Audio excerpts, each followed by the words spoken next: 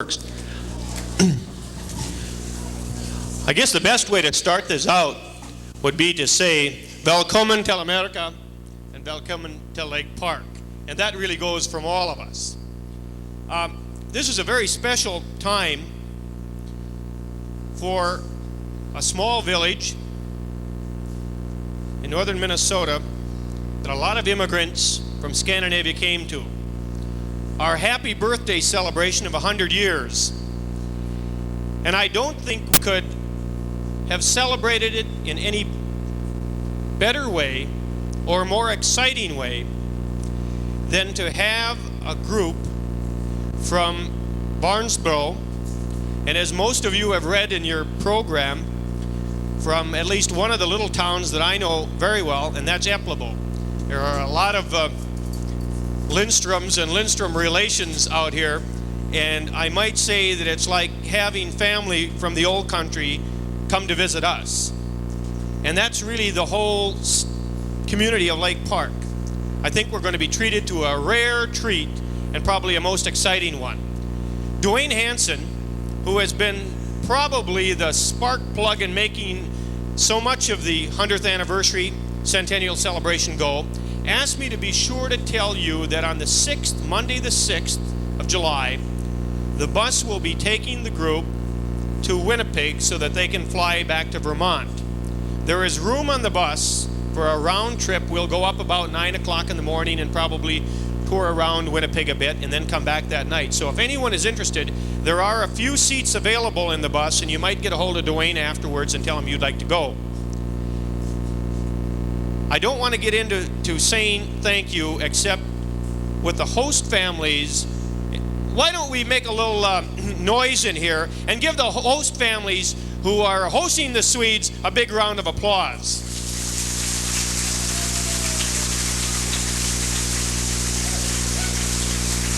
I'm even hearing applause backstage.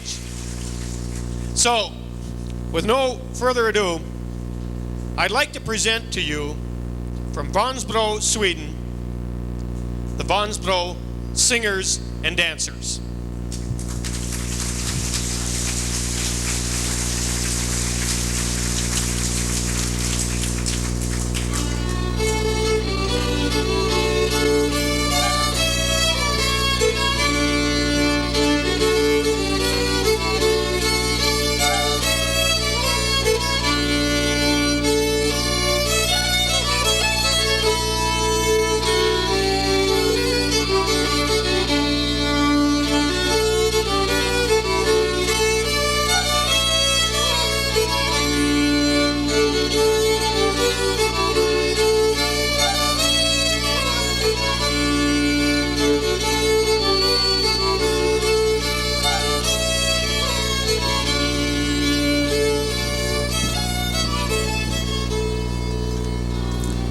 Have you thought of the fact that if it hadn't been for the immigrants, you wouldn't have been here, maybe?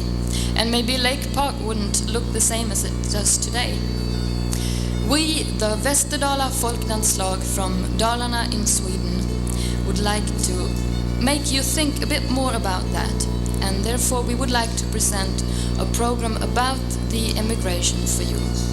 We would like to present you bit by bit the background of this great immigration that started more than 100 years ago. And to make you feel a bit how big it was, only from the parish of Äppelbo, where 1,600 people lived, almost half the population left across the Atlantic Ocean to find a new homeland. And the reasons for that immigration were numerous. Sweden was a very poor country, where large industry had not yet started. The military duty law extended in that time the number of days from 90 to 240. That was also a reason for emigration. Religious movements swept over the country, and a lot of people emigrated for religious reasons. At the turn of the century, when industry started in our country and the political consciousness grew, for instance with the labor unions, it happened frequently that workers were dismissed for their opinions. So you can also find political reasons for emigration. A lot of people also traveled, of course, in search of adventure, and the America fever prevailed in our country. In front of you, you can see a typical Swedish family in their home on their farm about 100 years ago.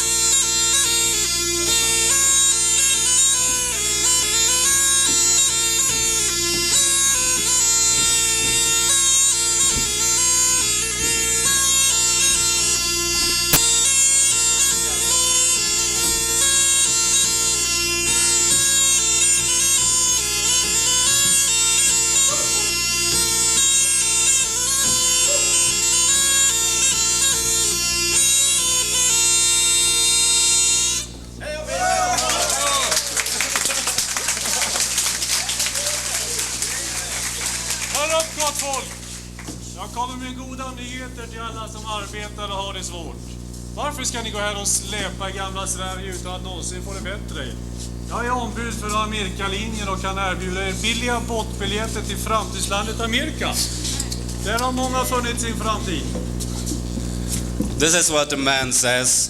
Hello, folks. Why stay in Sweden, this poor and hard country? No.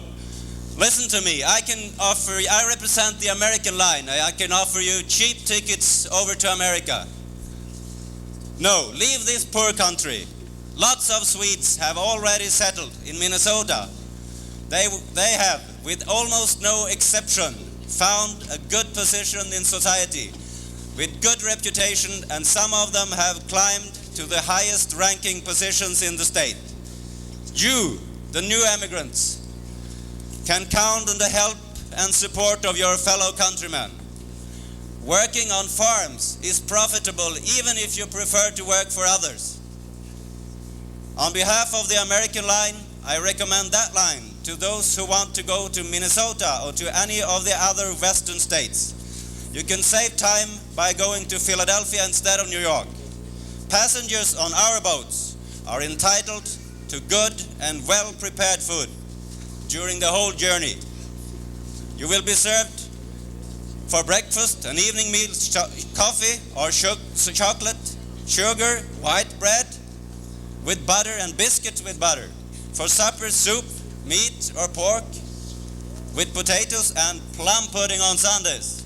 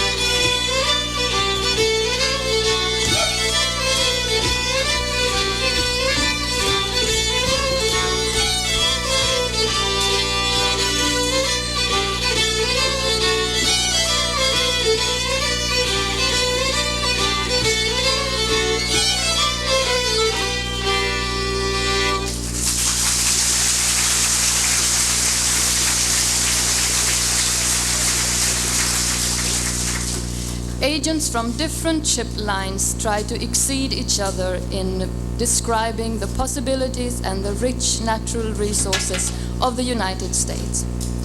The people who already has left for the new country, they write back telling the ones at home of their new life and their big success. The family on the farm, they have also caught the America fever, and they are now preparing to leave. Friends and relatives come to the goodbye party, and their sorrows for this coming departure are somewhat appeased by food, music, and dance.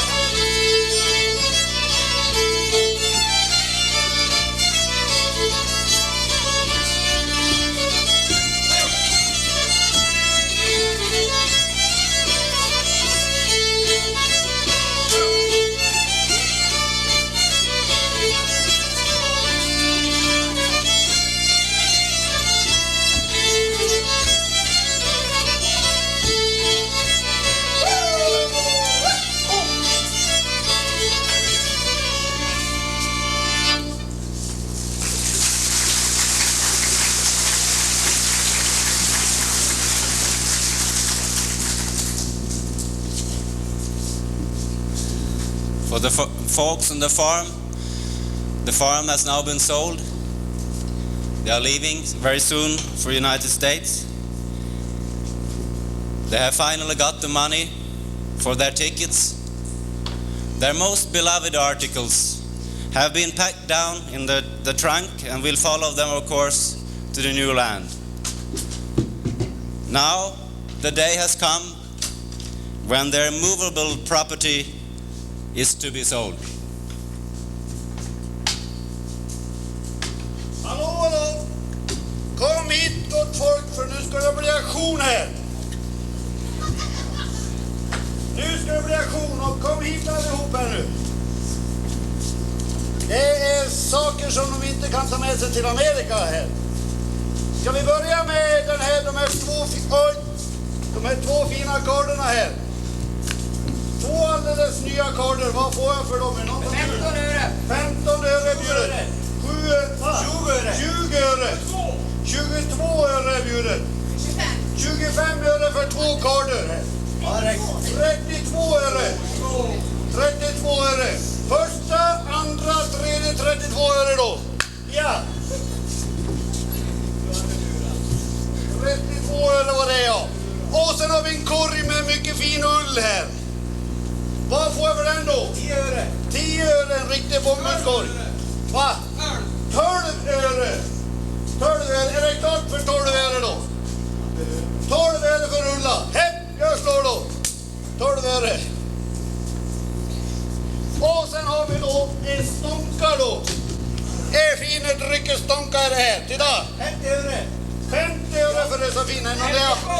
Nu måste jag ha en riksdaler för stånka. 77, en riksdaler för stånka, ja. 1,25.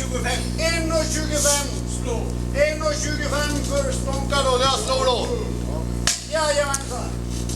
Now, when the movable property also has been sold, there's time to part. The parting is a parting for life. And it's hard to be separated from friends and relatives. A long journey is ahead and an uncertain future.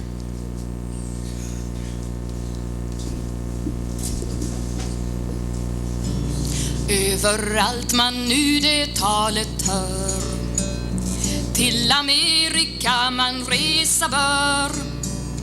Till den nya världen ska man ställa färden, som så många nu för tiden gör.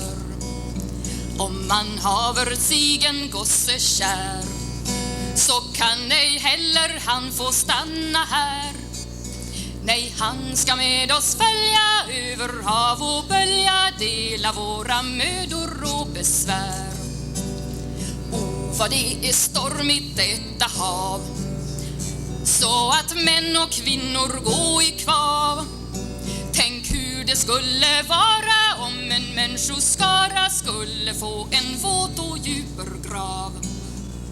Tänk vad folket ifrån Sverige drar och över stora oceanen far. Unga mör och drängar som kan tjäna pengar, gamla stackare får stanna kvar. Folk i Sverige kunde nog ha bra, och alla där sin bärgning ha. Om här inte vore det förnäma store, som till allting har fått nycklarna. Om där inte da som till allting har fått nycklarna.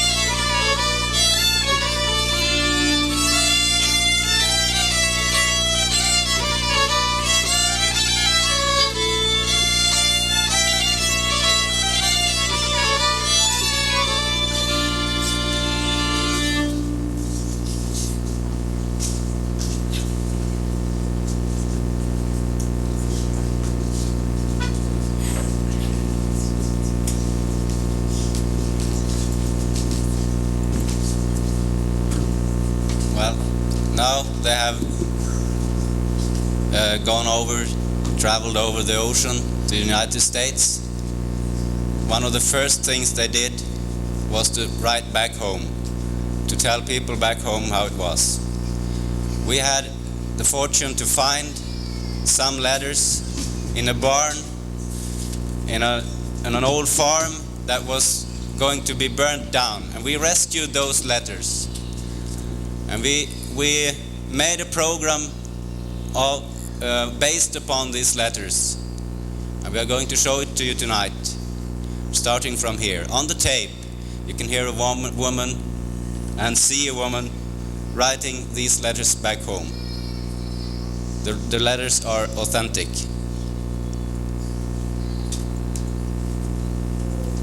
Wilmar, June 29, 1883. Wishing you the peace of the Lord, my dear parents. Will in short tell you about the doings and the happenings. We must tell you that God has taken our loved children, Edla and Sigurd. Edla died June 9th after only 3 days of sickness, and Sigurd June 11th. They came down with scarlet fever on the same day. They left us together and are now resting in the same grave, sending you a piece of their last clothing. We have to accept that God gives and God takes away. Bless His name.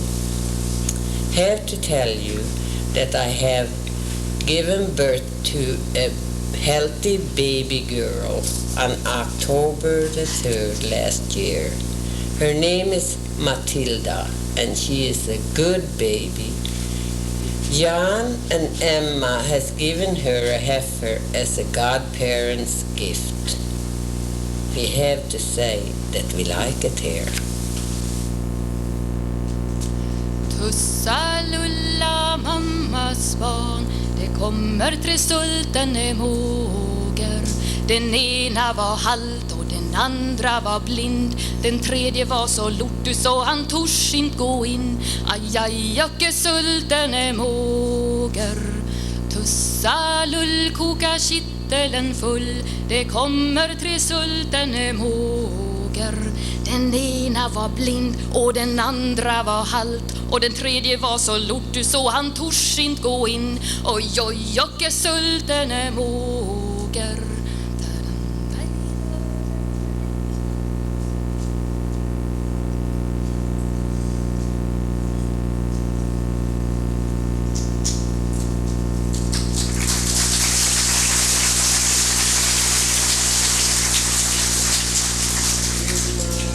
June 18, 1884.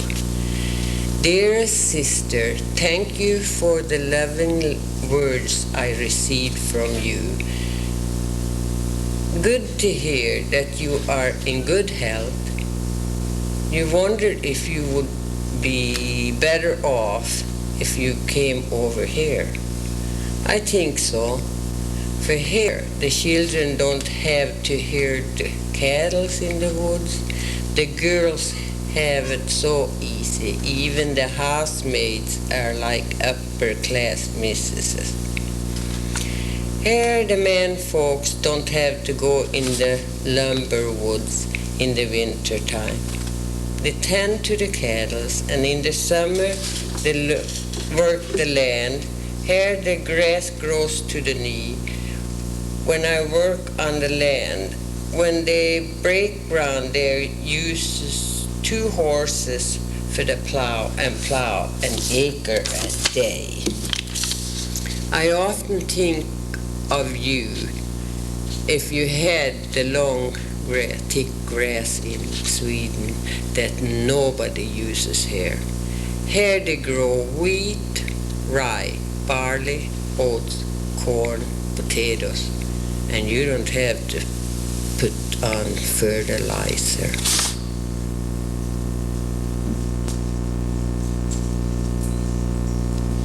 Syduna en vacker en gösse, så bingo itta mig. Ser du en vacker en gösse, så bingo itta mig. Fast han bruk tobak, så hjälp för inte. Här är dagar, här är nätter, här är den du letar efter.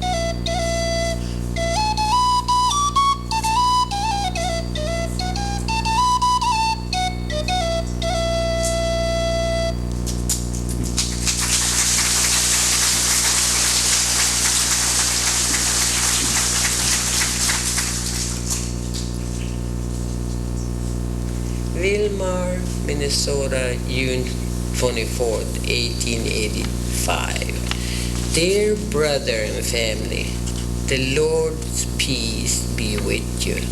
Thank you for the letter we received some time ago and the dear dry leaves that you sent. Both girls and one of our sons are in Minneapolis now. Lotta and Cecilia Larson are here with us for midsummer. They will stay a week. We have to dress up our place with birch for the midsummer like we used in Sweden. We think of you at midsummer. It would be fun to be there where our cradle stood, but that will be just a thought.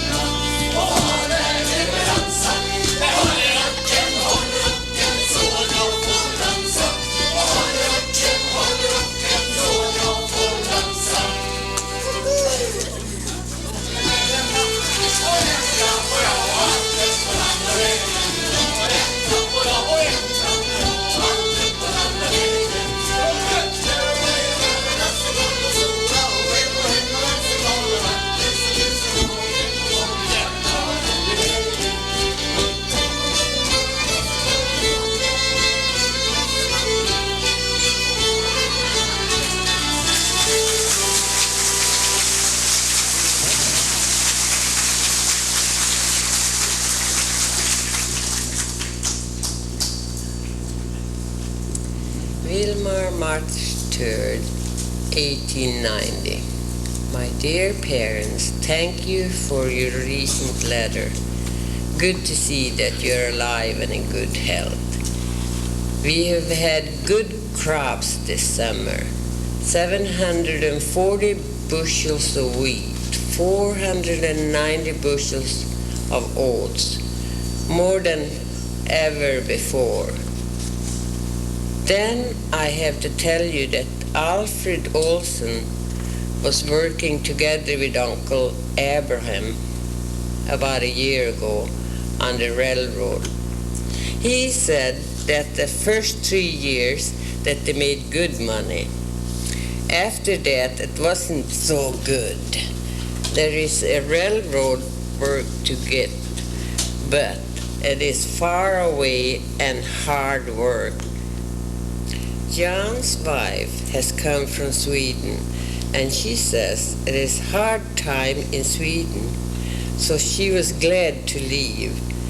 If it's bad now, it will probably be worse after the railroad is finished, for then the railroad will take all the freight, so the teamsters will be out of work. I think it would be fun to see the railroad through the woods in Sweden. Then you can go to church by train. We have read in the paper that the railroad workers has killed a man in Järna. Such things happen sometimes.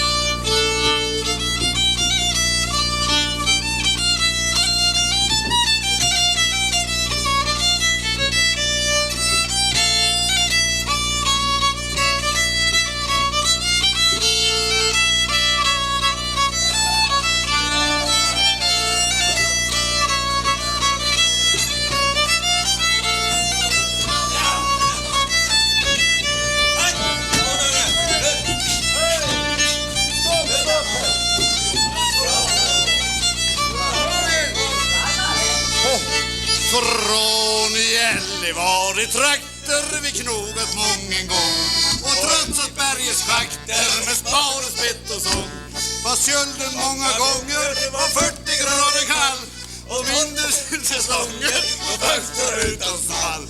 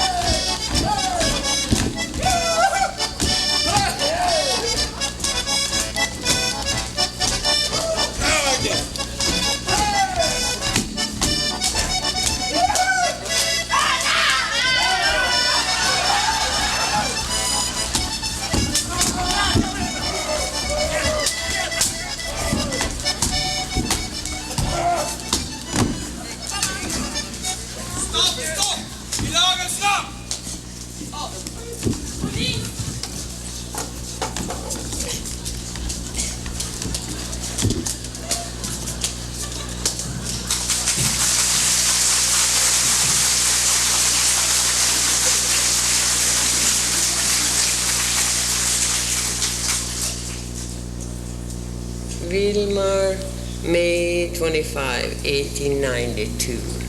Dear parents, thank you for the letter we received, where we noted that you are in good health. We are also all right. Do you still have hard times in Sweden?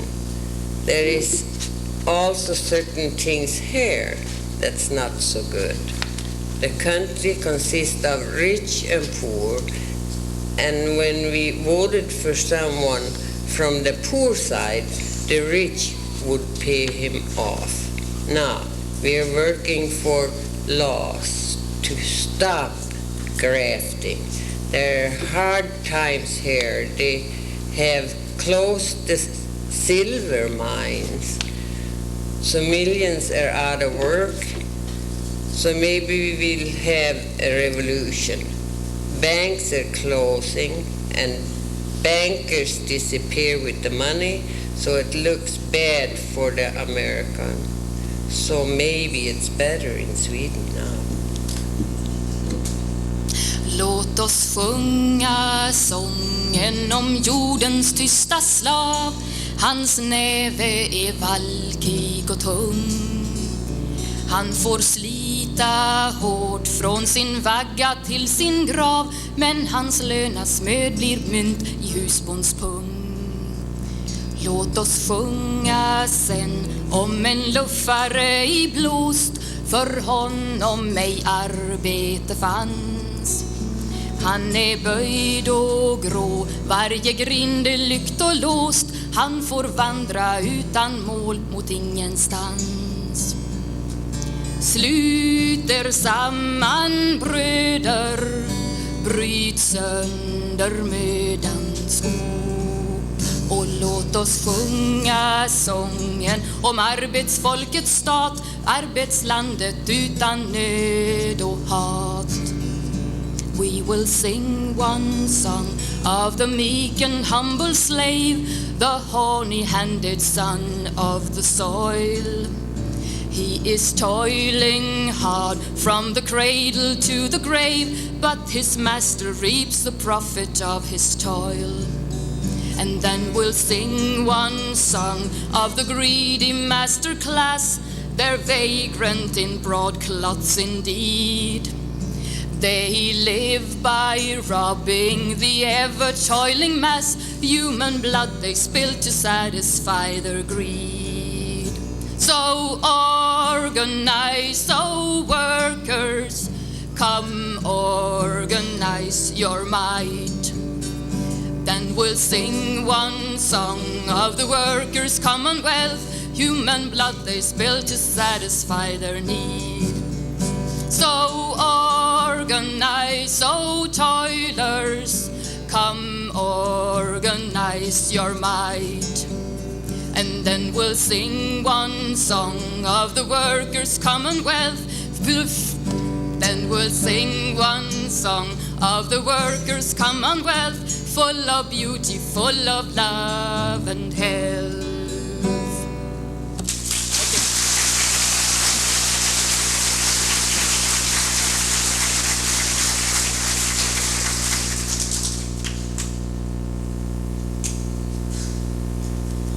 Wilmar, December 20th, 1909. Dear brother and the rest of the family, wishing you a good Christmas, although a little late. We went to the fair in Minneapolis in September. It's a little further than you have to Filipstad. There was 90,000 persons there the first day, but what we enjoyed most was to see the Anders Eriksson's family. They have such a nice big house. She was her own self, although she is an old lady. Lotta and her brother Carl joined us for the day at the fair. Lotta is married and lives in Minneapolis and has it good. It was fun to see someone from Sweden. Half of Sweden was there, and some were dressed in traditional costumes of Dalarna. It was nice to see after 30 years.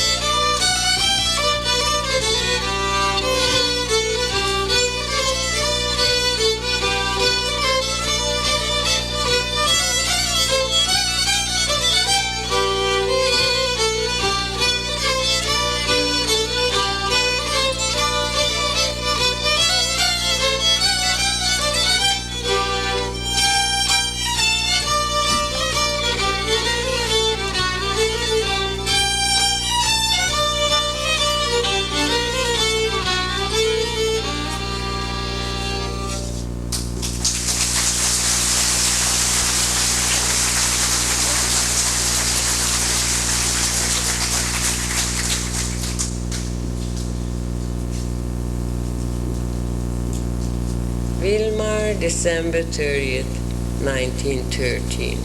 God bless you and keep you, my dear parents.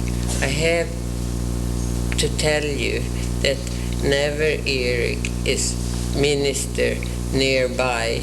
We went to his church this time last summer. You can hardly imagine how good a minister he is. Cecilia has gotten married. She was a bride March 5th.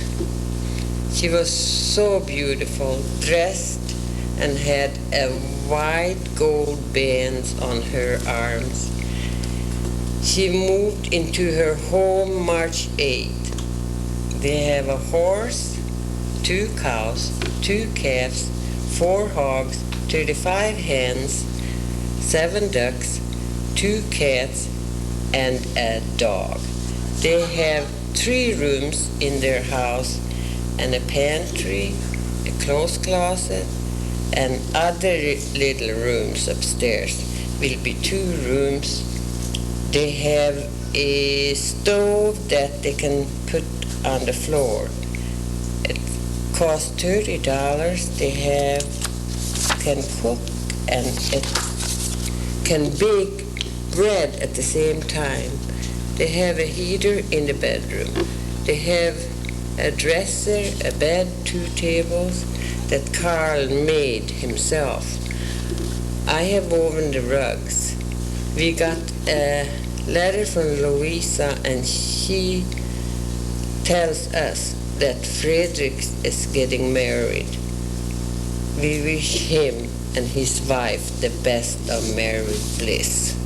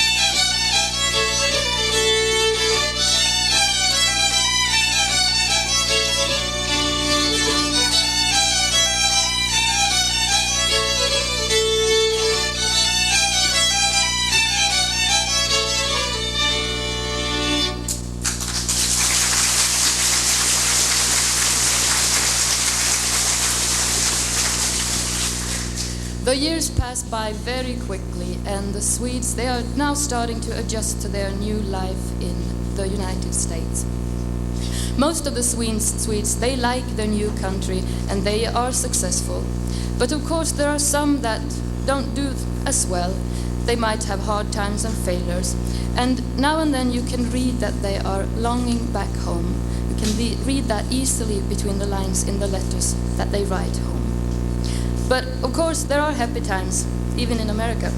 In a melting pot like this, you know that so many nationalities gather, there are lots of events when you can dance, sing, and play music. And maybe a square dance or a contra dance would cheer up the minds of the new Swedish Americans.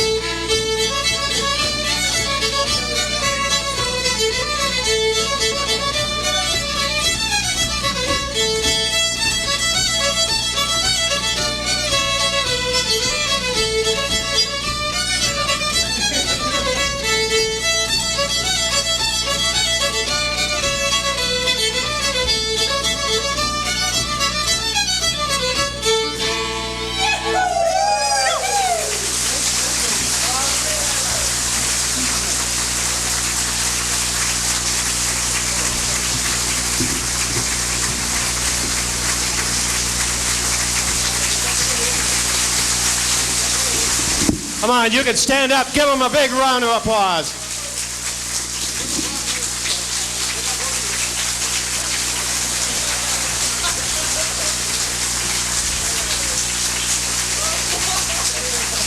Tusen Tuck from Lake Park.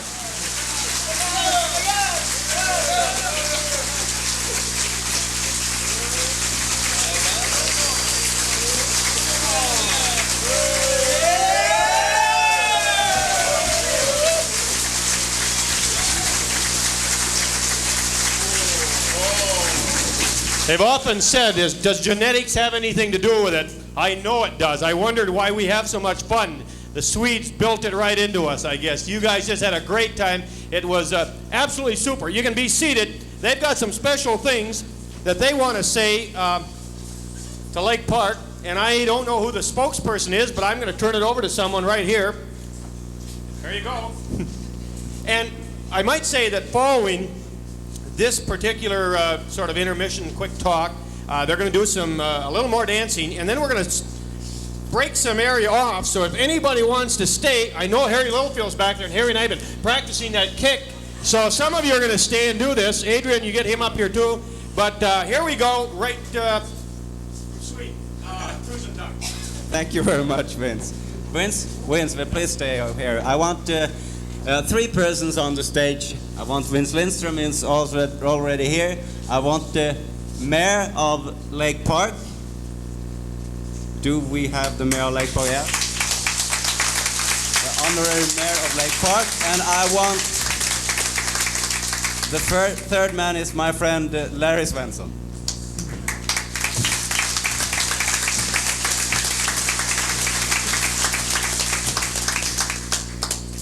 We have some gifts that we want to hand over from, first of all, from Vansbro community, the community where we all come from. The community which consists of 4 small villages, and we are from those 4 villages. This is a gift to Lake Park. We hand it over to the honorary mayor. This is from Vansbro community. This is a clock which is specially made by an artist in Applebo in Vansbro community.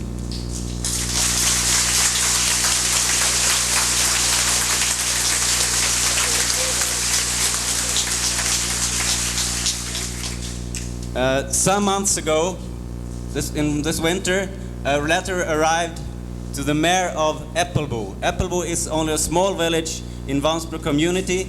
We have no mayor. We just were wondering whether we should hand this letter over to Vansbro community, but we decided not to. We decided to keep the letter in Applebo, where I come from, because it was a letter with an offer to become twin sister. Oh no, sister city of Lake Park. So we kept the letter, we handed it over to the Historical Society. I think we could translate it with the Historical Society of Applebo, and they accepted to that generous offer. And in the future, there will be, we know that we have so many links between Applebo and Lake Park. We have mentioned that. 30 or 40 families moved over from Applebo to Lake Park. So in the future, I hope we will have further exchange between our 2 cities.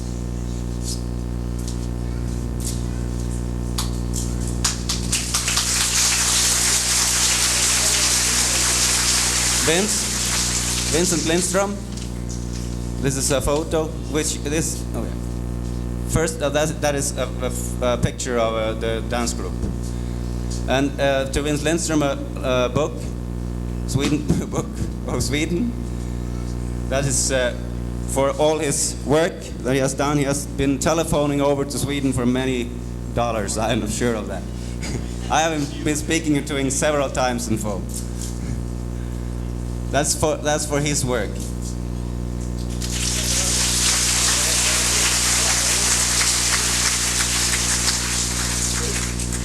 Ruth Nilsson. Larry Svensson is my friend from 2 years ago when he came over to Sweden to find his heritage. My mother found him in the cemetery. He looked at the graveyards to find if there was any Svensson. And we had hundreds of them. And in a letter to me, he wrote that he wanted an Applebo costume. I can tell you there is no Applebo costume you can't buy it. You have to have someone to do it for you. And here is the beginning of it.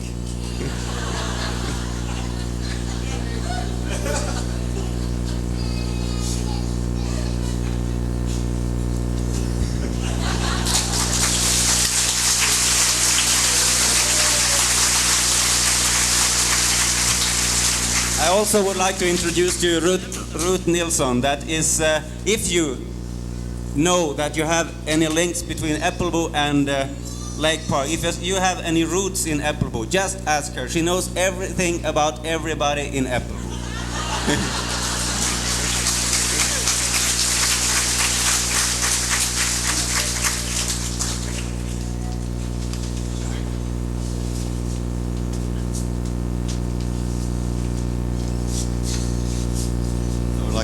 Very much these people from Applebo, Sweden, and the gifts that they have brought us, and thank them for accepting us as their sister city. In April of this year, I wrote a letter to the so-called mayor of Applebo. I didn't know what to call him, and I addressed it to the mayor of Applebo. And I believe that he is the man, the gentleman that received my letter. Is that right? And so we have a couple gifts that we would like to present to you in behalf of Lake Park. Number one is this book of the city of Lake Park. We'd like you to put this in your museum over there. Number two, we have an Indian heritage here, some Indian who settled our country. And I was recently made acquaintanceship with a lady that did some hand portraits of one Indian chief, Little White Cloud. And I would like to present this to you at this time, a hand painting of Little White Cloud.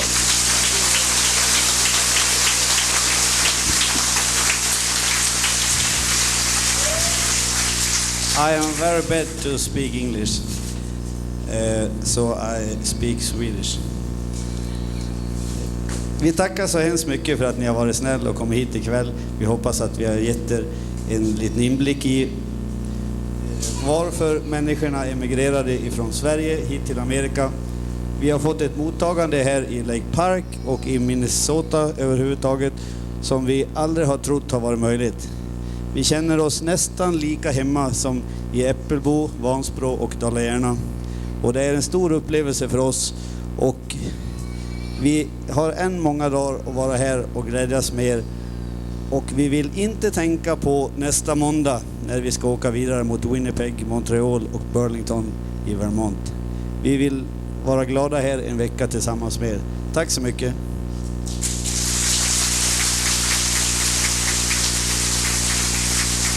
Yeah,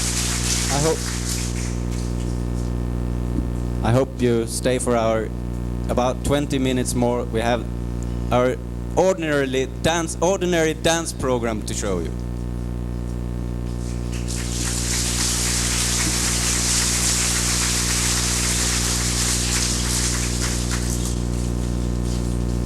While they're getting set up, I might remind you that there are a lot of festivities going on over the next few days in Lake Park for the Centennial. We hope you'll be back for the pageant. Might remind you that there are a number of plates and special souvenirs of the Centennial. One in particular that I got involved with is the poster, and it's really a marvelous piece of work. We almost had an artist as a printer go to work on it. I know there are some for sale, and I'm not sure, Dwayne, what the price is, but I think they're around the $1 mark. And you might want to have that as a souvenir that you'll have for a long time because it shows the small village of Lake Park from day one. Well, we're about ready to get going with our dancers, and some of you that want to stay around afterwards and really kick up your heels, remember to do it. Thanks again so much to the people of Applebo for being here, and thank you for coming.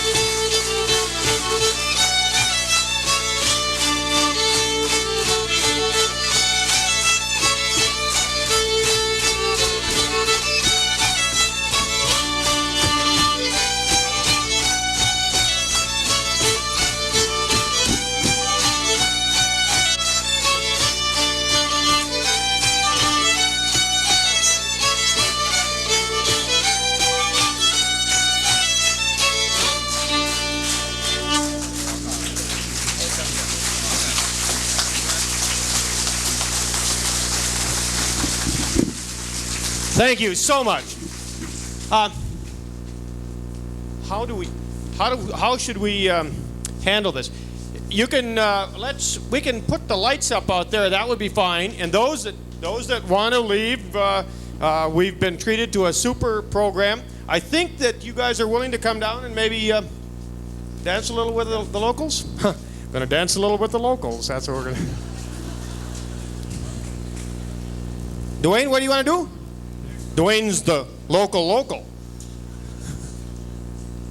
Okay, we're going to go over in that corner for those that want to do it. But if we bring the lights up, then everybody can smile and be happy and say. Oh, you kicked the mic. Oh, I'm sorry. You got to sit up here on this high bench, all right? All right, okay. Now, this is a microphone. Yeah, hi, Mike. And we have to both use it, okay? Oh, there's one for each. Oh, yeah, there is. Well, you use the big one, I'll use the little one, okay? All right. Okay. That's because I'm little and you're big. Yeah, okay. What do you want me to do with your horn? I'll just put it down. Oh. Well, here's a place. Good. There. Don't drop it. No, I won't. Don't drop me either. No, I won't. Okay. Yeah. Are you comfortable now? No.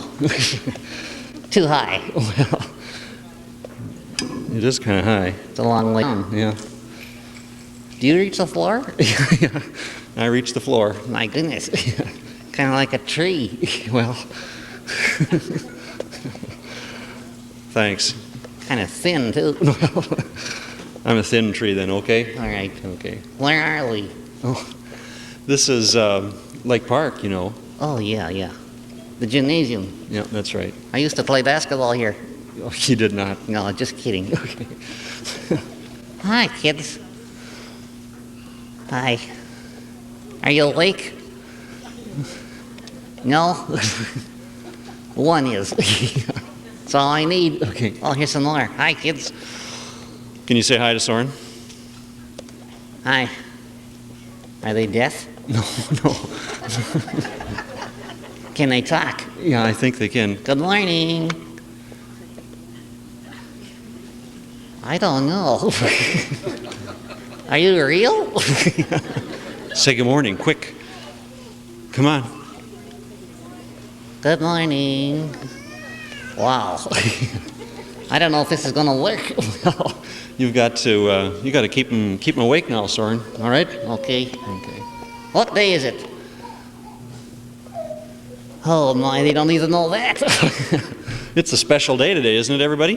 What day is it? Huh? What day?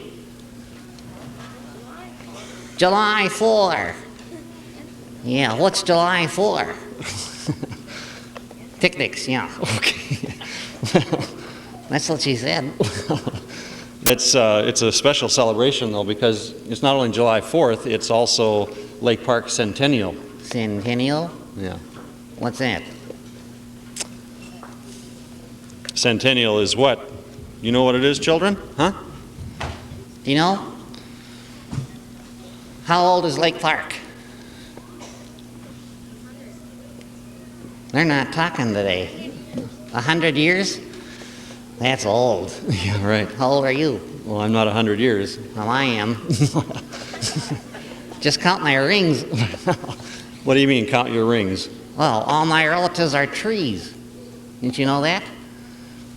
Oh, that's right. Your relatives are trees. I almost forgot. No, you mustn't forget. Okay. Okay, I won't. What do trees have to do with July 4th anyway? Not a thing. Well, why did you mention it? Because they're my relatives. Oh, And you should always listen to your relatives. why? Because you might learn something. What do you learn from your relatives? Well, you see, the Centennial is 100 years old, right? Yeah, Lake Park is 100. yeah, There's a lot of history, right? yeah. You should listen to history Why? because you'll learn from it. That's why I listen to my relatives. Oh, I see. They're all in history. Well, they're not all dead. Well, no, that isn't what I meant. Well, what did you mean? Well, I mean you have relatives that go back a long way. Oh, yeah. I have a lot of them. You might say that I have a large family tree. Okay. Sick. They're not either. Okay. I have a lot of relatives, and well, they have a lot to say. Well, that's good. What do your relatives say? Let me ask you this question. Go ahead. What would your relatives say to us people today? I mean, this is a celebration. What would they have to tell us? Well, they'd say, oh, I know. What? They'd say, get your roots deep. Get your roots deep? Yeah, Like a tree? like a tree. What would that mean for us? I guess it would mean find a place to get your roots deep. Oh, I see what you mean. Well, you know, this is kind of meaningful for us because I think that everybody that's here has had something to do. Maybe originally somebody in their family came from Lake Park, and so their roots are deep in this community. Oh, they don't look like trees. No. Some are kind of stiff. Yeah. Well, that could be. But okay, your relatives would tell us to set our roots deep in a community. Yeah, that's right. Makes it more fun. Okay. Well, that's important to know too. What else would your relatives say to us? Well, they'd say things like, make shade. Make shade? Yeah, it's hot out. But how do people make shade? We don't have that ability. Oh, yeah? Do you know what it means to make shade? Yeah, I think so. What? Well, it means to provide protection from the sun. Well, can't people protect each other? Oh, I guess they can. Can you kids protect each other? I guess they can. How about these children over here? Yeah. What do you think the trees say? What do you think the trees would say to us today? Huh? All my relatives. You're kicking the mic. Oh, don't. I'll move. Okay. There you go. Keep your legs still. I'll try. Okay. I like to kick. I'm nervous. Okay. Do you know what the trees say? They don't know what the trees say. Huh. What would an apple tree say? An apple tree? Yeah. They'd say, bear fruit. Oh. Well, sure, and I suppose we can bear fruit too. Yeah. What kind of fruit do you bear? Bananas? No. Looks like you could. No. Crab apple. Are there any crabs here? No, not today. No crabs today. But we are also to bear fruit. What kind? Well, our Lord told us that we are to bear one very important fruit, and that's the fruit of love. Love? Yeah. Oh. Do you guys love me? Huh? You do? Good. Can I come home with my suitcase? No, I don't think there's room. Oh, shucks. Well, but that, you see, the fruit that we're all to bear. Yeah, well, that's kind of neat. Yeah. You know what my tree relatives do first thing in the morning? What? They sing. Really? Yeah. What do they sing? Would you like to hear what they sing? Sure. Would you guys like to hear my relatives sing? On Sunday morning? Or any morning? Well, especially when the sun shines? Okay. You would like? Then I'll sing. Okay. Here goes. Open up your heart and let the sun shine in. Have you done that this morning? Well, you better hurry up and do it. Is that the song? No, there's more. Okay. Open up your heart and let the sun shine in. Oh, let the sun shine in. Face life with a grin. Smilers never lose and frowners never win. So let the sun shine in. face life with a grin. Open up your heart and let the sun shine in. There, do you like it? Oh, thank you. That's kind of neat, isn't it? Yeah. To open up our hearts and let the sun shine in, huh? Yeah, that's what my relatives do. Oh, I see. That's why they have so many growth rings. Oh, they grow when the sun shines, huh? Yeah, and when it rains. Oh, They grow all the time. I see. Do you guys grow all the time? Well, yeah, we do. Well, are you guys growing up? Huh? You are? How long is it going to take? 1,000 years, huh? I think she thinks she can live forever. That may be true. In fact, it's possible for all of us to live together. To live forever. It is? Yeah. You see, our Lord told us that if we really want to, we can live forever. Wow. I wonder if my relatives can live forever. Well, I tell you what, if you look around this building, even you can see some of your relatives. Oh, yeah? I'll take a look, okay. Da-da-da-da-da-da. Uh-oh, there's one. Da-da-da. Ick.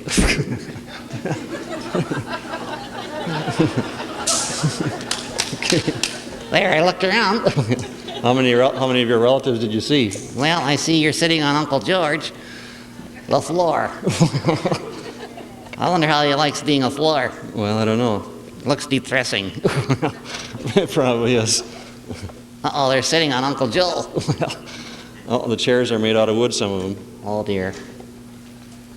And the stage? Yeah. Nothing in the ceiling. No, I guess not. The bleachers. Yeah. You know something? What? I think my relatives can live forever. Well, yeah, if they don't get destroyed, huh? Yeah. Does that go for you, too? Yeah, it does. We can live forever if we don't let the evil one destroy us. Oh. Well, I hope you guys aren't evil enough to destroy my relatives. No, we're not. In fact, we really can't get along without your relatives because they help us to live and stay warm and comfortable. And I guess, we really need each other. Well, I know one thing. What? I need you. Okay. All right. Do you need me? Well, I tell you what, you make life enjoyable for me. Well, then you need me. You're right, okay. All right, that's good. Okay. What else from history or from the past do you think people here would be interested in hearing about? Well, I don't know. I used to do a lot of things back when. You did? Yeah. Were you ever a naughty child? A naughty child? Yeah. Well, have you guys ever been naughty? No. Do you lie a lot? Yeah. Well, what were the results of your naughtiness? Well, I got punished. Oh yeah. Who punished you? My dad. Did he ever get very angry? Oh, one time he got so angry, he said, "Soren, you make me so mad, I could tear you limb from limb." That's pretty mad. Yeah. That is mad. But you know what? What? His bark was worse than his bite. Oh, that's bad. That's true. Oh, okay. Well, he was a nice guy. Good. Outstanding. All right. Like they all are. Yeah. Okay. Well, I was asking you something about the past, though. You weren't always just naughty. Oh no, I used to have a lot of fun. How would you have fun? Well, I used to have a horse. You used to have a horse? Yeah.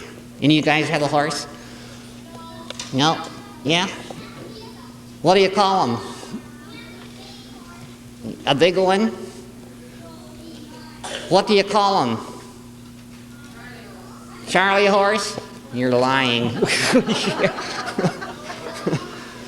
That must be kind of a stiff horse. I've never heard of that name for a horse. You know what I named mine? No, what did you name yours? I named mine after the fastest horse in the Bible. The fastest horse in the Bible? Yeah. I've never read about the fastest horse in the Bible. Well, you should. You're a pastor, aren't you? Yeah. Right. Well, what's his name? Isney. How do you spell that? I-S-N-E. Isney. You named your horse Ismi. Yeah. I've read the Bible and I just don't remember ever reading about it. Well, did you read Jeremiah? Yeah. You mean he had the fastest horse? Yeah. You just go home and read Jeremiah. He's always saying, "Woe is me, woe is me." No. See, they know. Well, I'm sorry, but that wasn't his horse he was talking about. No? No, he was talking about himself. Woe himself? He was feeling bad about himself, and he would say, "Woe is me." Oh, terrible. Here I named my horse. Whatever happened to Ismi? Well, you see, he was too fast and I couldn't hang on. Oh, that's too bad. You had to get rid of him, I suppose? Yeah, I sold him to my neighbor, a very religious person. Oh, why do you say that? Well, because he thought since he was named after the fastest horse in the Bible, he should know some religious things. How do you teach a horse religious things? Well, you do it very carefully. What did he teach him? He taught him how to go if you say, "Praise the Lord." And then if you wanted to get him to stop, you had to say, "Hallelujah." Oh, that's not so difficult. I guess any horse could learn that. Well, not just any horse. Try Charlie horse. I bet he can't learn it. Well, so you never saw Ismi again, is that it? Well, not exactly. I see. I went back one day and I asked old George, could I ride Isney once more? And what did he say? Well, he said, "Yeah, you can do that, Soren, but just remember, he's fast," which I knew. Okay. But he said also, if you wanted to get him to go, you had to say, what? Praise the Lord. And then to get him to stop, you had to say, "Hallelujah." Yeah. That shouldn't be hard for you to remember? That's what I thought. Okay. So I got on old Isney and I said, "All right, Isney, praise the Lord." And did he go? Oh, really? Yeah, he jumped a ditch and he went down the road and he jumped a fence and down across the field and he was heading right for the cliff. Wow. Bet you were scared. I was so scared, I said, "Woe is me, woe is me." He wouldn't whoa. You're supposed to say hallelujah. Yeah, and I remembered just in time and I said, "Hallelujah, isn't he?" And he slid to a stop right at the edge of the cliff. Bet you were glad. I was so glad I said, "Praise the Lord." That's where I made my mistake. Isney became a flying red horse. You can now see him down at the gas station. Well, There, remember. okay. And how come you're still here? Well, he left me behind. Right on my behind. And I've been sitting around ever since. That's kind of bad. Well, I'm glad that you had a fun experience with old Ismi anyway. Oh, yeah. Do you ever have a fun experience? Yeah. What you used to do? Well, I used to do a lot of hunting, but I don't do it much anymore. How come? Well, there isn't all that much to hunt. Oh, that's too bad. Yeah. You want to tell us about it? Well, I can tell you about a story of a preacher out on a hunting trip and ran into a bear. Well, that sounds kind of exciting. Will you help me with it? Yeah, what do you mean? Well, I like to tell the story, but I'm going to sing the story, and then you could help me sing it, okay? Me sing? Yeah, I know you can sing. All right. You just tell me what and I'll do it. Okay. It's just I had a choice. Go ahead. Okay. Goes like this. Preacher went a-walking, 'twas on a Sunday morn. Course it was against his religion, but he took his gun along. Should have been in church. Okay. Well, he shot himself some mighty fine quail, one little measly hare. Clear at it. And on his way returning home, met a great big grizzly bear. Uh-oh. Well, the bear sat down in the middle of the road, just as mean as he could be.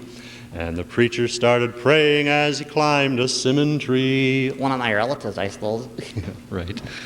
A lot of branches. Yeah. Well, the bear stood up and rolled his eyes and tossed his ugly head. And when that preacher began to pray, these are the words that he said. Now you take it. Oh Lord, deliver Daniel from the lion's den, deliver Jonah from the belly of the whale, and then the Hebrew children from the fiery furnace, the good book to declare. Oh Lord, if you can't help me, for goodness sakes, don't help that bear. Okay. Well, the bear commenced to climb the tree, and that made the preacher sore. So he climbed still higher till he couldn't climb no more. Then all of a sudden the limb gave way, and they both came a-tumbling down. And when that preacher began to pray, you could hear him for miles around. Oh Lord, deliver Daniel from the lion's den, deliver Jonah from the belly of the whale, and then the Hebrew children from the fiery furnace, good book to declare. Oh Lord, if you can't help me, for goodness sakes, don't help that bear. Please. Shouldn't sing so fast. Well, I didn't have time, the bear was coming. Okay. Well, the preacher and the bear began to fight, and it was quite a sight. The bear, he was holding his own, the preacher was doing all right. Well, he dragged that beast clear down to the water, and they were 3 times in and out. And the bear got up and limped away, and the preacher began to shout. Oh Lord, deliver Daniel from the lion's den, deliver Jonah from the belly of the whale, and then, oh Lord, it may not seem like much from where you sit up there, but the hardest job I've ever done was baptizing that bear. And that's the story of the preacher and the bear. Okay. Okay. You like that? Good. Thank you. Well, before we go, Soren, we should do something special to celebrate the 4th of July, huh? Yeah, what do you do when you celebrate? Well, What do you do at a birthday party? well, they sing, I suppose, right? Have gifts. Oh, let's have presents. Well, we don't have presents to give right now. Well, I've got one. Oh, would you like to share it with everybody? Yeah. What is it? Get my horn. Oh. You're going to give your horn to him? No, I'm going to play it. Wow. What are you going to play? Well, I don't know for sure. You should play something for the 4th of July. Oh, all right. How about, I got it. Okay. You going to tell me what it is? No, you just listen. Oh, all right. Well, get the horn on my mouth. I can't do everything. Okay. Here we go.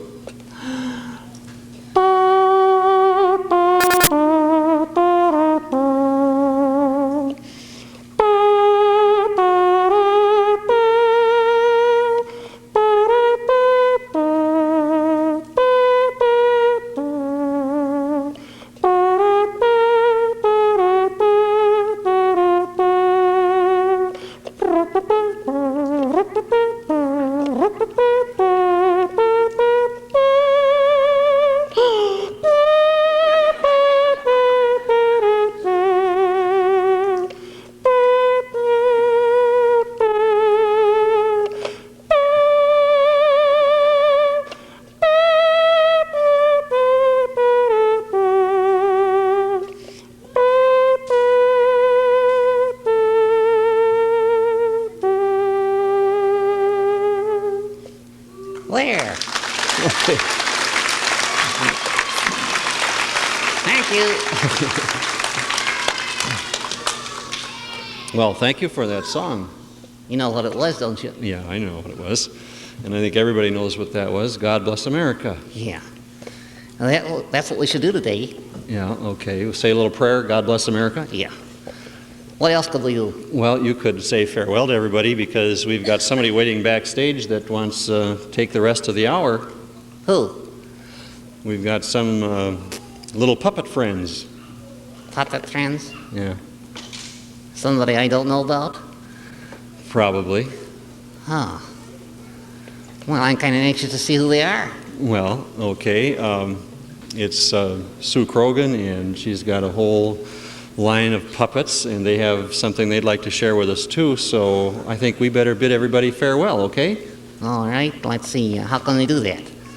Well, why don't you give everybody something that they can take with them, kind of a farewell, a parting word. Oh. Well, I got something from Jeremiah. I don't know if I trust you with the Bible. Oh, come on. I'll give it to him. Okay.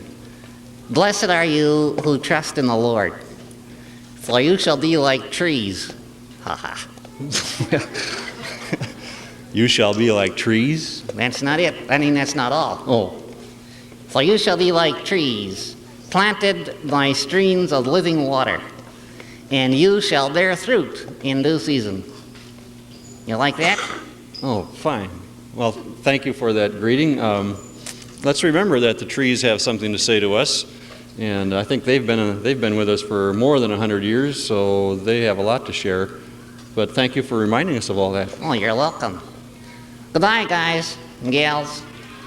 Goodbye. Goodbye. Thank you very much. Annual parade, 1981, July 5th. The parade is about to begin in about another 5-10 minutes. Folks, we have a gentleman and a lady here that's been in this community for a long time, Mr. and Mrs. Ristvedt. Mr. Ristvedt, how long have you lived in this community? Well, I've lived in Moorhead most of my life, but I was born and raised north of town, and lived here until I was about 22 years old. Your family has been here for the last, almost, I suppose, the last 100 years. Yes, our family, my father and mother was born back there in 1873 and 1875. And they've lived in Cuba Township all the while they were here? Yes, they have. They are both dead now, but they lived to a ripe old age, about 90, 95 years old.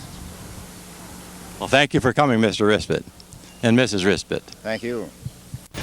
I have some another bunch of nice people sitting over here along the street in the Centennial Parade for Lake Park in 1981. Where are you from, sir? From Lake Ida, down here at Cormant, by Cormant Village. Have you been a native of Lake Ida for a long time? Well, about since '77. Is that right? Does your parents live where you're born and raised in this area? I was born and raised in Barnesville. What's your name? Virgil Blankenship. Virgil Blankenship. Well, nice to have you with us. And you? I'm Gwen Blankenship. You're Glenn Blankenship. Yeah. Blankenship. Hi. How are you? Oh, I'm just fine, thank you. You've been in this area for a long time? Oh, yes. Good. What's your name? Fern Pender. Bye. Hi. How are you? Pretty good. You've been in this area for a long time. Oh, yeah. How about this lady over here? Yes, I have, sir. We live in Big Detroit Lake. You live at Big. You never were a native of Lake Park? Not of Lake Park. We're just here visiting on this beautiful day. Isn't this nice? Yeah. Just gorgeous. Really a beautiful day. We'll see you. Now, I have a gentleman here from Fargo with a Wisconsin shirt on. He's just visiting neighbors and relatives down in this community. How long have you been in the community, sir? Half hour. Half hour? You just come in. Do you have relatives here? My wife's family's from here. What's your wife's family? Dahlbergs. John, what Dahlberg? Rose Dahlberg's her grandmother, who lives over in the corner here. Yeah, that's, what is her husband's name? He died years ago. I know that. I forget, I don't know. Thank you, sir. Okay.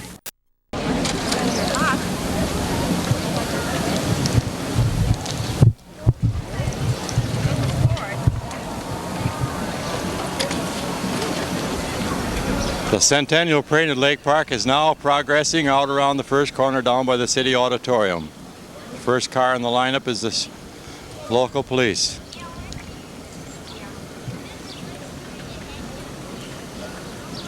Louis Weber, the local policeman.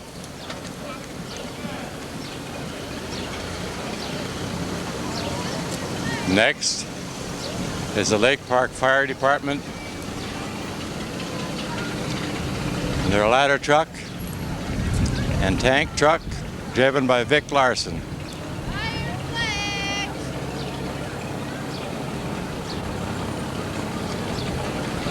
The next unit is a little memorial of the past, a 19, what model is that truck? 1937 Ford truck. Lake Park was Lake Park's pride and joy when they first got that 1947 truck.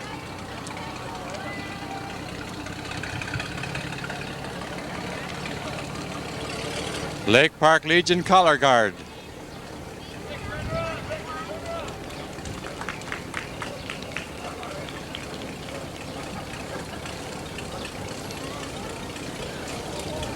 The next unit is Parade Marshal Art Carlson and Irene Christensen. Art Carlson was the longtime mayor of Lake Park. First originated the Lake Park Parade, Lake Park Harvest Festival. A lot of history in Art Carlson and when he was the mayor. Our next unit on horse and buggy here is the Honorable Mayor Theron Vegan and his wife Bonnie. Just a beautiful unit. Just a beautiful day in Lake Park today with lots of people around and having a wonderful time.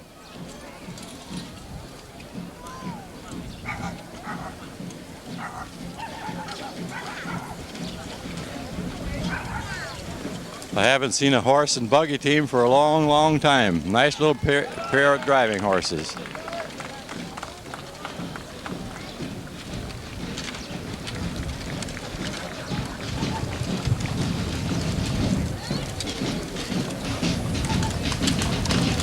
The next unit is our Honorable Congressman Arlen Stanglin, U.S. Representative. See you, Arlen. Nice to see you. You better look up toward the top of that building up there.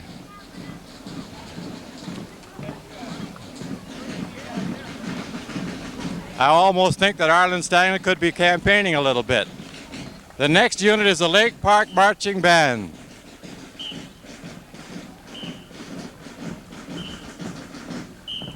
The pride and joy of our band instructor, Mr. Myers.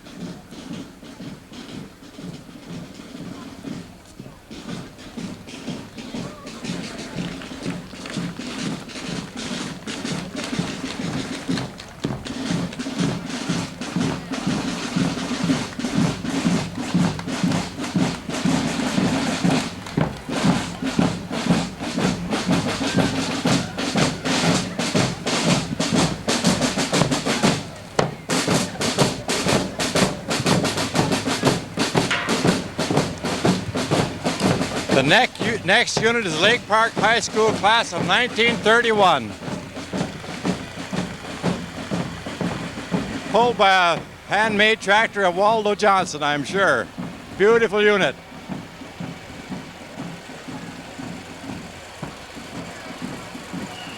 Still advancing, they say in the back.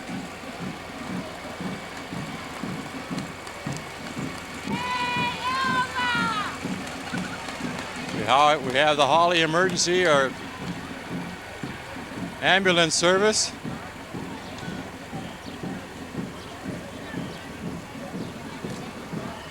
Hurt of Holly Ambulance Service. We next have the Honorable Colin Peterson, State Senator from Detroit Lakes. Nice to see you, Colin. You look up this way a little bit. They'll get you on tape. On top of the building.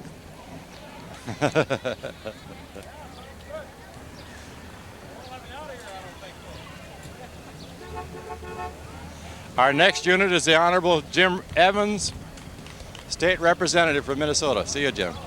Huh? No, I haven't.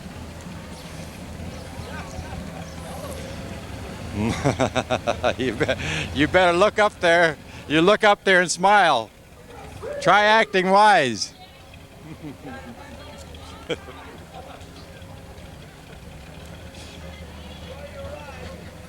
Yeah, I'm not talking to them guys.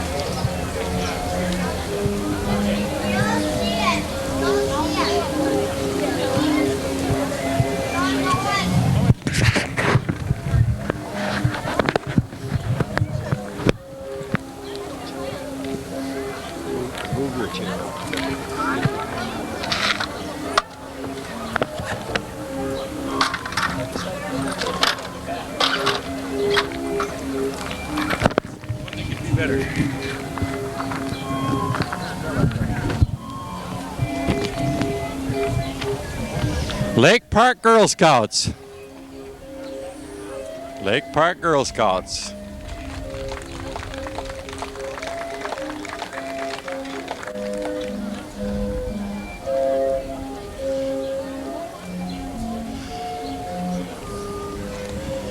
I don't know who the leader.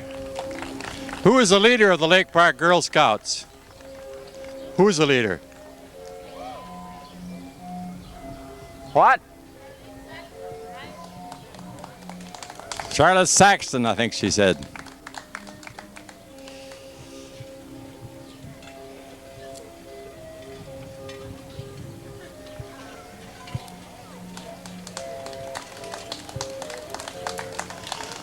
The next unit is unique. A lot of water. CB Queen.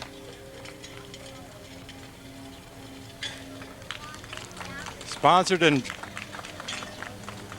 pulled by the Sack Ration Drywall of Lake Park, Minnesota. Beautiful little float. Girl Scout unit. Junior Troop number 2, Lake Park, Minnesota.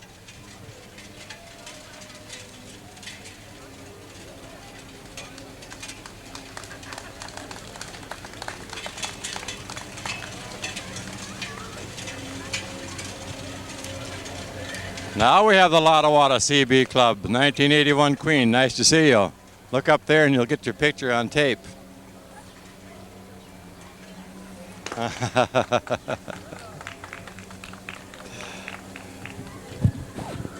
looking at me.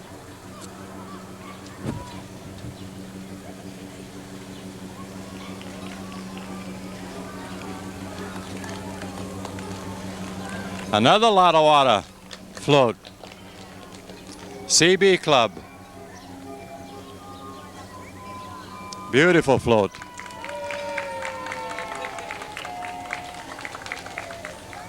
We now have the FM mounted posse. A group of horses, beautiful horses, beautiful riders.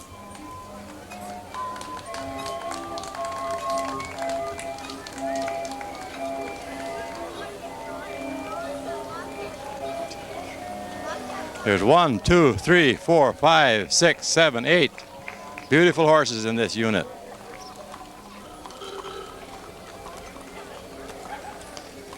FM mounted posse.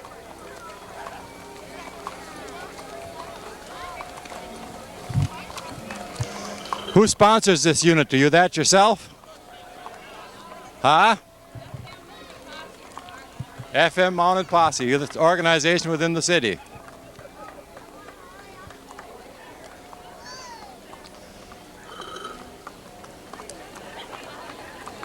We next have the Audubon fire truck,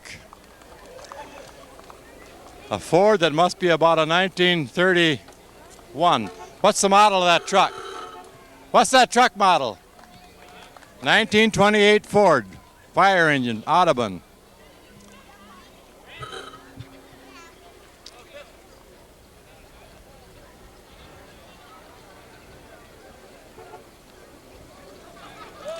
Kruger Well Drilling, Audubon, Minnesota.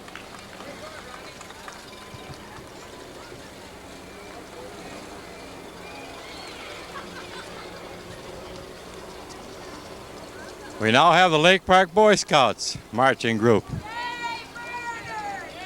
led by Jerry Erline.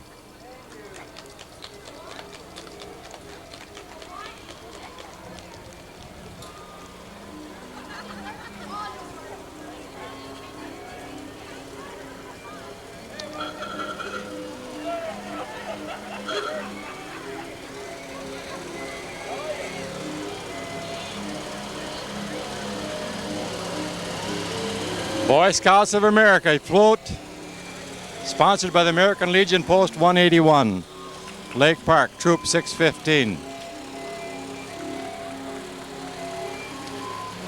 And we have now a couple of unique antique cars. The Donal Corporation, 2 old Model A cars, about a 31 model, I think. I think they're both probably a 31 models. Thank you.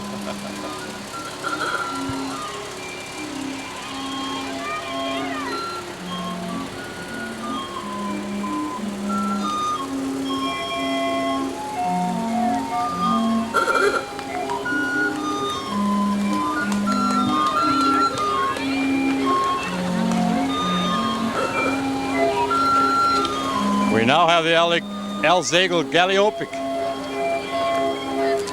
sponsored by the Shrine Club out of Fargo Moorhead, I'm sure. Fargo, North Dakota.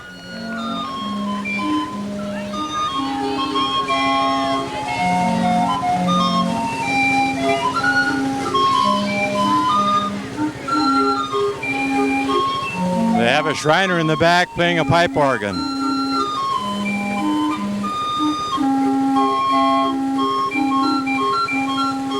Beautiful unit.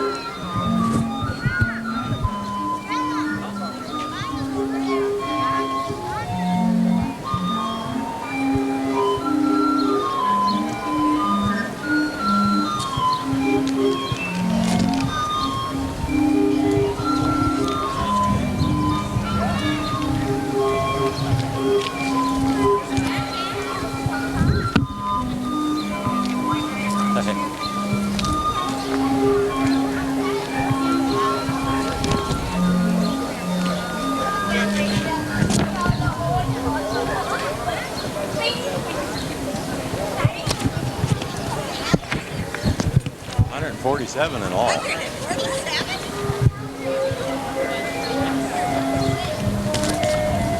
Putting it on record up on top of that building. They got a TV screen up there and I'm just recording it.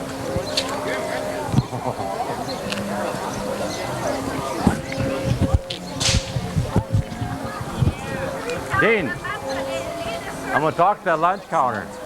Okay. You won't get it on picture, I'll just talk with him.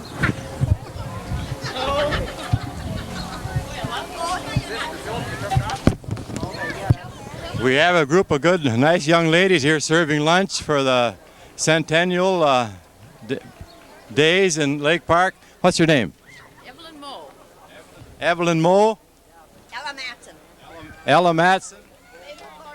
How's business? Is it good? That's good.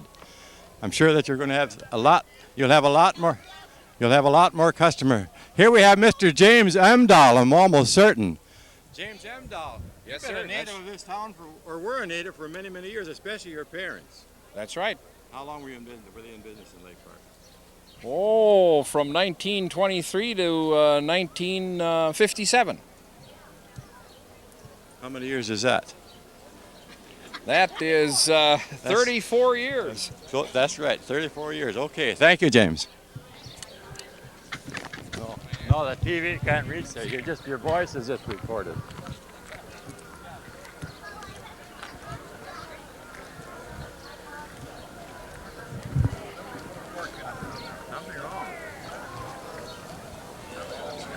Nothing wrong.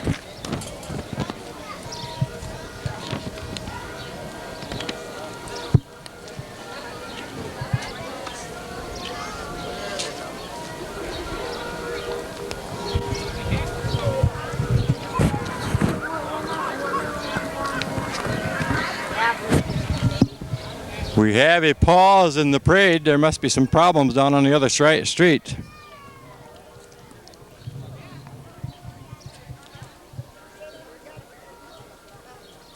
Beautiful day and a nice crowd in Lake Park today. And their 1981 Centennial Parade, July 5th today. Sun shining bright. Temperature about 70 degrees. Everyone seems to be enjoying themselves.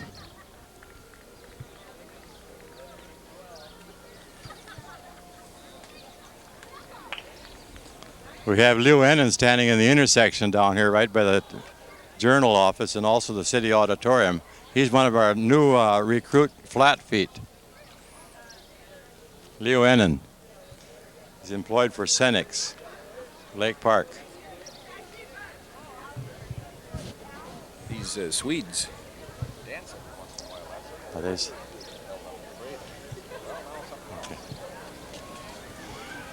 Dance for you. I have James Emdahl tells me it's the Swede group that's coming around the corner down there and that they stop every once in a while to put on a little dance performance. And I think that James Emdahl is right. There we have a group of Swedes, 21 different Swedes came over from Sweden just purposely to agree to help Lake Park celebrate their centennial anniversary. Many of these Swedes there have a long history and a long family background in this particular area. Many of the people from this area immigrated originally from Sweden, about 40-some families. Now this group is over here. Yesterday they had a big family reunion out at the Lindstrom farm, Victor Lindstrom farm. They're now coming around the corner down by the old hotel and they are dancing, playing their violins and dancing.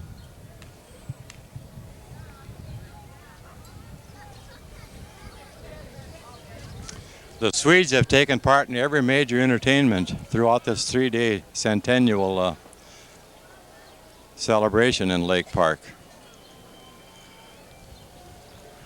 The pageant show that Lake Park people put on on July 1st on Saturday evening or Friday evening, I suppose, was probably the biggest crowd that ever attended an affair here in the city of Lake Park.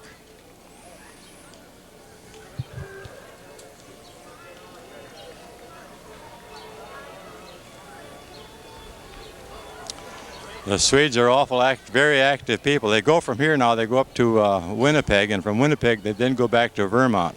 They're touring the United States. They're just a dancing and entertaining group. Here we have some, 100 years, Lake Park, Minnesota, Brathis, Trondheim, Norway, how do you do?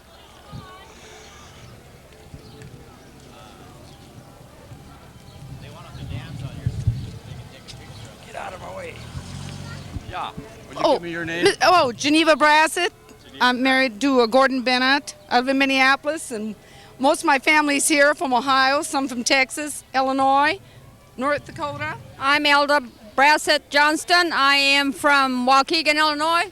Thank you. You're welcome. Mr. Carole, right?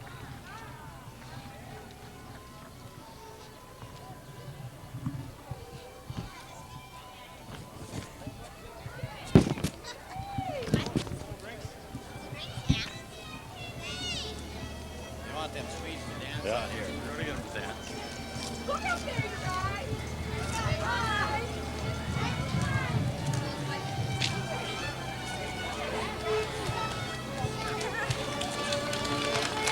You going to dance here? We now have the Swede unit right directly in front of us, and they're going to give us a little dance performance.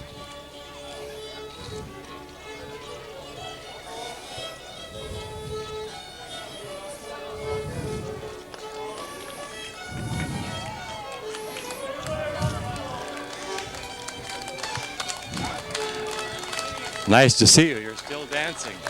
Vi dansar schottis, chattis. You dancing the shot? Yes. Are you enjoying yourselves? Yes. Good. When you're leaving now? When you're leaving for? Vi bor hos Waldo Jansson. Waldo Johnson. You're with Waldo Johnson, living with Waldo Johnsons.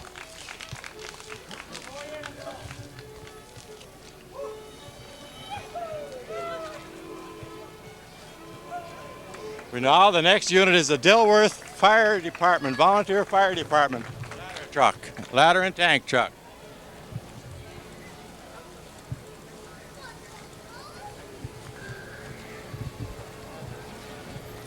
Two units.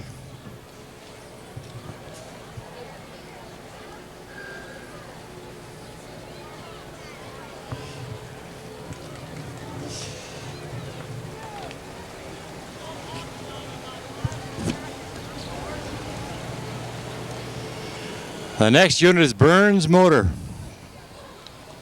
Burns Motor Float, Holly, Minnesota. Mr. Burns and his wife driving, got two nice, cute little girls sitting on the back of the float. Just a beautiful float, probably about 30 feet long, decked out with roses. Flowers of some kind anyway, petals, light blue, and matching colors of green and yellow, white. Beautiful unit.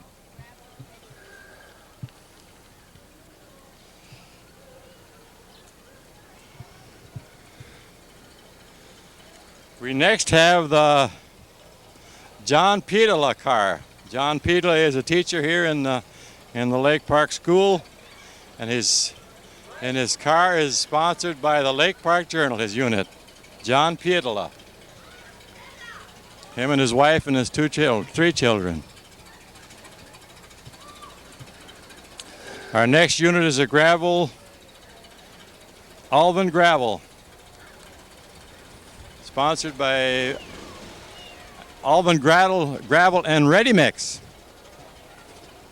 Maynard Frisk car.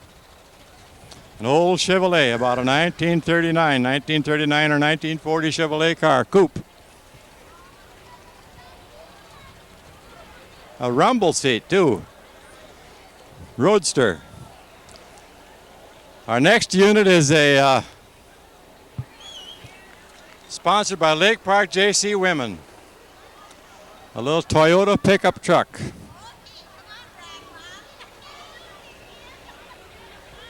Hello, I have another young.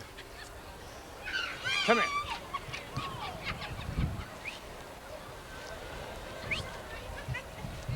I have another young lady here. She's quite a stranger in Lake Park. What's your name? I don't have one. You're just a clown. I'm a clown. You're just a local Lake Park clown. We have several of them, and we enjoy them all.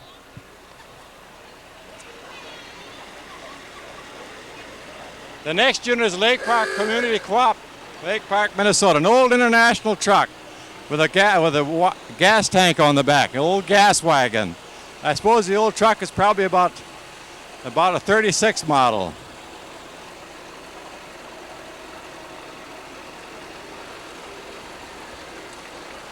We also have another unit sponsored by the Centenial Community Co-op. This is a more modern model, new model, about a 1981 model, I think.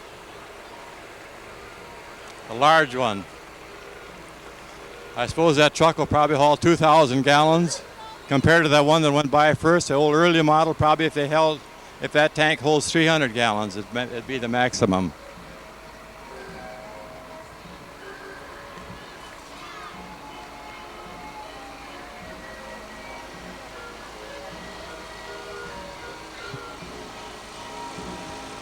We have another unit sponsored by the Centenial Community Co-op of Lake Park with a homemade organ in the back made by Cy Hildy from Uland, and you can hear the music as he goes by.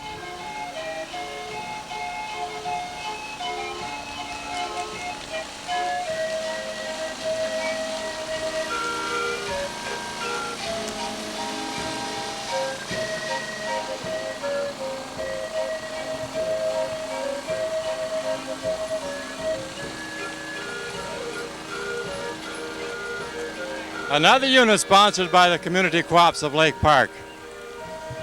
How are you doing? Mr. Hiras, pretty good. Nice to see you. Yeah, that's a pretty nice team of horses you got there. How long have you had those? Since 75. 75. You certainly got those horses well broke and well dressed up too. They're 10 years old now. Yeah. They've been in a lot of parades though. Oh yes. You can see that by the way they're handled. They're just a beautiful pair of horses. Thank you.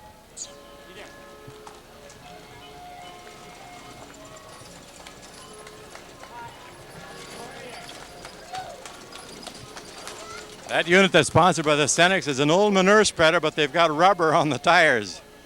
Just a beautiful pair of horses.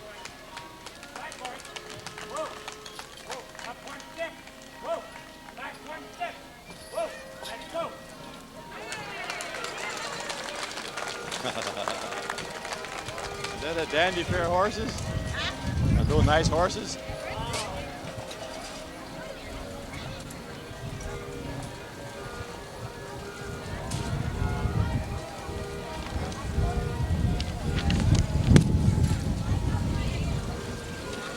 next unit is the Sunnyside Nursing Home Unit. Living and caring.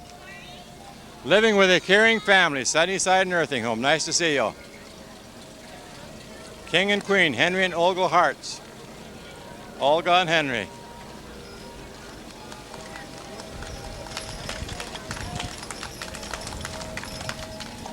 What unit is this? The what? Oh, you're with the Sunnyside Nursing Home Unit. Okay, a pair of horses and a nice buggy, red-wheeled buggy. Old buckboard, in fact. You don't see many of them anymore. Now we have a Frazee Turkey Day Parade. Holly Daggett, nice to see you. Hi. Beautiful, beautiful.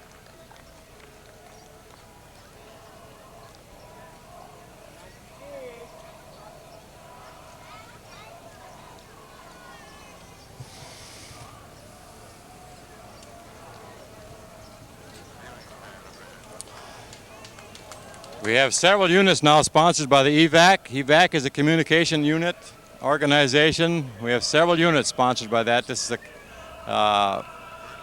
they work mostly in commercial communications such as ambulance service and CB and so on.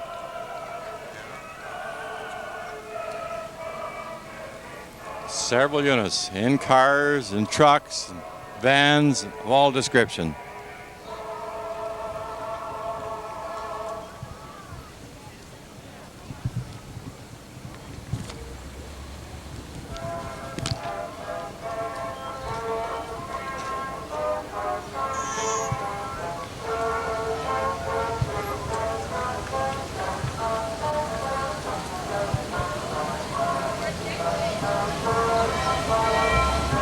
Lots of pretty music. Nice to see you. Huh? He pulled a car out of the ditch this morning already. They were? Yeah. Now this you people provide what kind of service? Anything in a tornado or a blizzard or communications, yes. We don't carry firearms. We're friendly. You don't carry firearms, but you do all kinds of communication. Yep. Yeah, the blue one. Alerting emergency services and so on. Flat tire. That's correct. Whatever.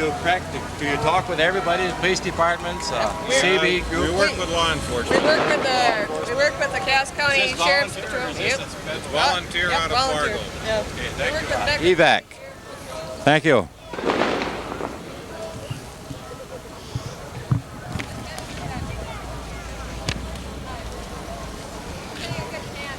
Joy's Cafe.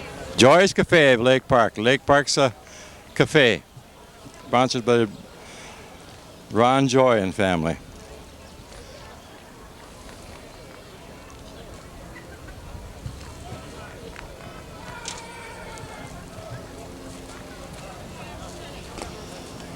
We have another horse unit coming up. This is beautiful. I love to see these horses in the parades. And such a beautiful day at Lake Park today.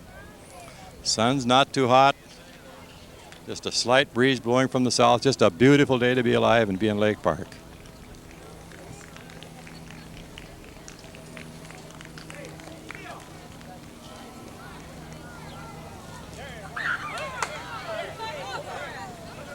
Disabled American Veterans Unit from Detroit Lakes. Nice to see you, Mrs. Tessman. Who is it?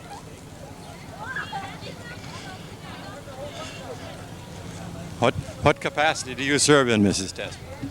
Commander of the DAV Auxiliary. Commander of the DAV Auxiliary, and this is the commander who? Charles Kohler, Boots Kohler. I'm just the driver of the convertible. The DAV, okay. Disabled American Veterans out of Detroit Lakes. Chapter 31. We have another riding unit coming now. As I mentioned a minute ago, there's just a lot of beautiful horses. 1, 2, 3, 4, 5, 6, 7, 8, 9, 10, 11, 12, 13, 14, 15, 16, 17. I don't know whether that one horse is a mule. That one mule looks like a horse or else the horse looks like a mule. I'm not certain what that is. But beautiful. Where are you from? Becker County. 4-H project. This is a project sponsored by the Becker County 4-H through the Agricultural Service, which is getting to be quite popular. Horse projects are getting to be quite popular in Becker County. A little different than 20 years ago when I served on the Extension Committee. We hardly had a horse in a 4-H project. Now we have several tremendously good horses and one little mule. Good to see. Nice to see you.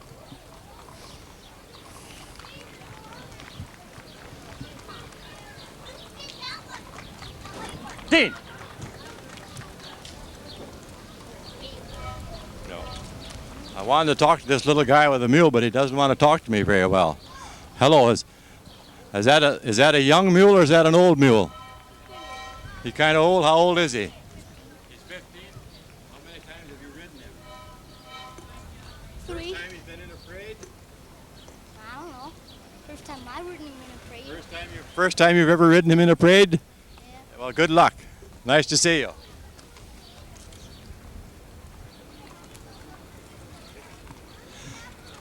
Here's Grandma and one of her grandchildren also in the beautiful horse. Beautiful horse. Beautiful Grandma too.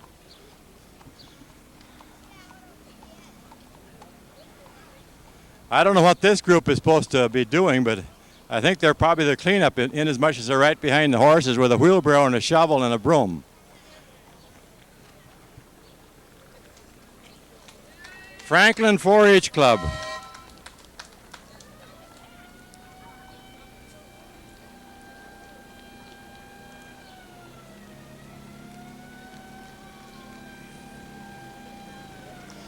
We have a Western Minnesota Steam Thrashers Reunion Unit.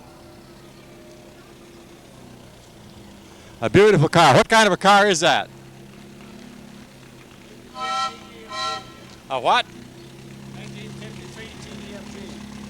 1953 CDMG. TDMG. Beautiful car.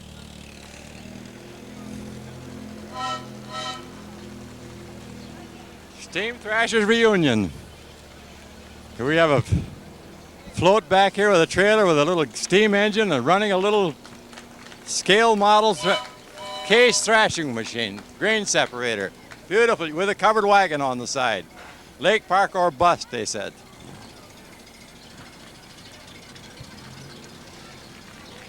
Nice to see you, Harvey.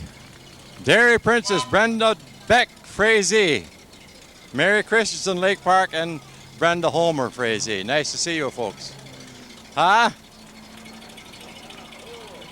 Yeah, Harvey says you got the whole works. See you. Thank you. Driving a little Model A Ford, probably a 31 model Roadster with rumble seat.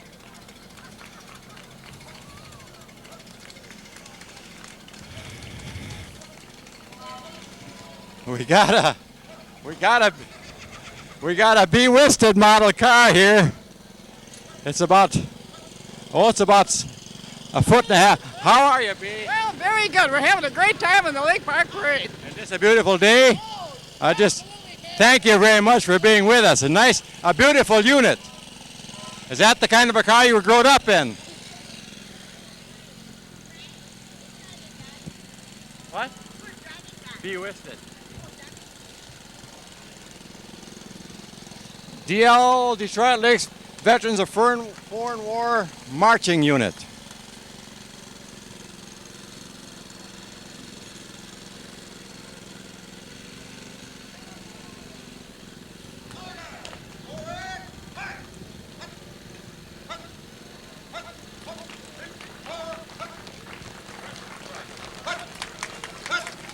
Detroit Lakes Veterans of Foreign War Marching Unit. Hello, Jerry.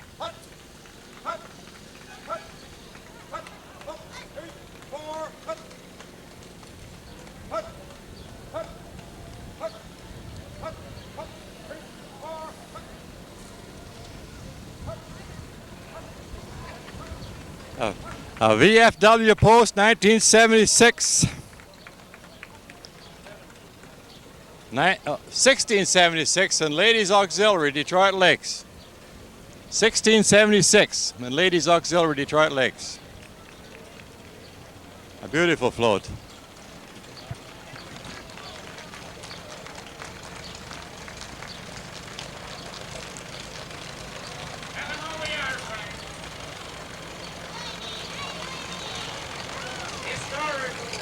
Lake Park Historical Society. Beautiful unit. Hi, nice to see you. Pulled by an old H International tractor. Not really an old one either. Mr. Torgerson riding in the center. I suppose probably one of the oldest people within the community. Hello, Vic. They had to change the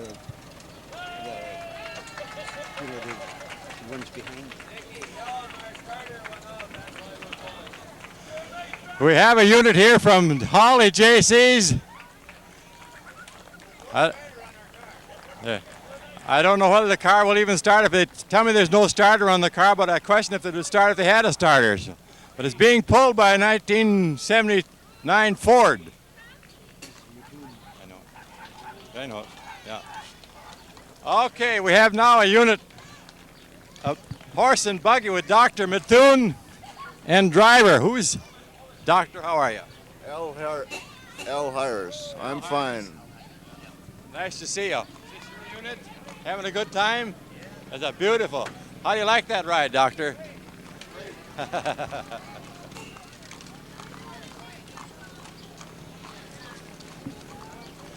And here we have the Carnival Queen, the Queen of Lake Park, Mrs. Emma Olson. Nice to see you, Emma. Nice to see you. Look up there, and they're going to take a picture of you. You'll go down in history on TV as the Queen of the Lake Park Centennial, 1981, July 5th.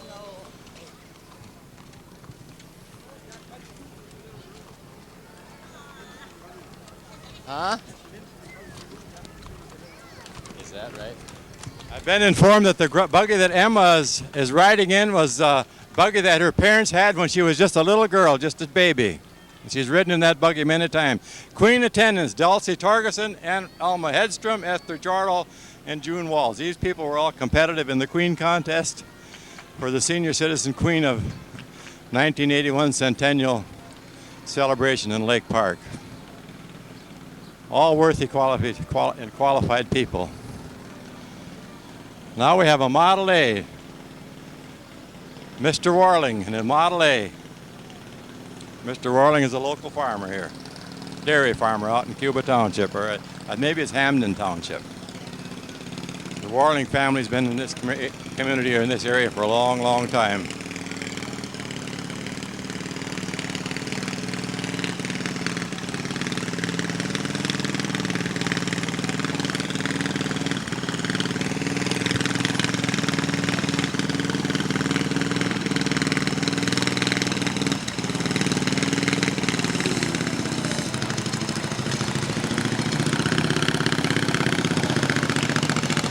That's Vern Ulrich with a little wagon with a pump and an old cast iron watering trough. One that they used to use years and years ago in cities and towns where people come up and water their horses. And the bottom is made so that it don't freeze and break. It's sloped so the bottom won't break if it gets too cold. Model A Ford, Charlie Brassett, sponsored by the Flum League of Men. The Flum League of Men. That's a different unit. Never heard of that before. They got an old Model A truck. I suppose probably a 28 model. Very good.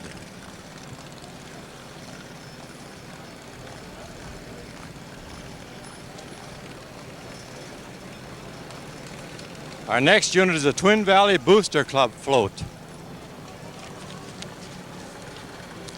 Twin Valley Booster Club float.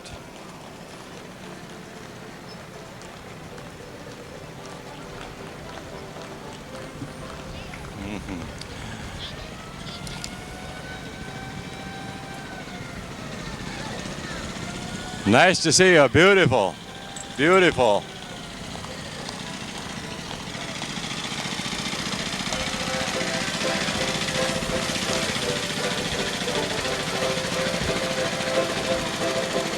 Now they're going to dance for us too.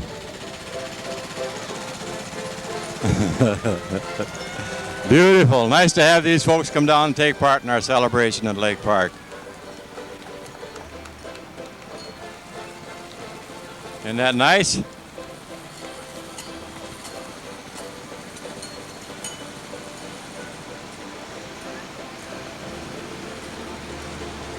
We have a beautiful Victoria something here. It's a Ford. And I don't know who is sponsoring that unit, and I don't have it on my list. So Marlon B. Nelson. Marlon B. Nelson. We now have the Heisler Brothers tractor.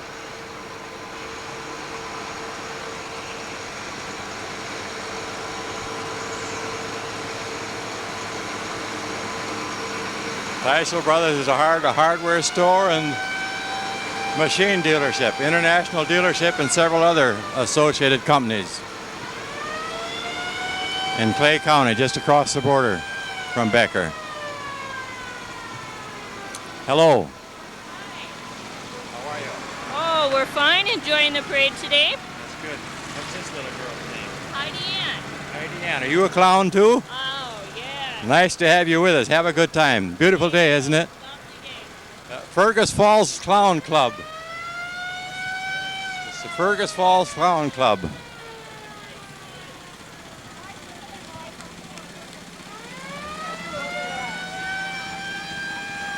Disorganized, they say it's disorganized since 1957.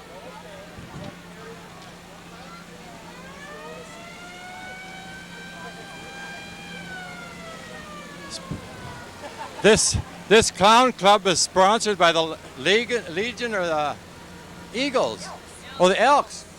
Sure, Elks. Sponsored by the Fergus Falls Elks. Lakes Drive-In, Model A Ford. Clifford Erickson's car. Ogden Hedstrom. Ogden, nice to see you. Ogden, as you know, is a local trucker here. He's been trucking cattle and livestock and farm produce for the last 35, 40 years that I know of. He is now the only local trucker, I think, that does commercial hauling. Hit It All Line Club.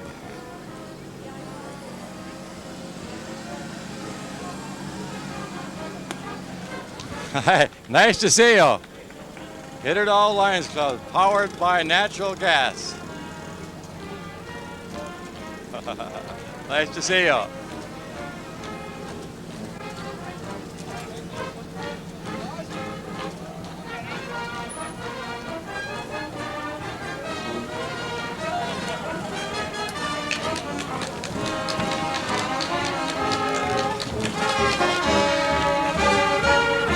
Wobbin. High School Band and Float.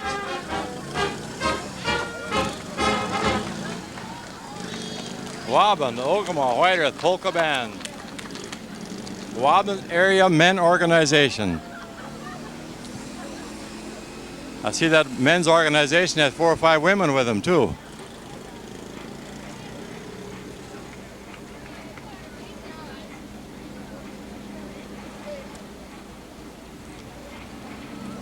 Our next unit is from the Glendon Fire Department, sponsored by the Glendon Fire Department. It says Winnie 1981 Chevette, July 10th, 11th, and 12th. What's the celebration going on in Glendon? The Glendon 11th, 10th, 11th, and 12th. Just Glendon Days. That's what? Just Glendon Days. Glendon Days to be celebrated 10th, 11th, and 12th at Glendon. Buy a ticket and win that Chevette.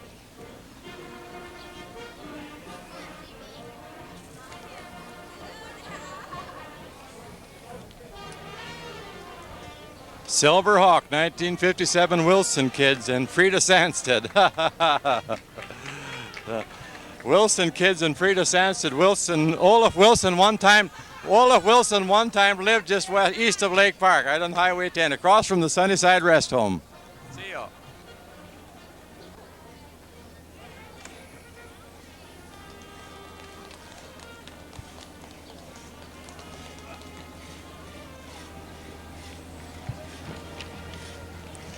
Becker County Historical Society. By golly, it looks pretty good to see the old fellow up there sawing off that wood with that buck saw instead of a Swede saw. Nice to see you.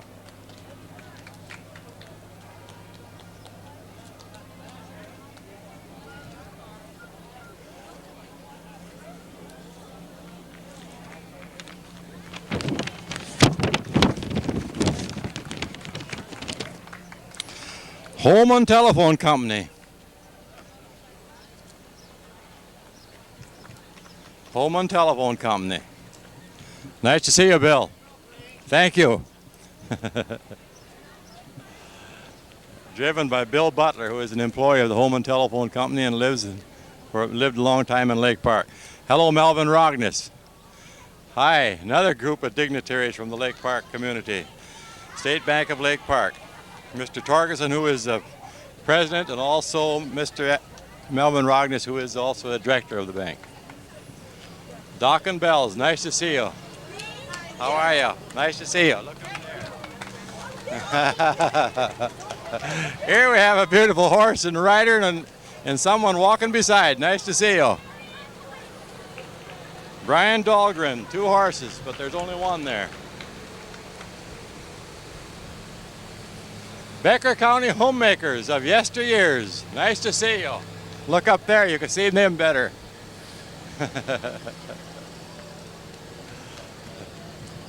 They even got the cow in the back.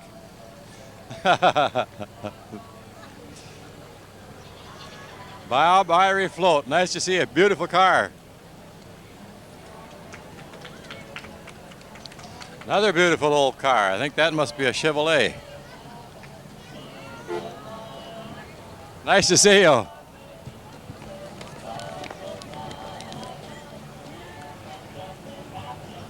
It's a Ford. I don't know who sponsors that unit. Rick Askelson, I guess. We have another unit that I don't know who's sponsoring it. Another Chevrolet car. A Bel Air. About a 1939 model.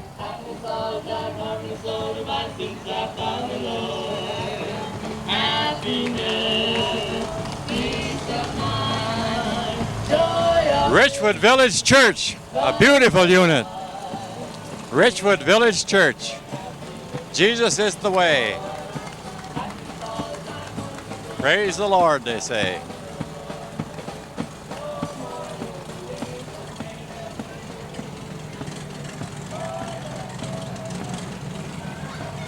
We have coming around the corner now an old Huber tractor. I think that's a gas burning Huber though. Originally the Huber tractors come out, they were oil burning. But I think this is a gas burning Huber. Got to be quite a popular unit in this area at one time. Was considered one of the best in its day in its era. In its particular era. And we have a little international coming around here with I don't know who's sponsoring the Huber.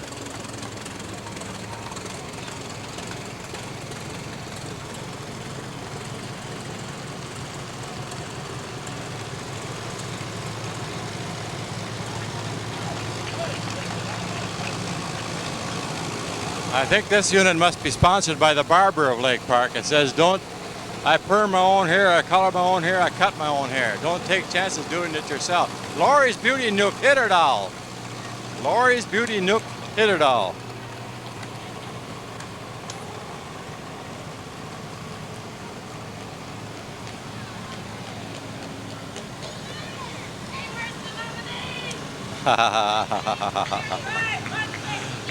A Lake Park Garden Club float with Mrs. Arvin Nelson acting as the queen. Who you got with you? Minnie. Oh, and Minnie Peterson. Mrs. Arvin Nelson and Minnie Peterson riding the Garden Club float as the queen. And the driver must be an old hayseed from someplace.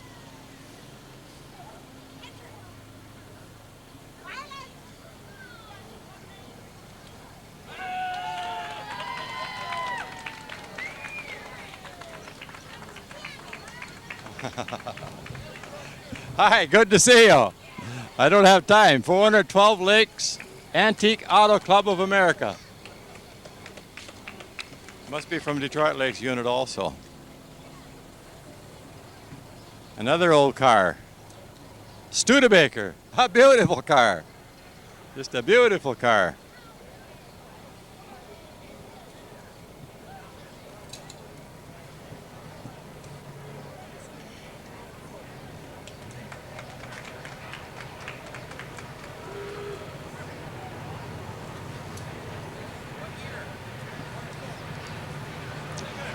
Mr. Olson, how are you?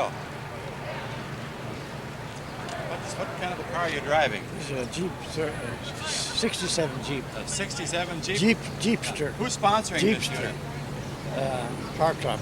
Your car club. Yeah, what's the How many units do you have? We have, I suppose, about 10 of them in here. 10 units? Yeah. 412. Is it Becker County Car Club or just the 412. 412 Car Club? Okay, 412 Antique Auto Club. 10 cars. Okay, now I'm in line again.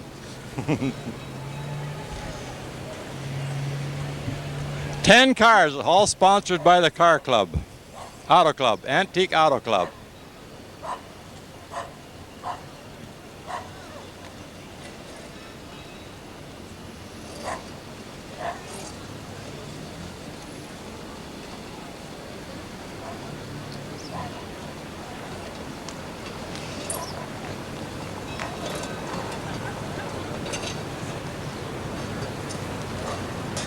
'39 Chevy, Crossroads Realty, Detroit Lakes, driven by Donald LaFay.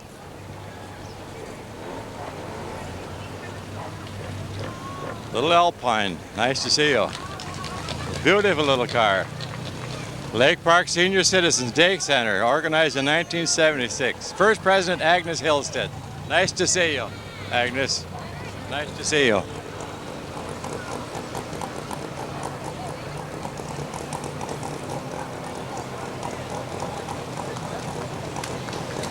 Food, games, craft, fun, and tours. 1940 Indian motorcycle. I didn't get a very good look at that thing. Here we got another little car out here. They're giving us a demonstration.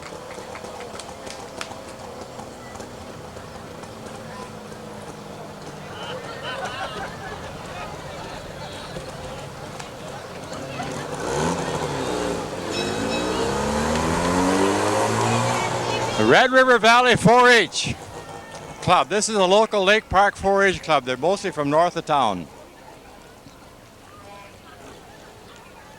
River Valley 4-H Club. The Jennings car, driven by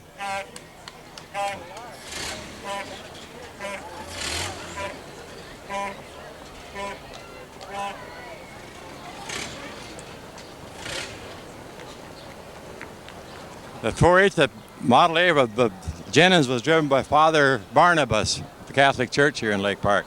Here we got two nice riding horses. It says the Jennings horses. The Jennings horses.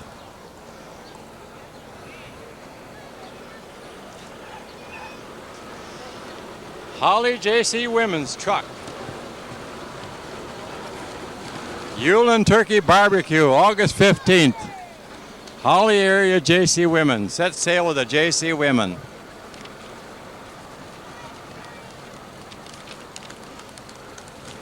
Lake Park and Cuba Insurance, 100 years of service. They celebrated their centennial, I think, in April this year. 15 years, 15th of April, after 100 years of service to the Lake Park and area communities.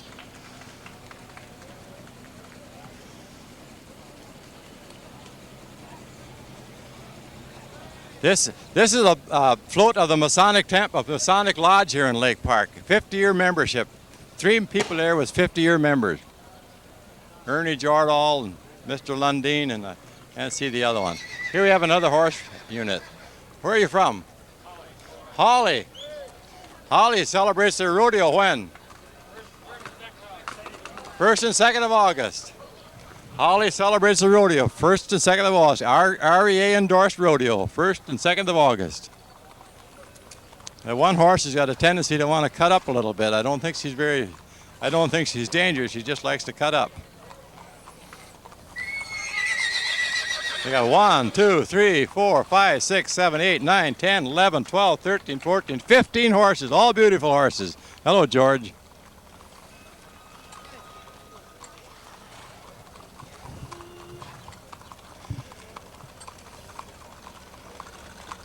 George Schornberg riding this bay horse, or this chestnut horse to the side. I suppose he's about 78 years old, but he still likes to ride.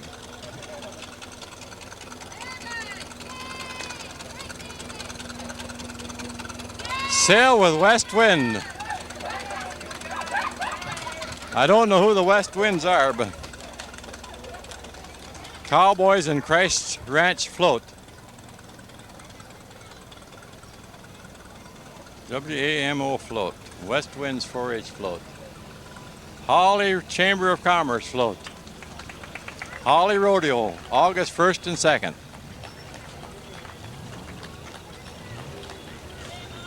A good place to go to see some good entertainment.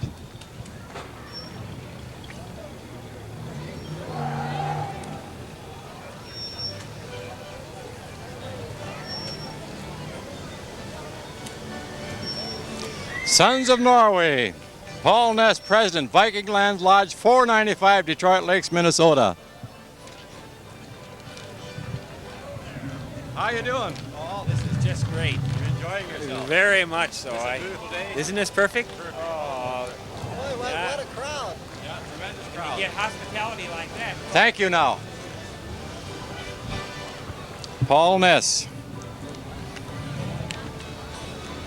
Son of Norway, Viking Land Lodge Float. Lodge number 495. And behind here, following the president, we have the group of dancing Norwegians.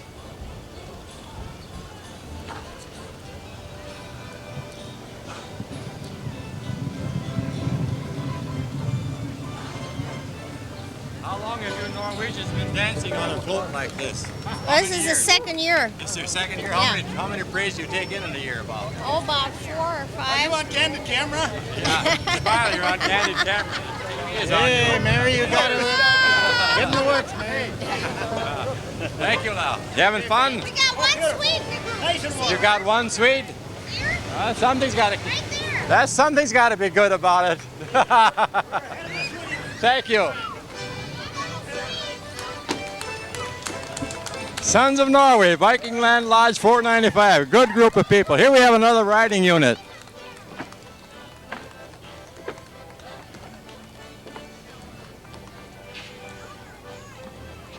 Bear Appaloosa, I don't know.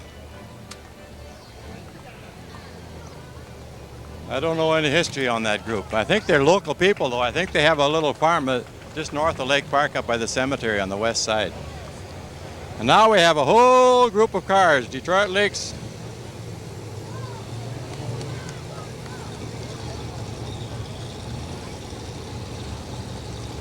'112 Red River Valley Corvette Club. A Corvette Club, that's what it is. A whole bunch of them. 1, 2, 3, 4, 5, 6, 7, 8, 9, 10, 11, 12, 13, 14, 15. 15 Corvettes, beautiful cars.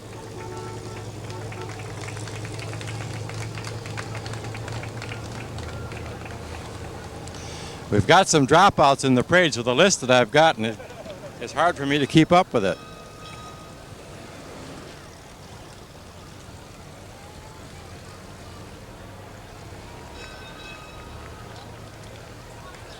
We now have a pro-life group, Right to Life.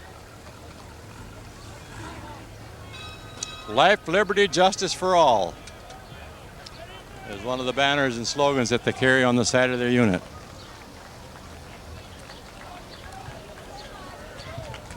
The right to life is a very controversial political issue, has been in state politics as well as national politics for the last 25 years. I suppose is the most prominent issue that the legislators faces with, and also a politician must face when he's campaigning for re-election. Most groups will, you either got to take a position either for it or you're against it. There's no in the middle of the road with these people. Here we have a beautiful pair of horses sponsored by Jordal Store. Mr. Jordal, Mr. Jordal is a long-time businessman. And I'm not tired too. The Jordal family's been in Lake Park long time. A very stable name in the Lake Park. Even my horse is tired. That's right. Thank you, Jerry.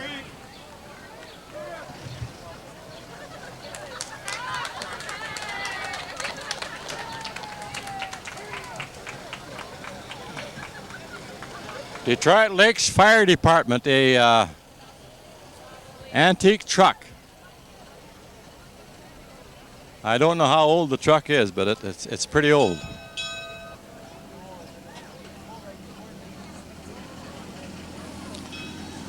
Here we got a parade escort going by. Gene Halverson and Lowell Ness. Apparently they must be all done starting because they were up on the other end. 1927 LaFrance truck. 1927 LaFrance truck. Detroit Lakes Fire Department, an old ladder truck. That's an antique, that's an old one. Now we have another Model A, nice to see you. Now we come along, Obert Knudsen with his Model T. This Model T that Obert's been driving has been in many, many parades in the last 15, 20 years in this area. He takes in pretty all of them. Knudsen Service, 1926 Ford.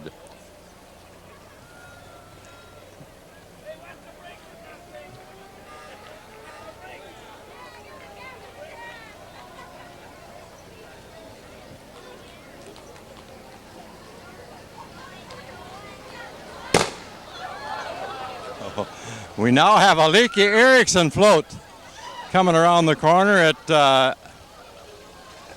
it's a Becklin float. Becklin float. Becklin Foods, okay. Becklin Foods are the manufacturers of lefse and tacos here in Lake Park, probably one of Lake Park's major businesses within the city of Lake Park. Doing a good job. Employ quite a few people. And distribute a lot of Lake Park merchandise throughout not only this particular area, but throughout the United States. And a lot of them go to Canada. This lefse factory was started by the former mayor, Arthur Carlson of Lake Park, who was the leader of the parade today. We have another unit here, a Model A Ford pickup, an old timer, about a 29 model. Peterson Builders, Nord Peterson, Route 2, Box 94B, Lake Park, Minnesota. Energy efficient homes, all weather wood foundations. 8 miles south of Becker 5, on Becker 5. Nice to see you.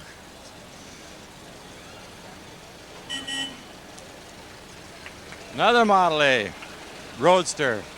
Lake Park Realty sponsored this Model T Ford, about a 24 model, I think. About a 24 model Model T Ford. Here's a Model A, about a 29 model. Hills Lounge and Off-Sale Liquor, Glendon, Minnesota. Old Model A Ford. Slosh Ornamental Concrete Products. Located just west of Lake Park, about 3 miles. They make any kind of ornamental product out of concrete that you want. And they also sponsor and maintain and manage the recreation here in Lake Park for the younger generation, the youth, the teenagers. Michelson Plumbing and Heating.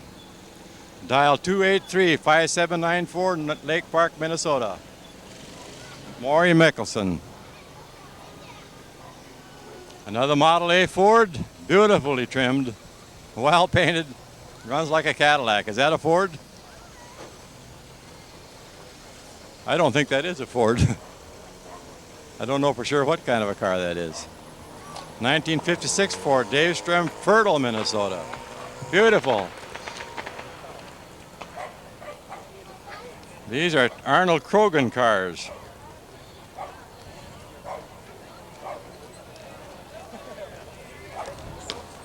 Everett Mulcahy. Everett Mulcahy. Audubon. Everett's quite a horseman. Good horses. He's got them on a little buggy here, a little rubber-tired wagon that they reconverted. Beautiful. Beautiful. I don't know what they got Robert Asselson in the box there for, but Robert isn't riding. He's riding in the box today for some reason. Robert. Whoa.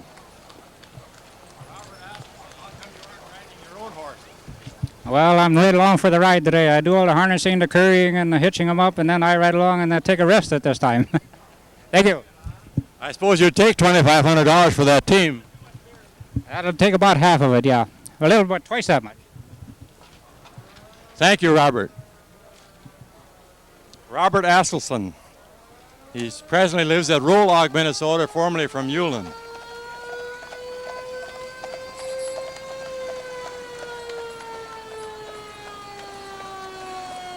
I think we've come to the end of the parade. We have a couple units here, antique cars. We got another Model A Ford going by. Mr. Krogan, nice to see you.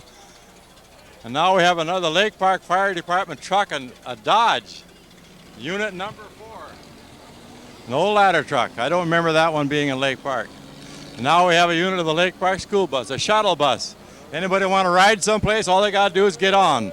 Say, folks, I want to close by saying that I really appreciated being able to bring this message to you today and help you to remember and set something down in history of the Centennial Day of Lake Park, 1981, July 5th.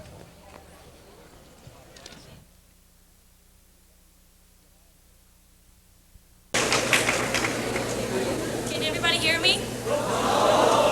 Is the mic on? Oh, there we go. I want to thank everybody for entering our contest. We didn't think we'd have that good of a turnout, but it was really great. And when I announce your name, why don't you come up on the step and then you'll receive your award, okay? For the best mustache goes to Marvin Larson.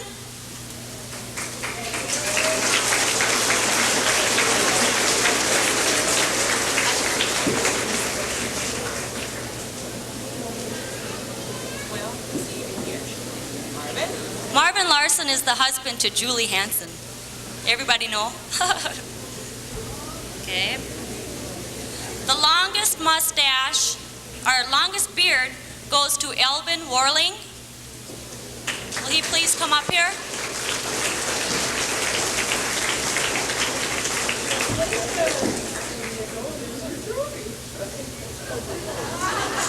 Everybody will have to take a look at these plaques. They were made from the Trophy House in Audubon. And if Ralph Schmidt is here, he did such a fantastic job. They have faces on them, they have real hair on them, and they're really, really neat. Okay, the handsomest mustache goes to Harvey Nelson.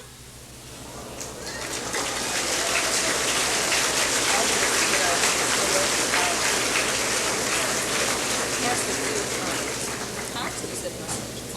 Oh, beard, okay. Is he here? He's here.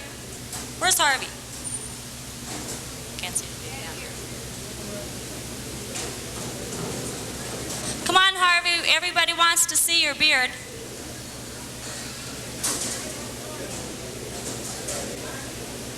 Oh, Harvey. Come on up here.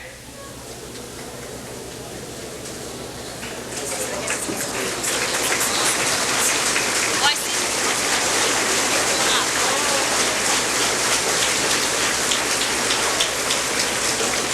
Hey, over here. This way. The reddest beard goes to Eden Bear.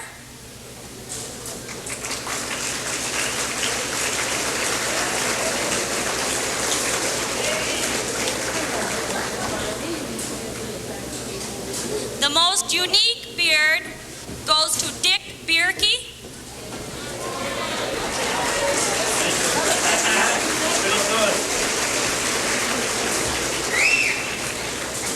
The curliest beard goes to Ron Sherbrooke.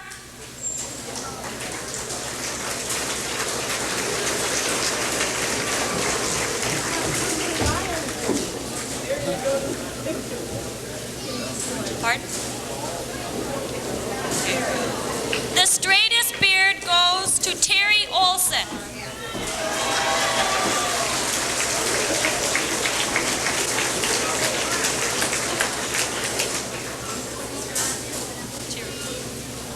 Is he here? Yeah, here it comes. Okay, next we would like to announce the costumes, and we picked the best dressed man, the best dressed woman, the best dressed couple, and the most unique. Okay? And our plaques are actually little trophies, and they're 8 by 10s, I think. And a picture will be taken afterwards and by Wesley Torgerson, and we're going to put this trophy or this picture into the trophy picture frame, so you have it forever. Okay, the best dressed man goes to Dennis Warling.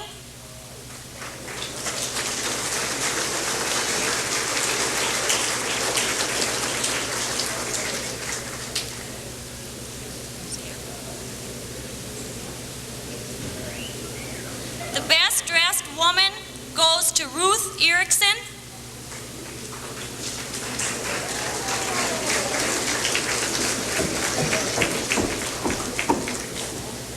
The best dressed couple goes to Peg and Tim Brower.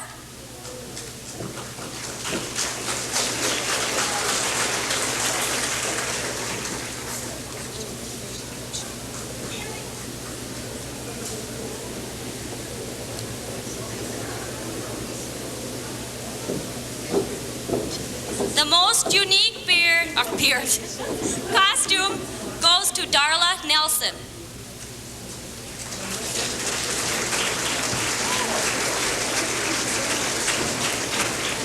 Darla has a background to the costume that she has on, and I'd like her to tell her story about her dress.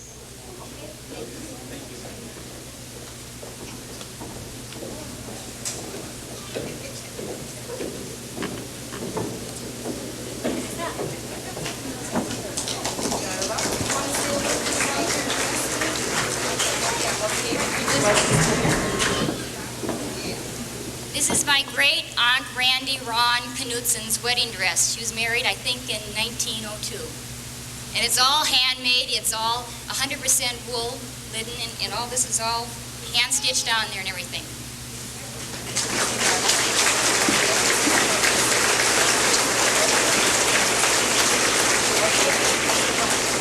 After the program, we would like all the winners on stage so that we can take some pictures for the paper, and those that won the costumes, we need a picture for your trophy. Okay? At this time, I'd like to introduce to you Junior Vegan, 1933 graduate of Lake Park High School, and the recently elected mayor of our town. Mayor?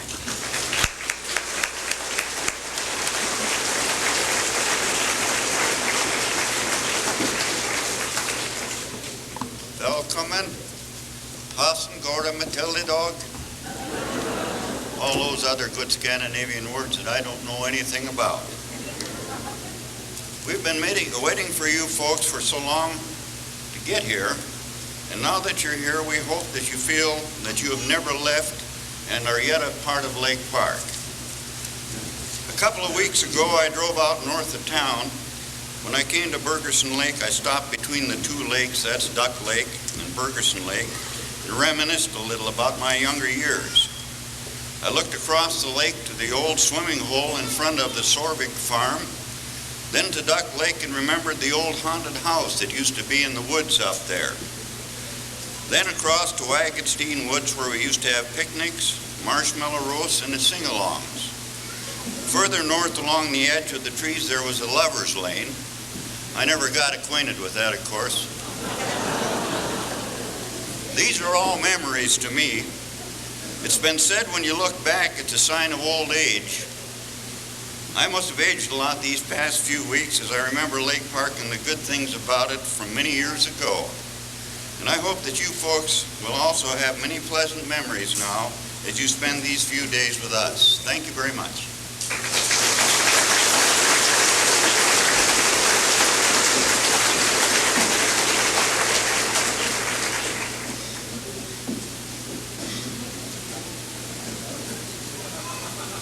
I forgot, I'm absent-minded. I'd like to introduce Mr. Gene Halverson now. Where are you, Gene? No. He's the superintendent of schools. Gene?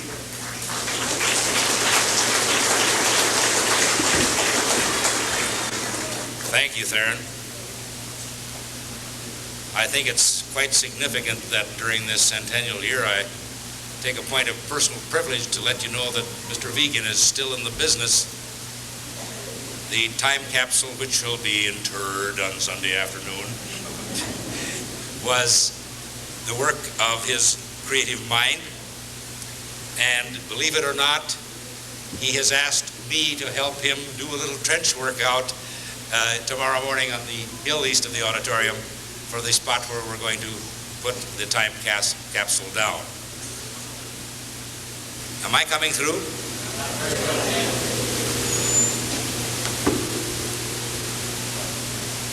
Am I coming through better now?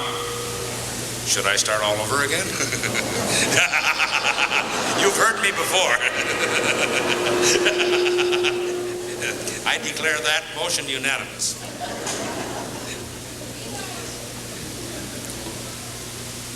Folks, I came here 11 years ago, and if Carl Narveson is in the audience, Carl, with your record of 11 years, I'm afraid I have broken it by 3 days. I'm starting my 12th year. And during those 11 plus years, I have come to know and to love this great community. Junior, I hope you get me someday and put me out there. I have seen a great number of things happen in Lake Park. Things that were done by hard-working, creative people. I have yet to live in a small town where, as far as I saw, there were as many creative and talented people. We have seen that in a number of talent shows. I have seen people pitch in with their bare hands and erect Lions clubs, Legion clubs, football shacks, build swimming pools with their own hands in this town that could not have been accomplished in too many. Not quite a year ago, I saw the makings of a great effort begin, the Centennial. I could stand here all night and list the names of the people that have given of themselves and of their time to make this great week possible. But I think I would represent every one of those several hundred in stating that probably the most organized and hardest work of all was done by Lil Krogan in sending letters to over 1,800 alums of the high school and the many hundreds of you that are here this evening. It's a special treat on the part of me, one of your adopted sons, to welcome you, the teachers that used to be in Lake Park that I have seen and met today, and the many administrators that are visiting here during this week, to welcome you back to good old Lake Park. We have 2 more days of festivities. The school will be open all day tomorrow. I certainly hope someone is over there. I certainly haven't been. But the student council is supposed to be giving tours of the buildings that we have in existence now, and buildings that they tell me that classes from 7 years ago find hard to recognize. So on behalf of the school board and the 40 teachers and administrators that are currently in that beautiful, excellent school that I represent for you, I would officially like to welcome all the graduates, returning teachers, and alumni. It's my pleasure also this evening to introduce your Master of Ceremonies for the evening, a good friend, Charles Anderson. Charlie graduated in '62 from Lake Park. His mother, Doris Johnson Anderson, is a Lake Park 1929 graduate. I hope I didn't give away anything, Doris. Charlie matriculated at Concordia, taught science for 6 years at Ullin, and is now farming on the home place. He has 2 youngsters in school,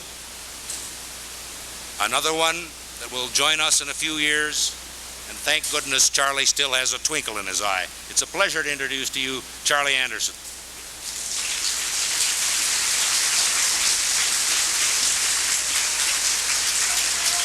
Thank you.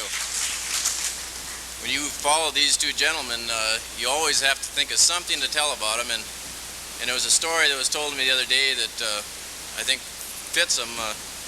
Both of them are quite active in the church, and they were at a church council annual meeting, and after the meeting had gone on for a while, the minister asked if there was anything or any business that needed to be brought up, and it wasn't long before Junior raised his hand. And Junior said, "I think we need a new chandelier for the church." And that sounded like a pretty good idea to the minister, and the minister said, well, is there anybody that has any objection to this? Well, it wasn't long before Gene raised his hand. And he said, you know, I really like Junior. He's a nice fellow, but I got two things against his suggestions. One is, I don't know anybody that can play a chandelier.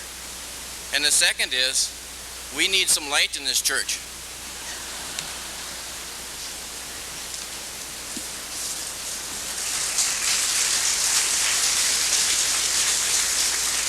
The first thing on your program, as you can see, or down on number 4, is that I want to introduce the Ladies Triple Trio.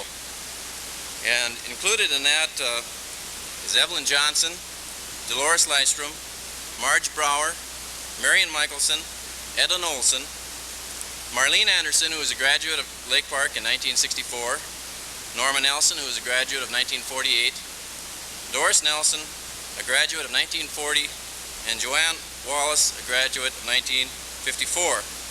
They will be accompanied by a student at Lake Park, Melody Wallace. Would you welcome the Ladies Triple Trio in singing Dear Hearts and Gentle People?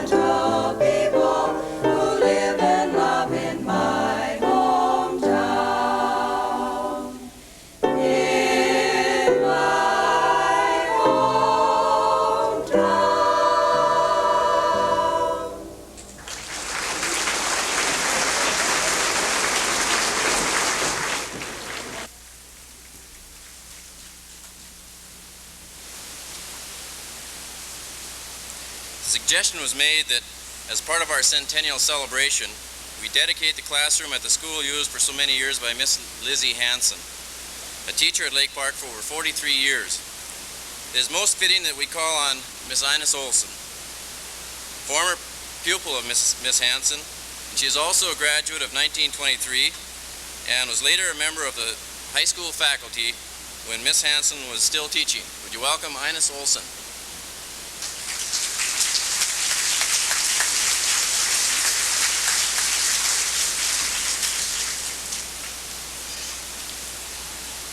After more than 50 years, thoughts of Lizzie Hanson still bring back many pleasant memories, a tightness in the throat, and moisture in the eye. These are the words of Dr. Owen Wangenstein in 1962 in a paper prepared at the University of Minnesota. He continued, her words of encouragement no doubt reflected the wise discernment of a great teacher. All of us who had her as a teacher concur in this. She was understanding, unassuming, totally dedicated, reserved, and hardworking. Miss Hansen's remarkable record as an educator covered 48 years. And during that time, she was absent from her desk for illness just 2.5 days. Miss Hansen was born in 1872 in a log cabin on a farm just east of Lake Park. This area is now part of the village. Her father later replaced the log house with a large brick home, which some of you will recognize as the present home of Mr. and Mrs. Walter Zachariasen. She must have attended that little white schoolhouse which now stands between this auditorium and the hotel. At 18 years, she began her teaching career in District 27. There she coped with 45 pupils in a one-room building. The school year consisted of 3 months in the fall and 3 months in the summer. Between terms, she continued and completed her college education and at what was then known as the Moorhead Normal. During the next years, she taught in District 12, in Hawley, and for 11 years in Lake Park. Then she took a year off because of the illness and death of her mother. In 1909, the call of the West took her to western North Dakota for 5 years. She taught at Williston and Dickinson. But in 1915, she returned to our community and continued to work here until 1944. For 43 years, children of Lake Park were privileged to have her as a teacher. During the school year, Miss Hansen lived at the home of her sister, Mrs. L.H. Nelson, but she spent her summers at a lake cabin on Upper Cormorant. During these summer months, she enjoyed observing and studying the trees and the flowers and the birds in the lake region. Here she had time also to express her talent in oil painting. In this way, she was rejuvenated each summer so she could undertake the pressures of teaching active 5th and 6th graders through the year. It was a privilege to be in Miss Hansen's room. In preparing this resume, some of her former pupils have reminisced about those days. We have recalled the opening exercises, always formal, singing with Miss Hansen at the organ, reading poetry and stories, marching out of the room at noon to the beat of her triangle. Curt and to the point, a correction by Miss Hansen made a lasting impression. Everyone worked in Miss Hansen's class. She expected the best, and she drew out the best in her pupils. She was firm but understanding. Students were at their best behavior in her presence. Lizzie was not only an excellent teacher and disciplinarian, but she was recognized by her colleagues as a progressive teacher who kept in touch with improved methods. Besides the 3 R's, Miss Hansen also generated an appreciation of poetry, art, music. Her influence must have been felt by at least 1,200 boys and girls in Lake Park alone. Her dedication to her work, her belief in living a life with worthwhile goals, her stress on rules for a healthy body and mind, These rules have been passed on to 2 and sometimes 3 generations. Her ideals live on in the lives of her pupils. In behalf of the Centennial Committee, it is my privilege to honor the memory of Miss Hanson by presenting a plaque and a picture to Mr. Halverson, who represents the school. These are to be placed in the grade room in which Miss Hanson taught during the last years of her career. The plaque says, "This room dedicated to the memory of Lizzie Hanson." Mr. Halverson?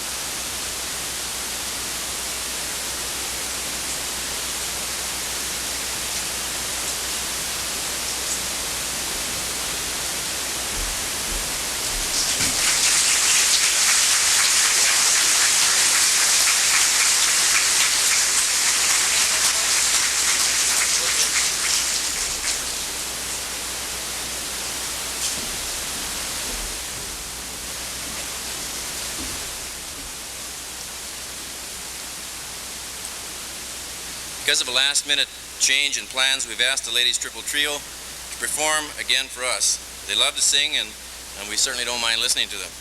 They will sing the school song written back in 1906 by Miss Edna Gold and sung so often at the opening of the school day at the assembly of the high school. And if you look in your program, you'll find the school song in the second page, and they would appreciate it if you would sing along with them. And if you feel like standing, you can do that also.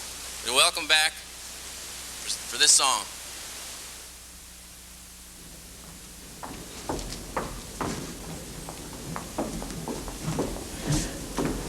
Come in a little bit, please.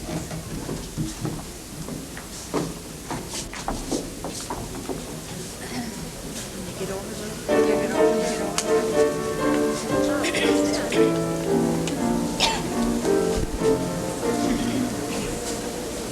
Here's a cheer for Lake Park High School. We're true to thee alone. We have tried you, we have proved you. Your fame shall be our own.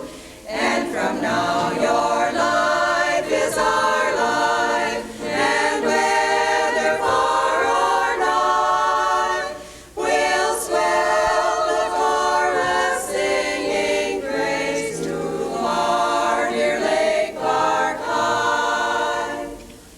Oh, our high school days are golden, they pass too soon away. Let us catch the fleeting glory, pluck roses while we may, and through all that high school offers, we'll treasure you and I. The work, the joy, the friendship of these days at Lake Park High.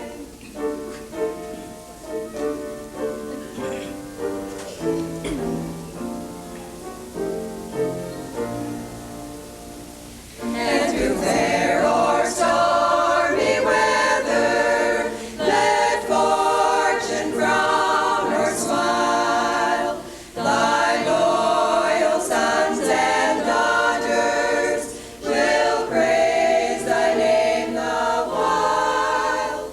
Though in time we may be parted, we'll have this lasting tie. We're true to white and royal blue, and thee, dear Lake Park High.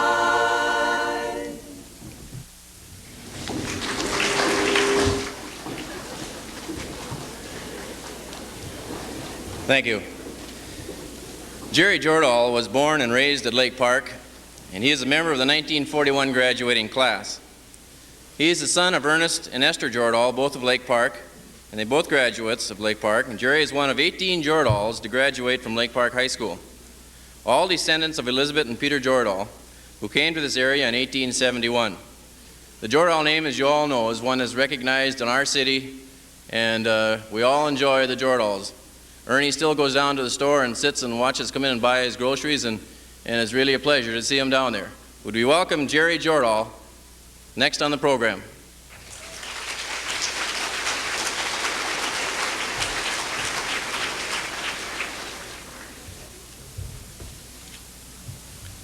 Mama, don't let your children grow up to be prune peddlers.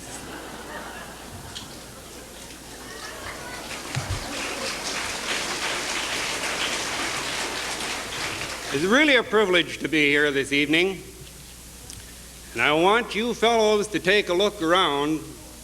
I've looked in both back doors and from the stage, and I want you to know that never again will you have the opportunity to see as many beautiful women as there are sitting in this audience right now.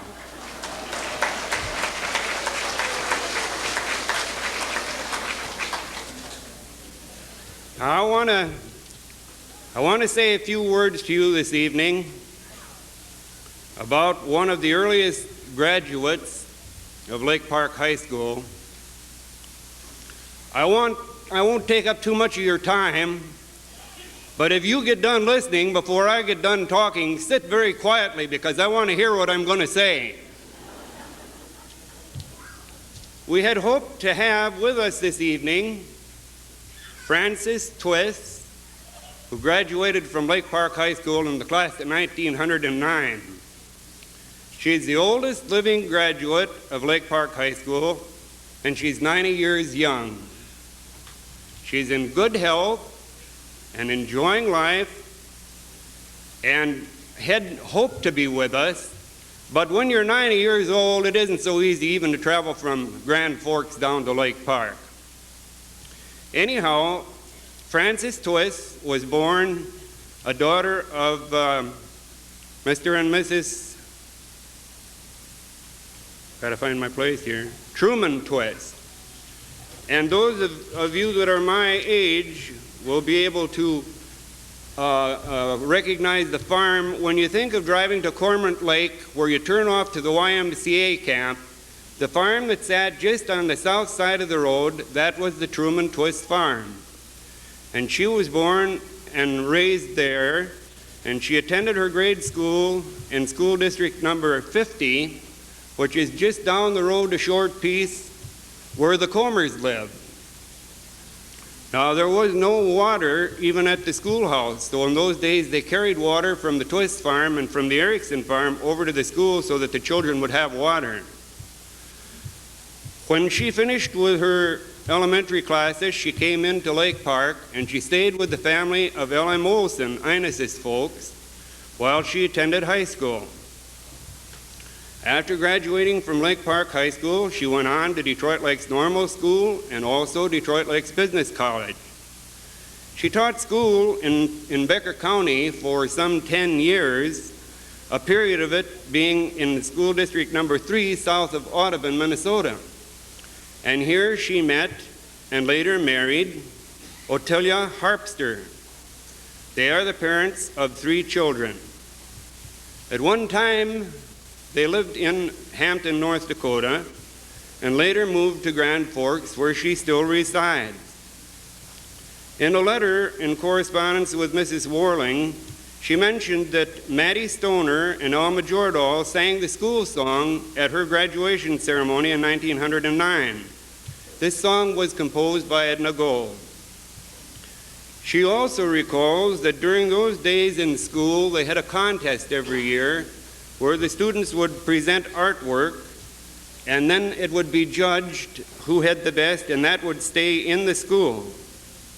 As far as academic work was concerned, when they had their 6 weeks tests, the grade they got on that test was the grade they got for the entire 6 weeks. The work wasn't averaged out. She also stated that these pictures were kept at Lake Park High School, and that through the period of years they were put on display and kept for people to look at. Also, she mentioned that a play that they'd put on in school when she was a student here called The Old Folks Concert. And all the cast wore old-fashioned clothes. I don't know what old-fashioned clothes they could have worn in those days, because we figured those clothes would have been old-fashioned, huh? She herself wore her mother's wedding dress, which she says was probably made in the early 1870s. Now, this play was coached by Miss Edna Gold also, and Miss Edna Gold was our first high school principal. She also mentions that Lake Park was known as the city of the Underground Railroad. And I guess if you attended the program last night, you'll know why, when the Northern Pacific had to dig that big ditch through to put the rails on. Around the area, they called Lake Park the city of the Underground Railroad. It was a privilege, she mentions, that Ernest Melby from Lake Park, who attended school in District 27 and was at one time a widely acclaimed educator, was the speaker at the commencement address when one of her children graduated from the University of Minnesota. The Alumni Committee will be sending her a copy of the Lake Park Journal, and I'm sure she'll enjoy that.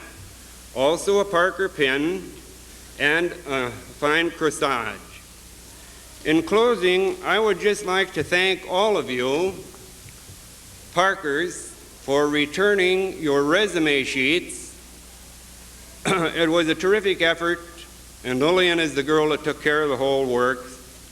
And it's really a privilege to have you and welcome you here in Lake Park. Thank you very much.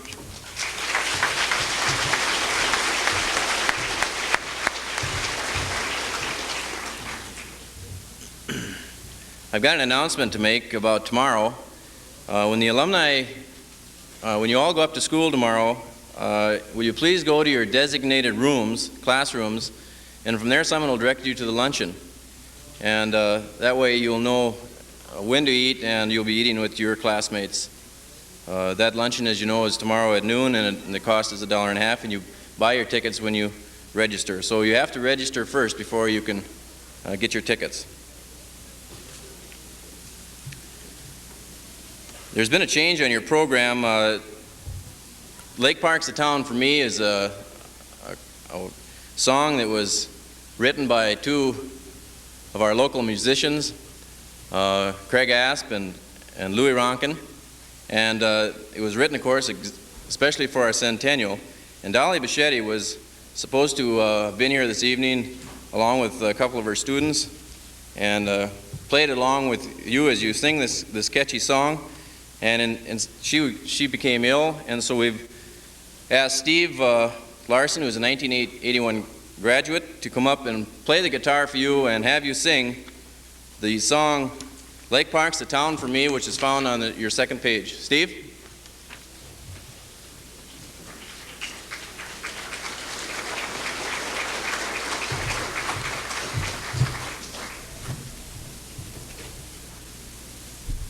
Is it warm enough in here? We can turn up the heat a little bit. Well, now listen good, because I only do things once, and I'm going to sing this once, and then you're all going to have to stand up before you can leave and sing the song with me. So listen good. Take the cold winds of Alaska, if that's what you're really after. Take the hills and the country songs of Tennessee. Take my suitcase out and throw it. I'll stay here now, don't you know it? Though I've been around, Lake Park's the town for me. 100 years ago, this town began to grow, 'cause word went out, the railroad's coming through. They'd homestead on some land and give a helping hand to build a town, start their lives anew. Take the cold winds of Alaska, that's what you're really after. Take the hills and the country songs of Tennessee. Take my suitcase out and throw it. I'll stay here now, don't you know it? Though I've been around, Lake Park's a town for me. They came from miles around and helped to build this town with dreams of happiness and nerves of steel. And out across the land with farming tools in hand. They'd raise at dawn to work out in the field. Take the cold winds of Alaska, that's what you're really after. Take the hills and the country songs of Tennessee. Take my suitcase out and throw it. I'll stay here now, don't you know it? Though I've been around, Lake Park's a town for me. Though trains have come and gone, Lake Park lives on and on. 'Cause folks who came decided they would stay. There's a peaceful country life for children, man and wife. It's our home too in each and every way. Take the cold winds of Alaska, that's what you're really after. Take the hills and the country songs of Tennessee. Take my suitcase out and throw it. I'll stay here now, don't you know it? Though I've been around, Lake Park's a town for me. Everybody now. Take the cold winds of Alaska, that's what you're really after. Take the hills and the country songs of Tennessee. Take my suitcase out and throw it. I'll stay here now, don't you know it? Though I've been around, Lake Park's a town for me. Good job.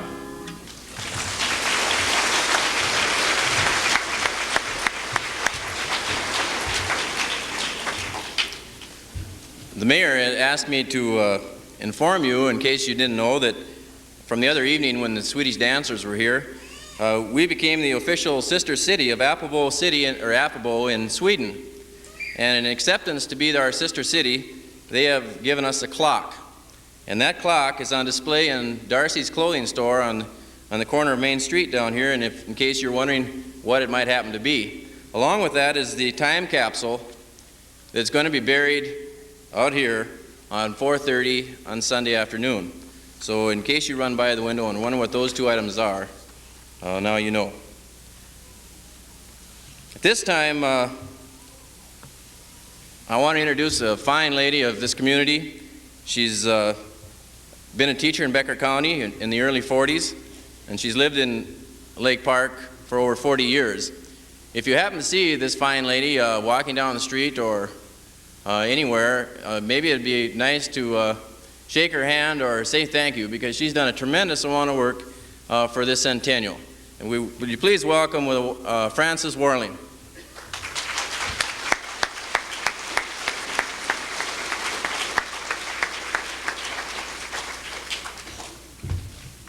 That was quite an introduction.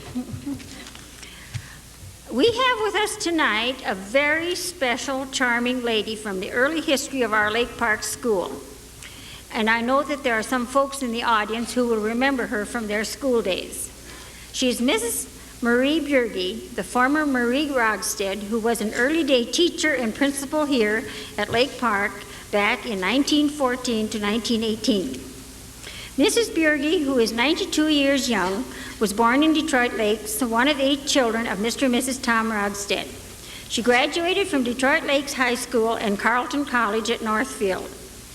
She taught social studies in German at Pelican Rapids, and it was while she was there that Reverend Christopher DeLager, an early day pastor at Lake Park and on the school board at the time, asked her to join the faculty here at Lake Park.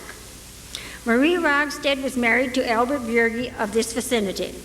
The Bjerge family, and I know many of you remember them, lived south of Lake Park and attended school in District 27. Mr. and Mrs. Bjerge had 3 children, 2 girls and a boy.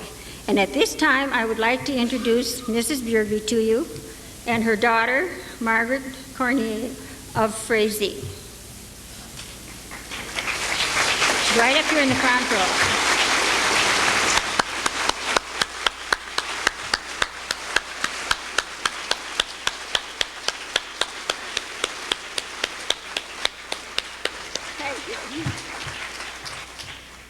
Mrs. Bjerge jotted down a few of her memories of Lake Park, which we would like to share with you tonight. As you know, the United States entered World War I in 1917, and a number of the Lake Park boys were called into service. She remembers that a large crowd of friends and relatives gathered at the NP depot to see the boys off for military training and duty. The atmosphere was one of shock, but the city band of the early days did their best. Mrs. Bjerge remembers Mrs. Christopher DeLager, the minister's wife, struggling to hold back the tears.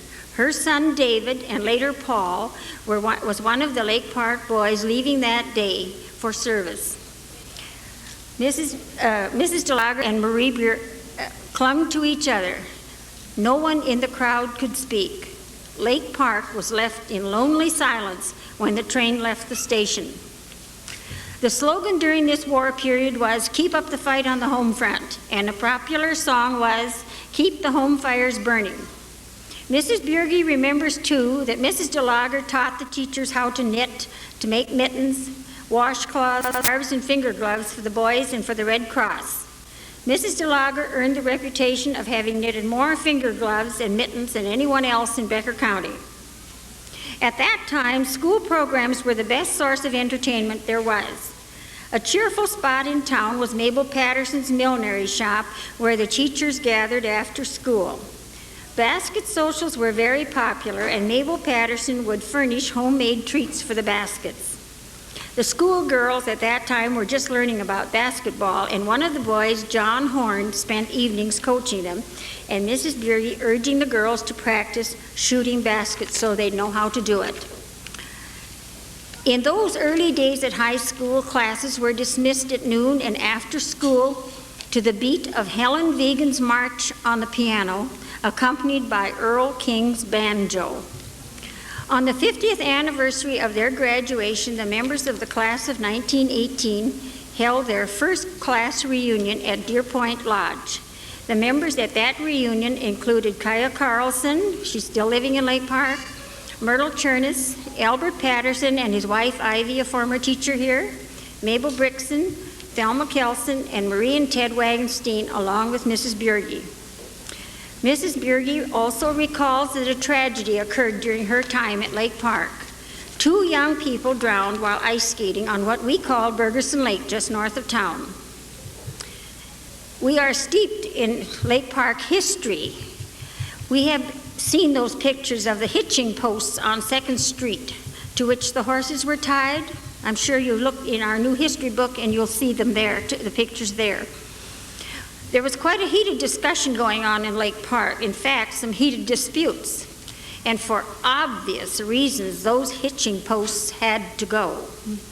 3 of the local boys, and they may be in the audience tonight, decided to take the matters into their own hands. And on Halloween night, they removed all the posts off the main street of Lake Park. We are so happy to have Mrs. Bjerge here with us tonight and to share her memories with you. She is truly a delightful person. Thank you.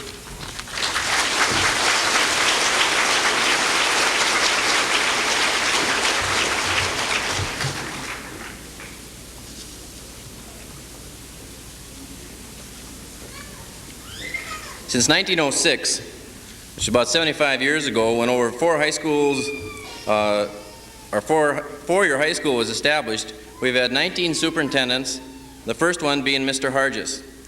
We expect that a number of our later year superintendents and principals are in the audience tonight. And at this time, I would like to call out some names of past superintendents, and if you're in the audience, we'd appreciate if you'd stand and be recognized. From 1936 to 1947, the superintendent of Lake Park was Carl Narveson.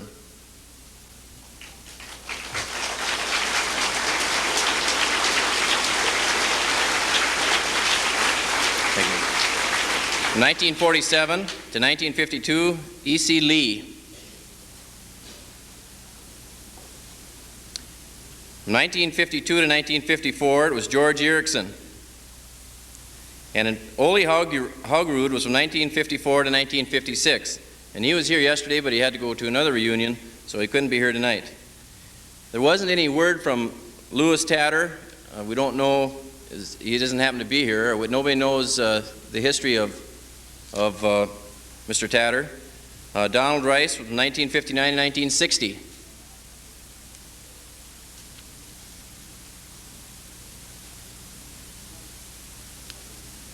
Dan Melsness from 1960 to 1963.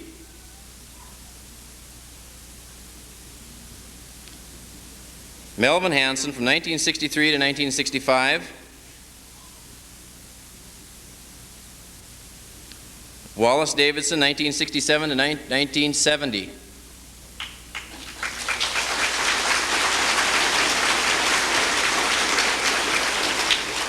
And of course, our present superintendent, Gene Halverson.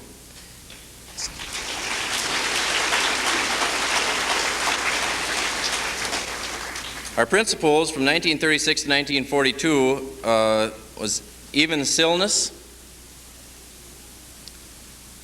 And of course, you all remember from 1942 to 1954, Leona Malman.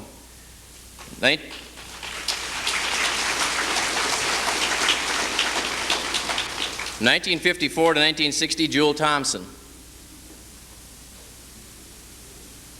Let's see here.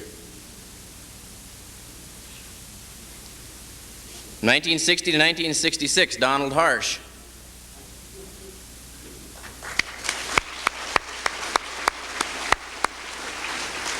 From 1967 to 1970, Tom Hansen.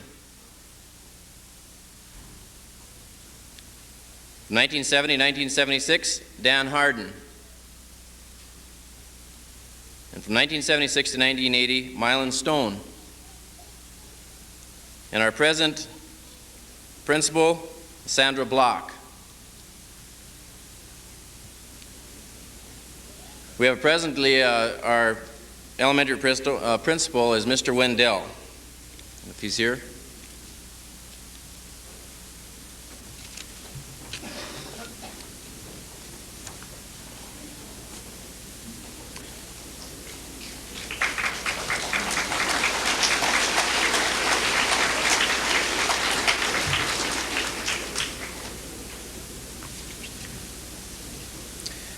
Next on our program, we're going to be hearing from the Six Pennies, and music has always been a big part of our school and of the lives of the Lake Park people.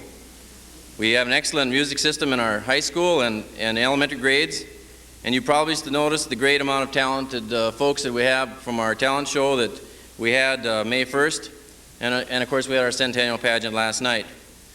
A group of high school girls known as the Six Pennies have been in great demand for many occasions, and they sure love to sing. They are all graduates of Lake Park. Cindy Saylor and Kim Krogan graduated in 1980. Rondi Schauer, Mary Christensen, Diane Olson, and Carla Johnson graduated in 1981. They are accompanied by Kari McIntyre, also a 1981 graduate. Would you welcome the Six Pennies?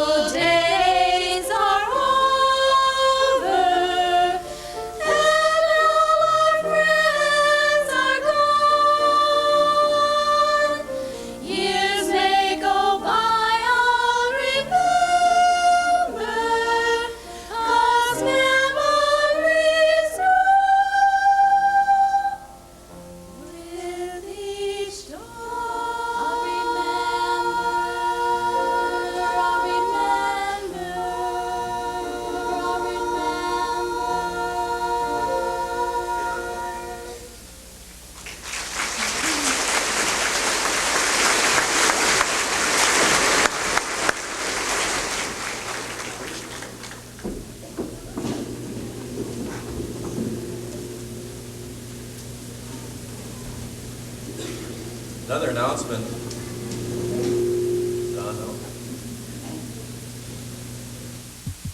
Another announcement. Everybody here? No, it's coming.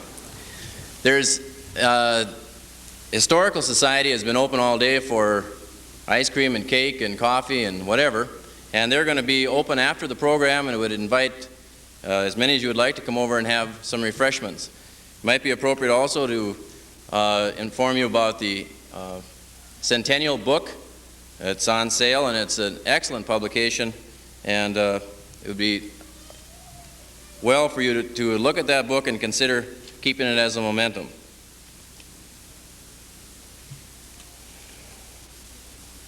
Next on our program, we have a graduate of Lake Park High in 1942.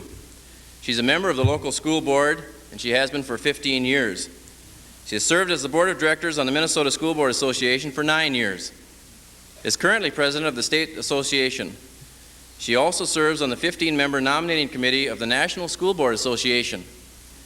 Marge has served on many state and national committees. The most recent one, a TV show entitled Minnesota Issues and Answers, which has had wide coverage in educational TV in Minnesota, Wisconsin, and Iowa. Would you please welcome Marge Johnson?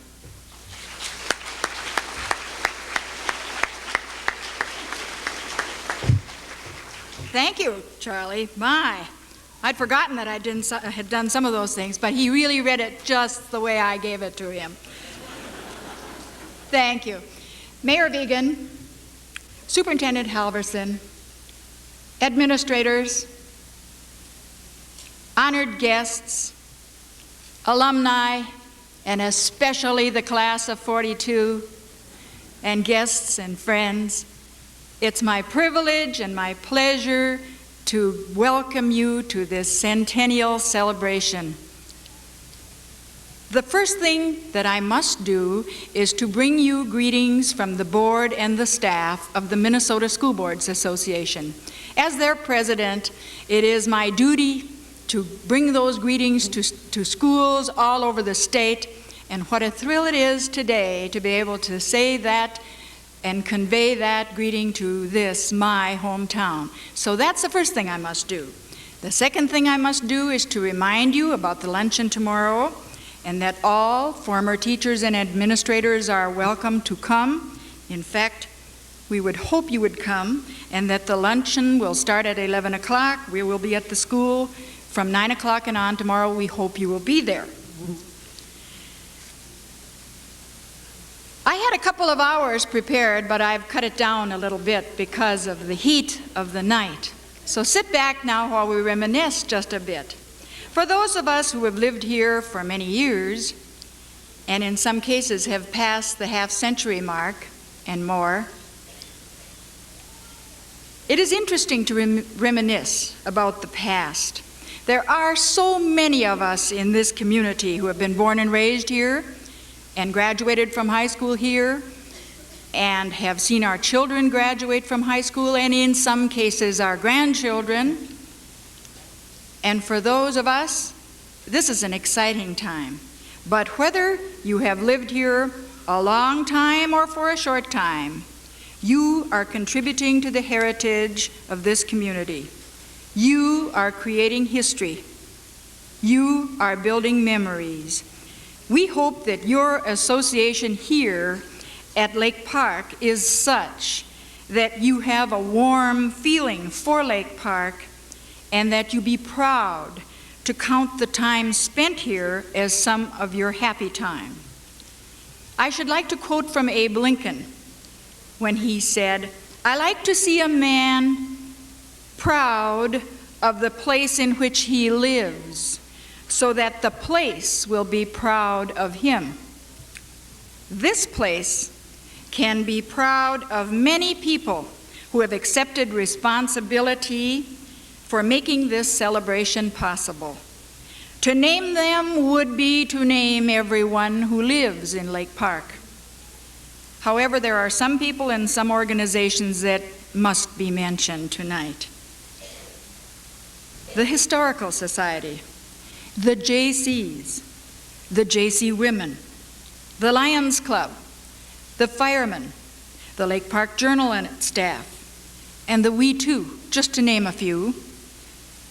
And then there is the Centennial Committee. And as I name you, would you be so kind as to stand and would you hold your applause? Because I think we should recognize these people with some applause. First, we have the co-chairman, Cheryl Lurleen and Dwayne Hanson. If you wouldn't mind, would you stand and just remain standing, please?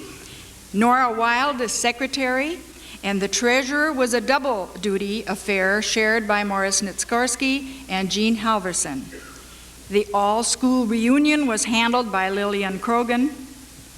The Dance and Food Committee, Mike Nelson. Entertainment, Roger Boatman. The pageant, Larry Swenson. Promotion, Wesley Haugen. The parade, Jean Brower. Publicity, Jerry Schluter. The contests, Connie Davis and the Mrs. J.C.'s. Religious services, Reverend Homey. The railroad committee was Donald Leahy. Fundraising, Tori Olson. Then we had Wesley Torgerson, who is the expert in photography. We have Dean Olson, who has been in charge of the sound system. Along with Lillian Krogan were Frances Warling and Lillian Bakken, who did a tremendous job. Would all of you people, I hope some of you are standing, would you join me in showing our appreciation?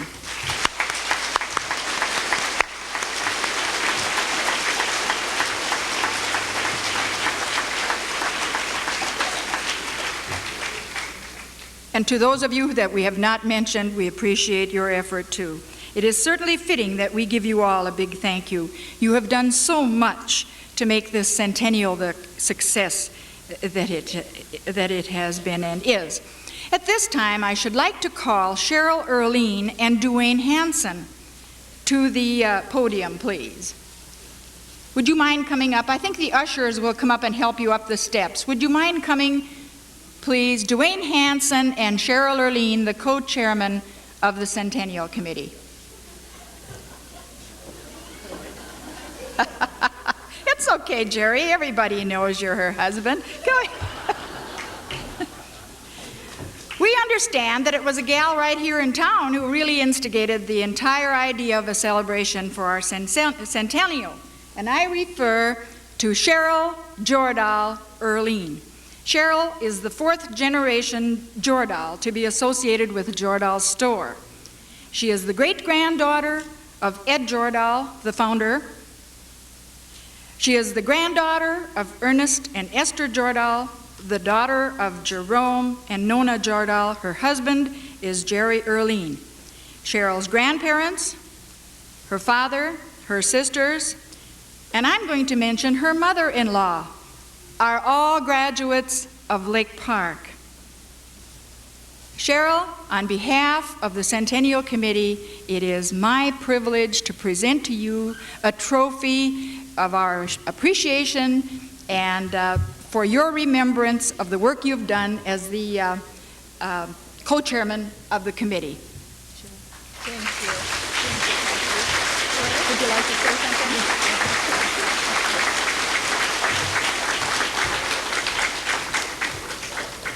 It would appear that Dwayne Hanson is entirely too busy cooking chicken, or perhaps buffalo.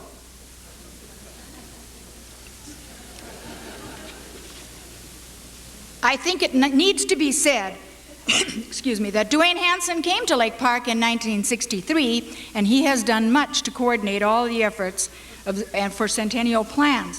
From day one, Dwayne has been knee-deep, and he has been involved in every facet of this centennial, and he has done a great job, and he deserves our own special round of applause.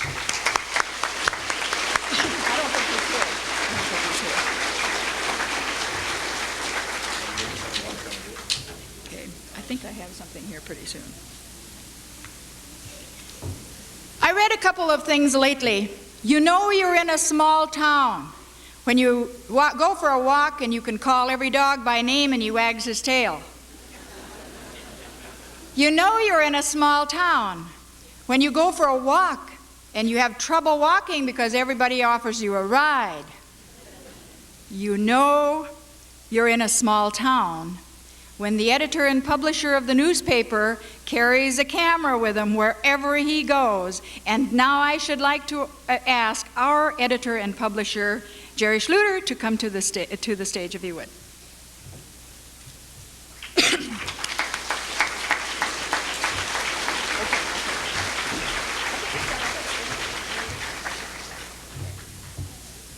Jerry, on behalf of the Centennial Committee, I wish to present you with this trophy as a remembrance of this centennial and as a token of appreciation for your efforts and your hard work.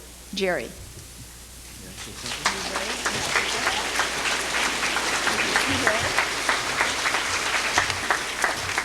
I want to thank you for this. I must thank Marilyn Anderson and Francis Warling and the Historical Society for all the work that they've done. I couldn't do it without them. And anyone else who maybe contributed photos for the book, really appreciate it. Thank you. Thank you.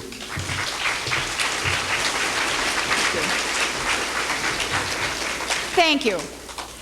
I would like to share with you some little bits of interesting history about our school and our town. For instance, did you know that since 1908, there have been 1,854 students who have graduated from Lake Park? It's interesting to note that the class of 1930 remembers that the popular songs of that day were Bye Bye Blackbird, Babyface, and the Pagan Love Song. The 40s remember Stardust, On the Sunny Side of the Street, Chattanooga Choo Choo, In the Mood, and the Boogie Woogie Boogie Boy from Company B. Now, some of those have been revived lately. The beat may have been changed to reflect the changing times, but they are the same old tunes. We remember Kaya's store, where we could buy penny candy, and 2 for a penny and sometimes 5 for a penny. Walnettos were a favorite. You could sit in a classroom all afternoon with a walnetto in your mouth and no one ever knew it. All our basketball games were played in the gym that is now the cafetorium. Our 6-man football team was unscored upon for 3 years, and Kermit Zachariasen was one of the athletes who contributed to that team. Our superintendent kept a cow, and some totally insensitive clod put the cow into the schoolhouse as a Halloween trick. Some of us farm kids weren't really impressed. Bonnie Solberg, vegan, taught English. She never had a discipline problem. She'd never allowed it. She was an excellent teacher. Don't blame her if I've split an infinitive or two. It's not her fault. This is interesting, I believe. Ines Olsen, whom you heard earlier, taught Latin and biology to the class of 1930, and she taught biology to the class of 1970, my older son being a member of that class. John Nelson was the chairman of the school board for years and years and years. We could see a movie at the old Star Theater for a dime. In 1930, a class ring cost $7. In 1942, it cost $8.50. And my grandmother, the immigrant from Trondheim, couldn't understand our spending that kind of money on foolishness. Rolling marbles down the hall was considered a daring prank. The Board of Education was a board, appropriately shaped and appropriately entitled Board of Education, and was occasionally used on the backside of some of the pranksters. Hot lunch was 1 entree, and it cost 2 cents. We can't let this moment pass without paying special tribute to Superintendent Carl Narveson. Mr. Narveson and I had a moment at supper out in the park, And he said, I remember you. I remember coming out to your farm and encouraging us to go to school. Well, he doesn't know it, or maybe he does. It was not us who needed to be encouraged. It was my father, who had been raised by that Thronjammer, my darling, dear grandmother, who, by the way, did not believe in the education for girls. Mercy. Just get married anyway. What's the point in it?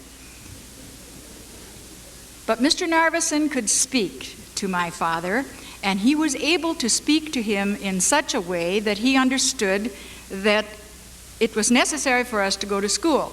I just said to Mr. Narveson, he came out and told us about school, and we never even knew it was there.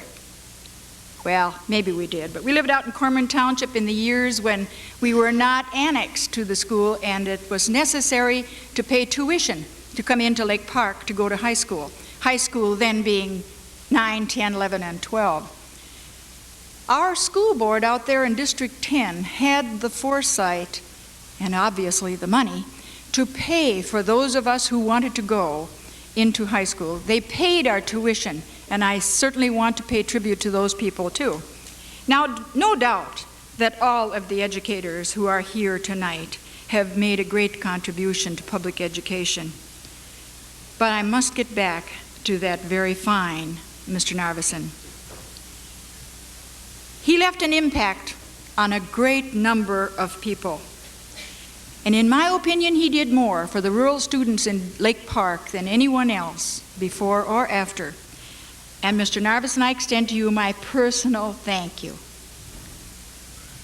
Like present-day scholars, we came to Lake Park High to prepare ourselves for that great world out there. Now, in spite of the differences in lifestyles, whether it was the 30s or my era, the 40s, or the present time, we have that in common. May there always be a Lake Park, and may there always be a Lake Park High. Thank you for being here to celebrate with us.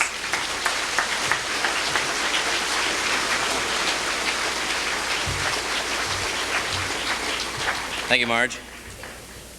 Now we're going to turn the program back over to the Mrs. JCs, who are going to crown the Centennial Queen and King. Queens, anyway. Here they are.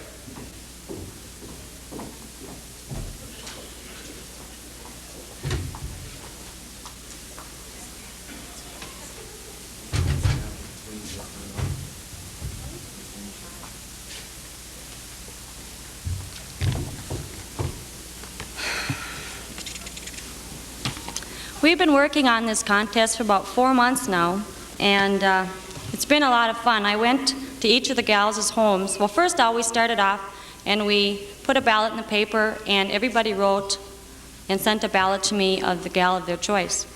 And out of that, about 60 different names that I got, I took the top 5, and then we ran the picture and article of all the gals, and it was really a lot of fun going visiting. I learned a lot of things about some of these ladies that I would have never imagined who their brothers and sisters were.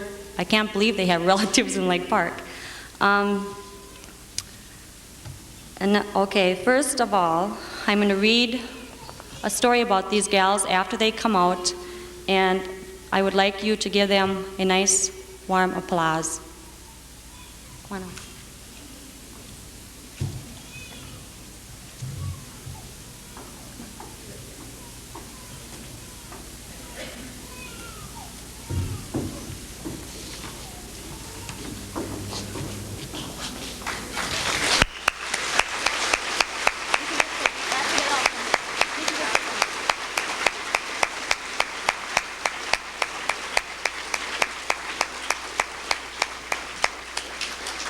Esther Jordahl. And Esther, whoops, wrong one. Yeah. Esther Malm Jordahl was born in Cuba Township at the Russell Larson farm site in 1898. At the age of 6, she and her family moved into the home in which she still resides. Esther was baptized and confirmed at Exo Lutheran. She attended and graduated from Lake Park High School in 1917. She furthered her education at Concordia College and also Valley City with a degree in commercial work. From there, she taught for 3 years in North Dakota. Ernest and Esther grew up as next-door neighbors and were married by the Reverend Anders in June of 1922 in the home they now live. Incidentally, their home was built by the Lake Park Lutheran minister, Reverend Gardsmod, I don't know if that's right, in 1905. Okay, in 1908, Ernest's parents purchased the home, and it has been Esther's home ever since. Ernest and Esther have 4 children, 10 grandchildren, and 6 great-grandchildren. Many interests for Esther include reading, sewing, crocheting, auxiliary, and Eastern Star organizations. Our next gal is Miss Emma Olson, and Emma was born on her parents' family home 3 miles west of Lake Park in 1884. She attended country school, District 42 through the 8th grade. In 1911, she married John Olson Sr. Emma has lived in Lake Park all her life. Her husband, John, passed away in 1975. At that time, she moved to her apartment in Lake Park. At the age of 96, I should say 97 because she just had her 97th birthday this month, Emma still tends to her own daily needs by herself. Emma has many special interests. She sews nearly all her own clothes, has made many quilts and afghans for her children and grandchildren. She makes dolls from soap bottles and designs all their clothes. You are always welcome at Emma's house, where she has many baked goods and always has the coffee cooking. Emma has 2 sons and 1 daughter. She is blessed with 11 grandchildren and 5 great-grandchildren. She attends Exo Church, in which she was both baptized and confirmed.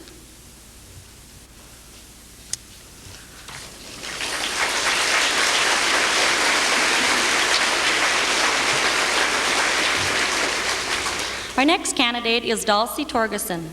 Dulcie was born in Detroit Lakes. She and her family moved to Lake Park from Detroit Lakes in 1920. Dulcie attended Lake Park High School and was a 1924 graduate. She furthered her education at Moorhead State Teachers College. From there, she taught for 7 years in various country schools. Dulcie and her husband, Henry, have 3 daughters, 8 grandchildren, and 2 great-grandchildren. Special interests include handwork, gardening, flowers, lending Henry a large hand with all his woodworking arts, quilting, and traveling. She has spent a summer in Europe, a number of trips to Norway, and last fall toured the New England states. Dulcie and Henry have seen many changes in Lake Park in the 61 years that they have lived here.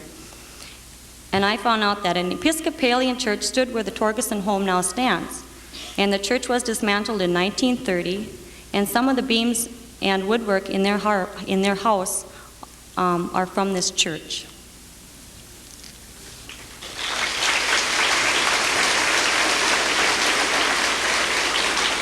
Our 4th candidate is June Wall.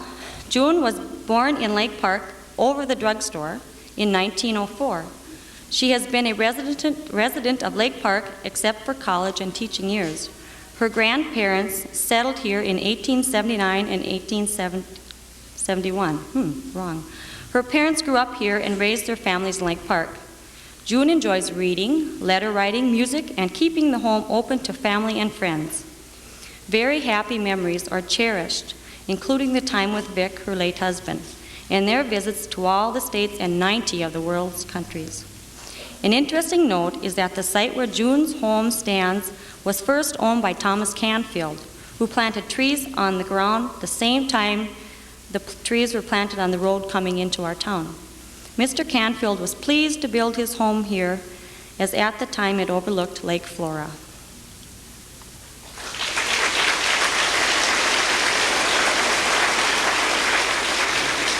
Our 5th and final contestant is Elma Hedstrom. And Elma Hedstrom was born in 1896. She was baptized and confirmed at the Lake Park Lutheran Church. She attended District 12 Country School for 8 years and also attended Lake Park High School for 1 year. In 1921, Elma married Oscar Hedstrom. They have 2 children, 9 grandchildren, and 12 great-grandchildren. Alma has many interests, including crocheting, quilting, reading, and gardening. She also was a secretary-treasurer of the North Ladies' Aid for many years. Even though she is 83, she believes in keeping active and interested in the world around her. Alma is the second to the oldest of 13 children, and she still lives at the place where she was born.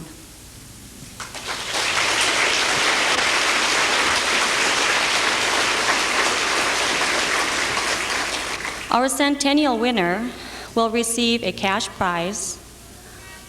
We have a plaque that has her name on it, and it says 1881 Lake Park Centennial Queen, 1981, and also she will receive a crown. And at this time, I would like to call on Mrs. Van Arnhem, who is going to crown our King of Lake Park, and he will announce the 1981 Queen.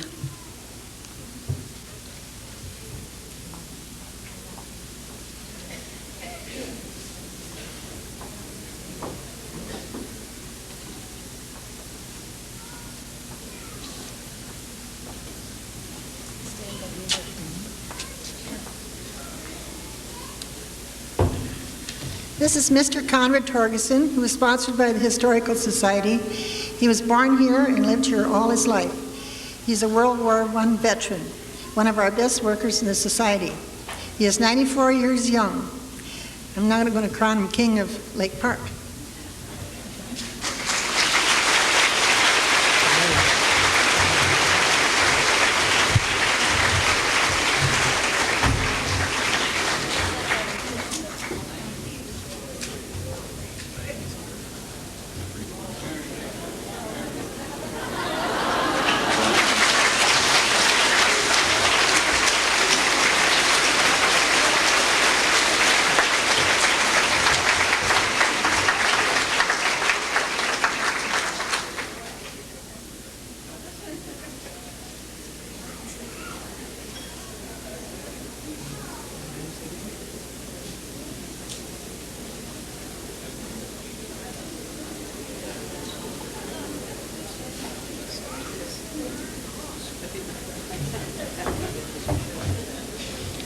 Conrad is now going to reveal who our Centennial Queen is.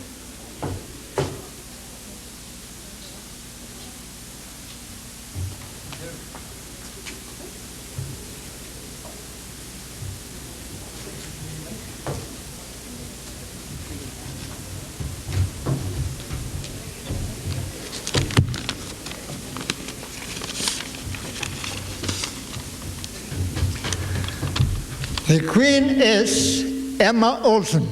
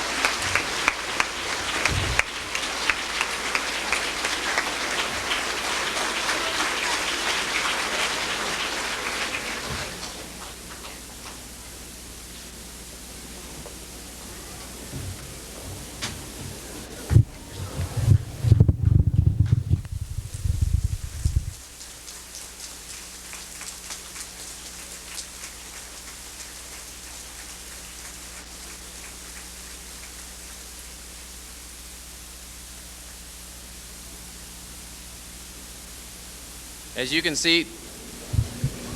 can see, the greatest assets of Lake Park, our town, is our people. And this concludes our program tonight. And we're going to call on Evelyn Erickson to play a song for us, God Bless America. And this will conclude our program. We want to thank you all for being here. We hope you have a wonderful time at the Centennial. And would you all stand and sing God Bless America?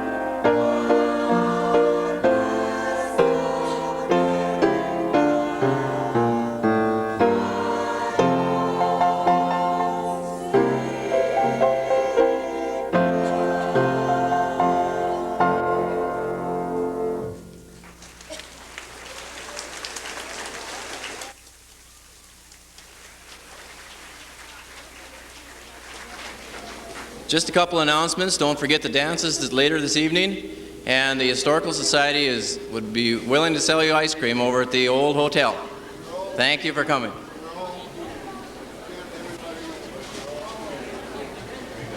Now, what is a troll, you may ask? Well, I'm a troll. Sometimes you think of trolls as those people with those long noses and the long beards and the ugly hair. Well, some trolls are like that. But some trolls, I know one in particular, my sister, her name is Rhonda, and she is a troll. And she is very beautiful in the front, but in the back, she has the tail of a fox. She's my sister. If you happen to look,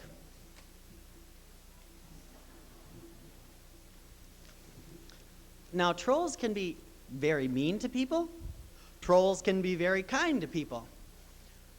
I'm kind of lucky. Sometimes I'm invisible, and sometimes people see me. And because I look normal from the front, I fit in well with crowds.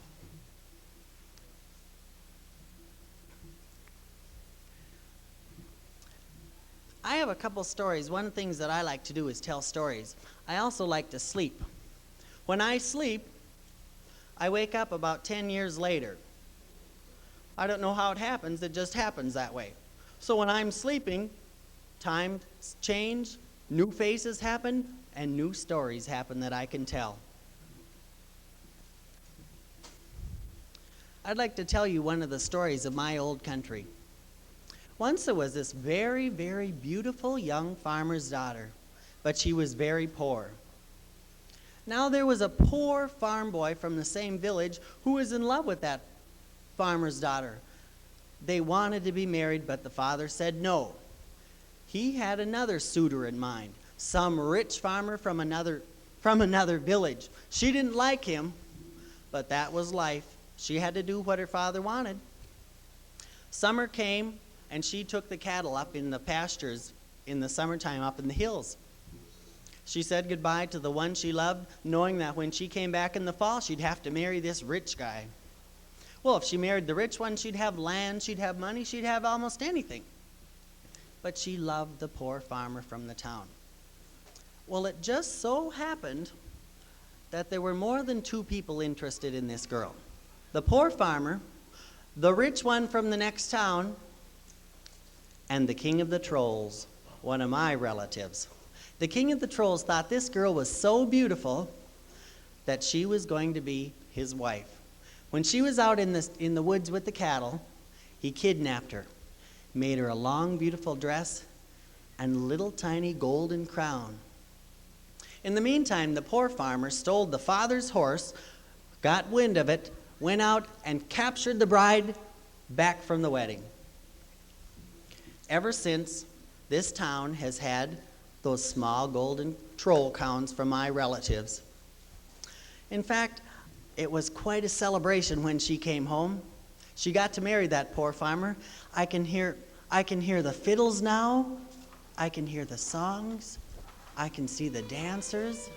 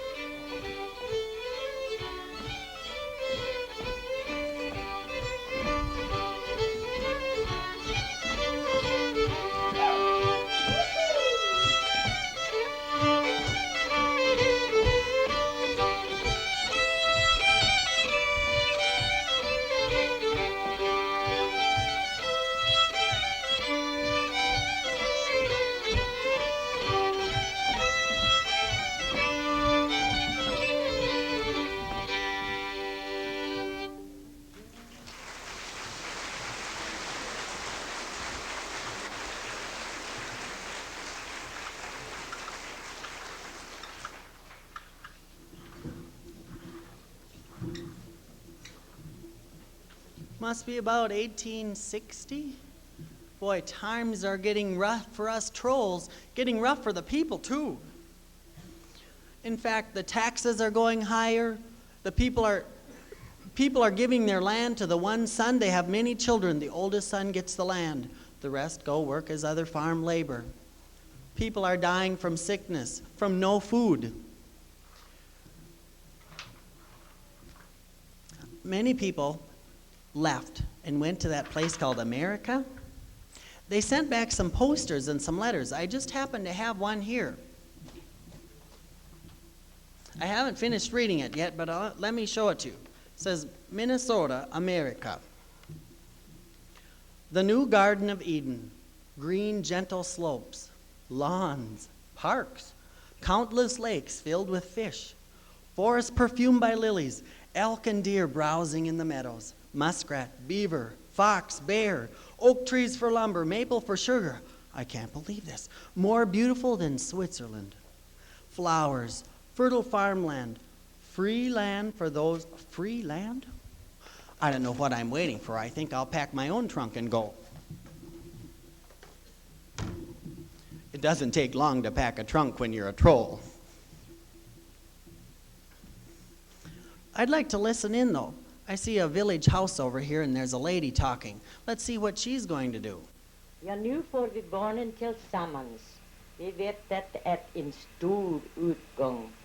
Men nu får vi sälja vår hus och 2 hästar.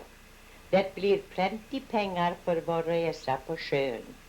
Vi har kista som morfar gjorde för mormor och den får vi ta med oss. Med våra kläder. Och det blir en amerikansk kista. Och det, tänk vad en tur det blir för oss. Men det blir många tårar och mycket glädje. I'm sorry you didn't understand what she said.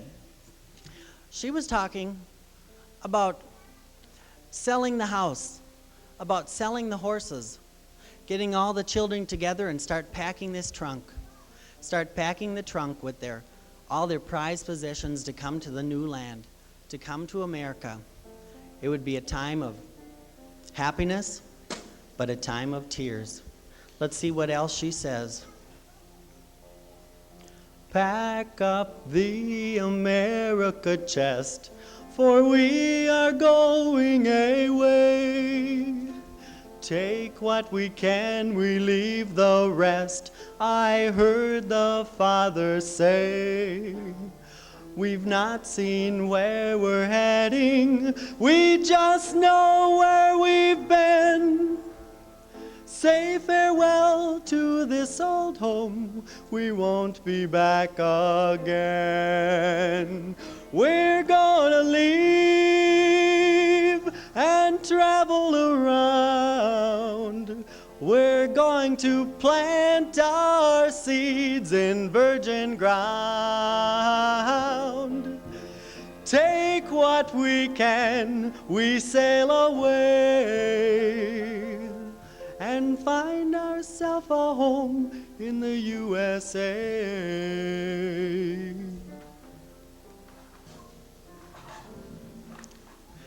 Here's the quilt that Mama made, the little baby shoes. Take the most important things we never want to lose. We learn a different language and we speak with different tongue. We've got to make the most of life. We'll never be this young again. We're gonna leave and travel around. We're going to plant our seeds in virgin ground. Take what we can, we'll sail away and find ourselves a home in the USA.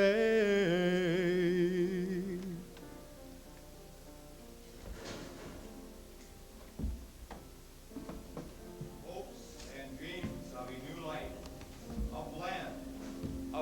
enough for their children, and freedom to speak, to worship, and live as they choose were packed in the American chests. People, not only from Scandinavia, but from every corner of the old world, took their families and bundles and food enough for the long journey across the ocean. Some never survived the trip. Those that did overcame many troubles. Different languages, customs, transportation, and the struggle of starting over from scratch. The American chests were open, and from then, and from what was here before, today was formed. People are living for the future. People not running from the past. Folks like you and me are part of history, passing on a legacy to last. We're gonna leave and travel around. We're going to plant our seeds on virgin ground. Take what we can, we'll sail away and find ourselves a home, Lake Park, USA.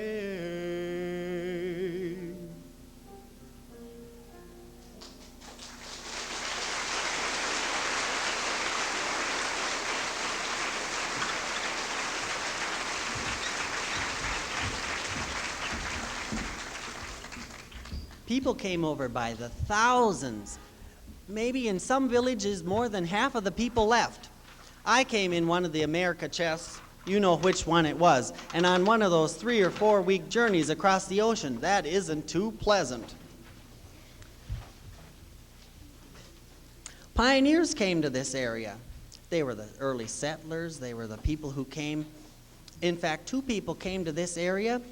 They settled up on their land, but they didn't exactly like it, so they left.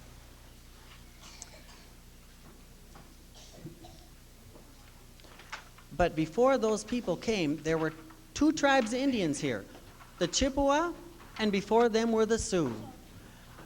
Some of the uprisings that happened made the early settlers scared. Let's see some children back here. I see them on their way home from school. Let's see what they have to say about it.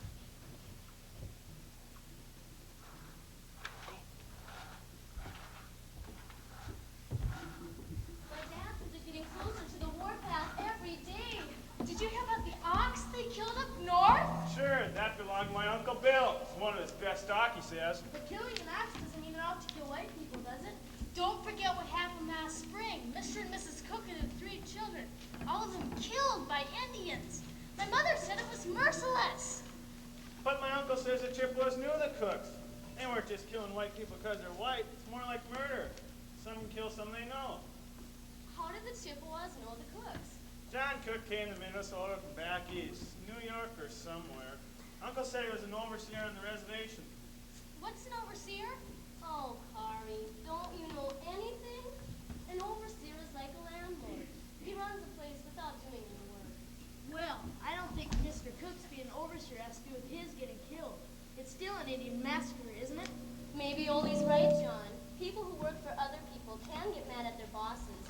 Sometimes that makes them mean. Yes, like that hired man Pa got last summer. He was a white man. Remember him, Ollie? How could I forget him? Joe worked for us nigh into a month and hard work, too. Pa said he never come across anyone who could put in such a hard day at whatever had to be done. Threshing grain or picking rocks or... And then one Saturday after Pa had sold some grain, he paid Joe off. Joe didn't come back out to the farm until Monday afternoon. Yeah, he was drunk as a skunk. Ollie, what would Ma say if she heard you talking like that? You remember what Ma said when she heard Joe come in and saw how he acted? Well, he acted like a savage. He kicked the door open and sat down on the table. Then he banged with both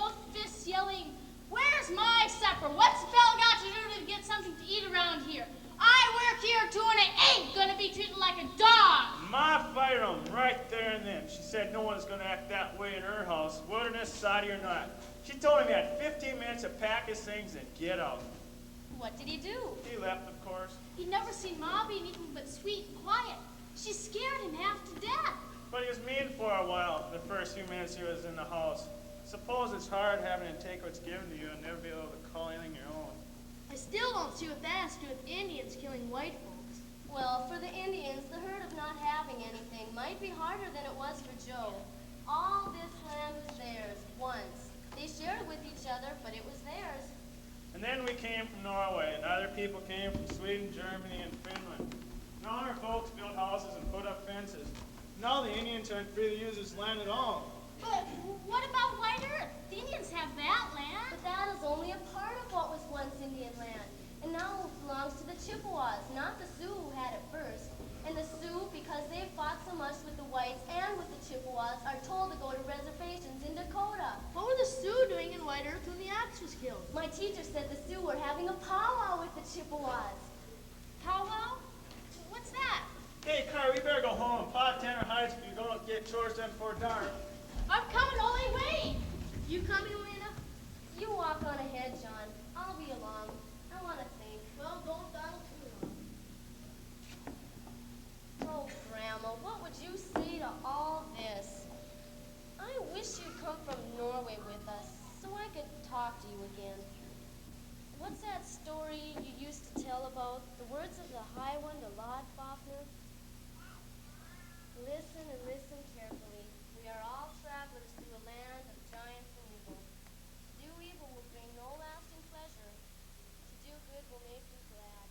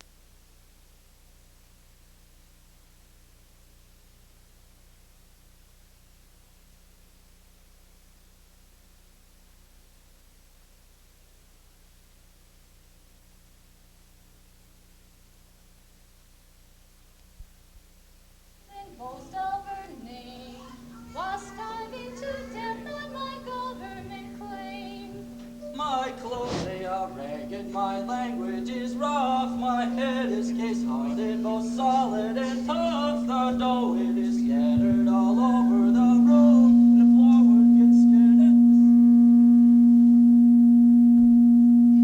but hurrah for Lake Park, where blizzards arise, where the winds never cease and the fleet never dies, where the sun is so hot if in it you remain, 'twill turn you quite black on your government claim.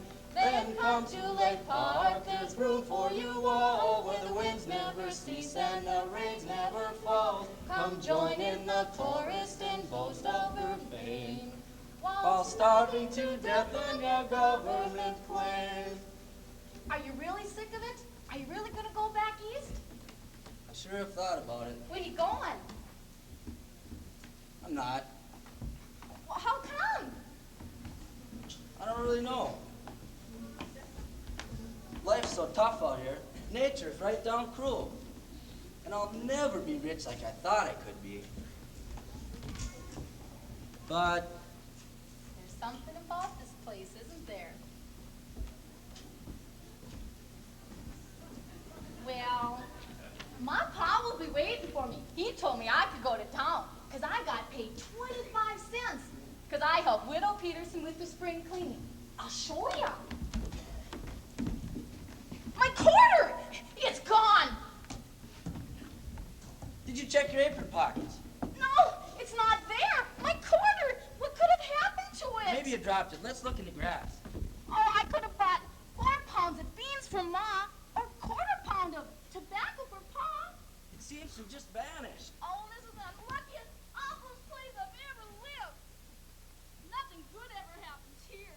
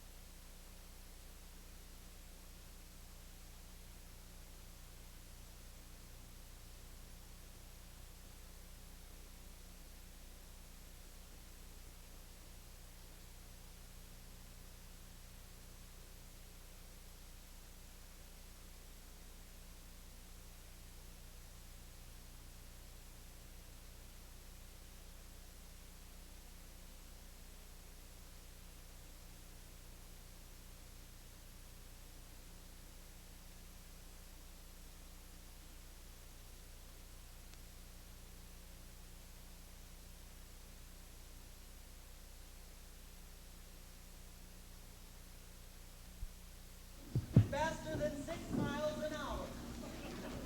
That only makes sense. A poor guy could get run over. The marshal shall stop all ball playing in the village on Sunday during the services of any church. Chimneys must be swept every 2 months. Tell him not to touch anything. For $2 a month, Test.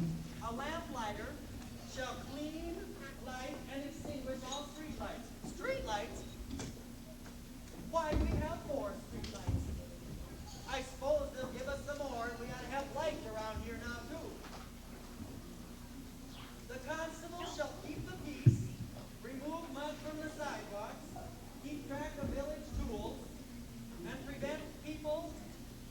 their horses drink from the wells for a salary of $10 a month. Who'd want horse slobber in those wells anyway?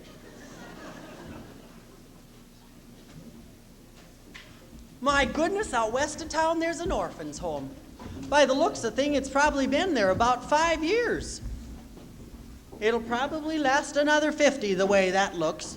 And there's a schoolhouse out there. In fact, I'm looking all over the country and there's all sorts of schoolhouses. Little one-room schoolhouses.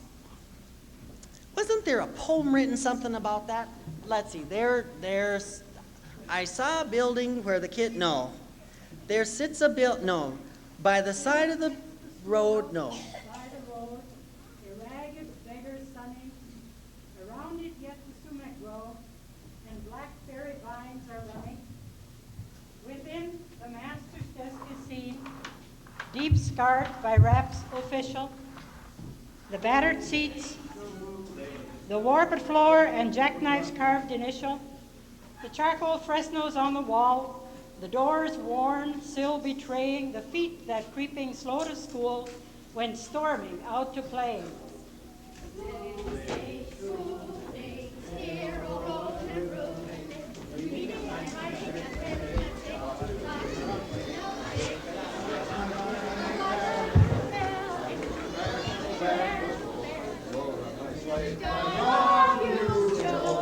When we were a couple of kids.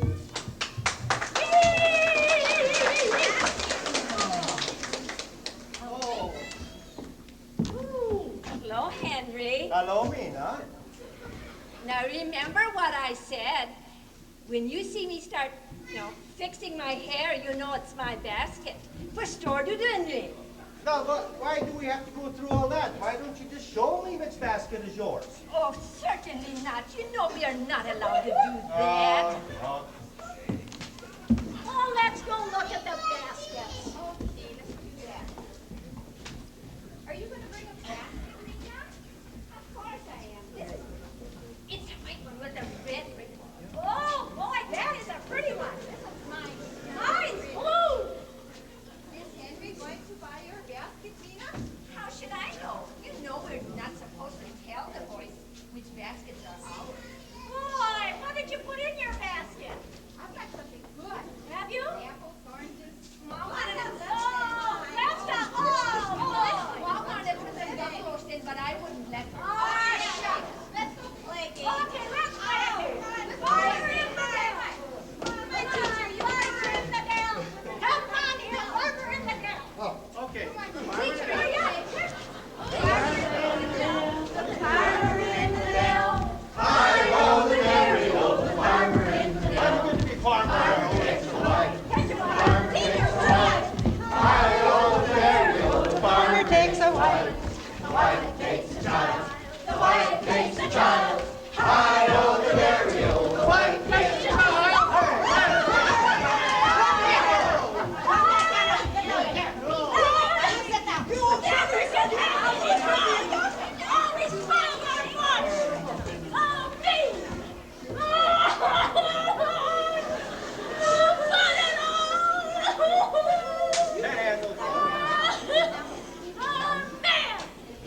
Cry, baby, cry, cry.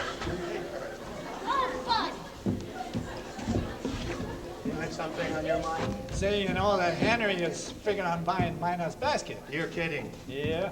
What do you say we all chip together and outbid him? I'm in. Yeah, good idea. How much money have you got? I don't know what this is. I have 54 cents. 50? Dingle dingle. You're 53. How about you? Yeah, I got 46 cents. Have you got any money, Otto? Yeah, I got 55 cents here. 55 cents. Let me see. 267. Okay, you do the bidding. I will do that.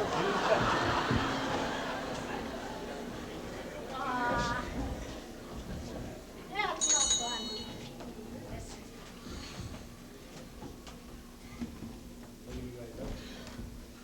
Miss Olson, our teacher says these children have been working real hard, and she'd like to show you by having a little short program now. Thank you, Al. If everybody can settle down now with all this excitement of this pop social, we do have a short program planned. First of all, Otto will sing for us a Swedish song. Otto? Oh.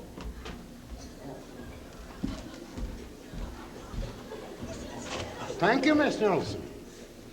I think I will sing Sven Svensson Sven. Well, I have to have someone to play it, though. I got a new banjo. Okay, bring it up. Oh. Is that in tune? Pretty good. Pretty good. You know that chord? I know 2 chords, and I should have one more. Oh, I got a chord here for you. Oh, he's got a chord. Well, get that one too. Now you got 3 chords. Okay, now. Sven Svensson, Sven i Vångemo, som kjente dräng i Drangebo. Han gett upp sitt hjärtebo till namnstimans Kristi. Yeah, but that don't go. That is all sour. Oh, that is... Yeah, that's the wrong chord. Well, let's look and see, shall we?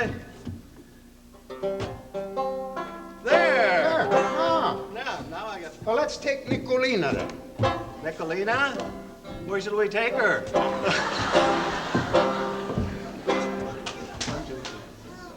1, 2, 3, 4. Bara kär, där är du slipina. Den som försäkran säger inte ett nej. Jag var så rysligt kär i Nicolina. Och Nicolina lika kär i mig. Hennes hand, jag bad hennes pappa. Men fick ett svar jag väntade inte på.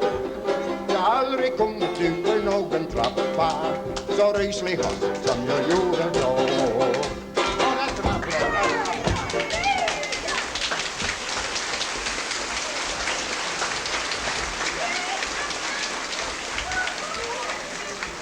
Thank you, Otto. We all know they're still learning.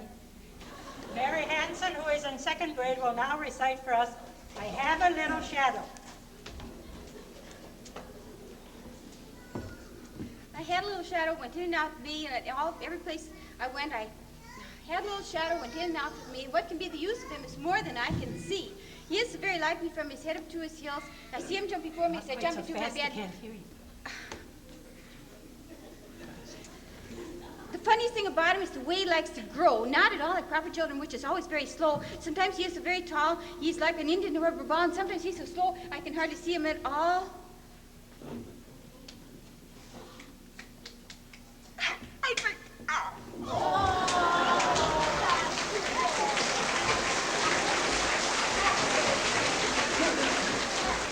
Thank you, Mary. I guess a 2nd grader has a right to forget when they're excited. And now we shall have in literature we have been studying the legend of Sleepy Hollow. I'll have Jacob report on that now. Jacob, who was Ichabod Crane? Jacob. Jacob? Who was Ichabod Crane? Would you repeat the question? The legend of Sleepy Hollow. Who was Ichabod Crane? I have to have time to think, but Ichabod Crane was a very large bird.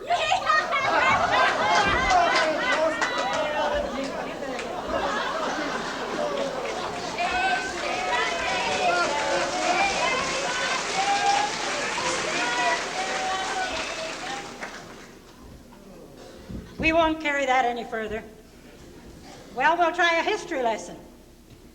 Who shot Abraham Lincoln? I did. Anybody know who shot Abraham Lincoln? Teacher? Yeah? I didn't either. Miss Teacher, if my boy isn't the smartest one in school, but if he says he didn't do it, I'm 100% for him. We all know Jacob did not shoot President Lincoln. But let's go down with the program.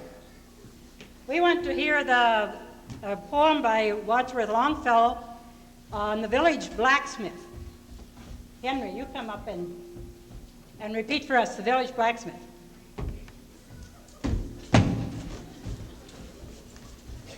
Why do you show people this box here in your pocket here from the program? That isn't very nice. I keep my gopher feet in there. I trap pocket gophers on the way to school. I'm going to buy a bicycle, you know. Let's hear the village blacksmith now.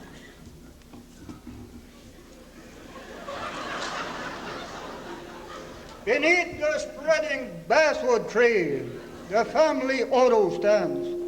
The smith an angry man is he with trouble on his hands.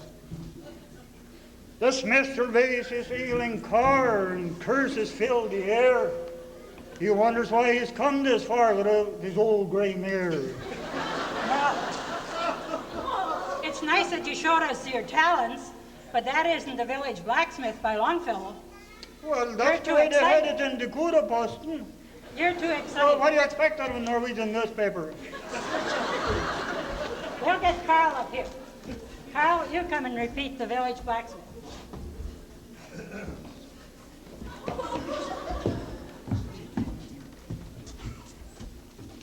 I don't know.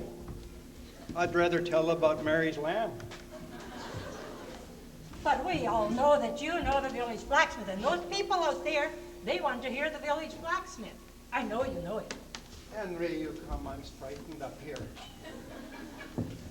Oh, let's see. Under the spreading chestnut tree, the village blacksmith stands. The blacksmith with his, wait, the smithy with the, you remember? Yeah. Under the spreading chestnut tree, the village smithy stands. The smith a mighty man as he was strong and sinewy hands. The muscles of his brawny arms as strong as iron bands. His hair as crisp and black and long. His brow is wet with honest sweat. He earns what very can, and looks the whole world in the face, for he owes not any man. Yay.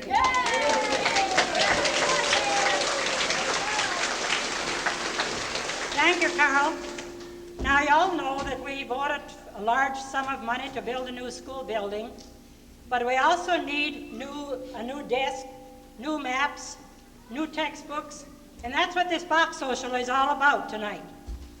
So this building that we are standing in was built in 1875, and the first teacher we had here was Miss Delia Hawley. Well, we won't carry that lecture any further. I'll keep that for the school. Can you believe the leaders of tomorrow? Let's get on at the auction. And how many dollars am I bid for? 20 cents. 20, now 30. I'm bid 20 to 130. 20, now 30, 30, 30. I'm bid 20 to 130. 30, now 5, 40. I'm bid 30, now 40. I'm bid 30 to 140. 40, 40, 40, now 5, 50. I'm bid 40 to 150, now 60. I'm bid 50 to 160. 50, now 60. 60. Sold it for 60 cents. Hey, look at this big, beautiful box here, folks. And it must be worth several dollars. And how many dollars for it? Remember, there's a girl who goes with these boxes, folks. Get ready. 50 cents already now. 75, and now a dollar. Get 80, now 90. I'm at 80 to 190. 80 now 99. 80, 90 now 100. Dollar. Now 10. I get a dollar and 110. You got you. 10, now 20. 110 and now 20. 110 and 120. 20, 20, 110 and 120. 20, 20, 110, 20, now 30. 120, now 30, now 40. I get 140, now 50. I'm at 140 to 150, 50, 50, 50, 60. You bet you. Now 70, 170. No woman's worth that much money. Sold for 160.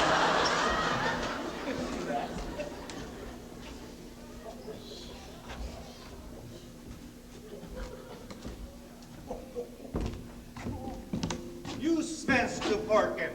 You still got 25 cents left. Yeah, I got 25 cents more than that, too. Just bidding me up, huh? Well, I'm sorry, Nina, but I think Goldie's got the crush on you. Well, it isn't a crush exactly. You know, Ole and I, we've been crazy about each other for a long time. What are you talking about? We don't have to hide it anymore, Ole.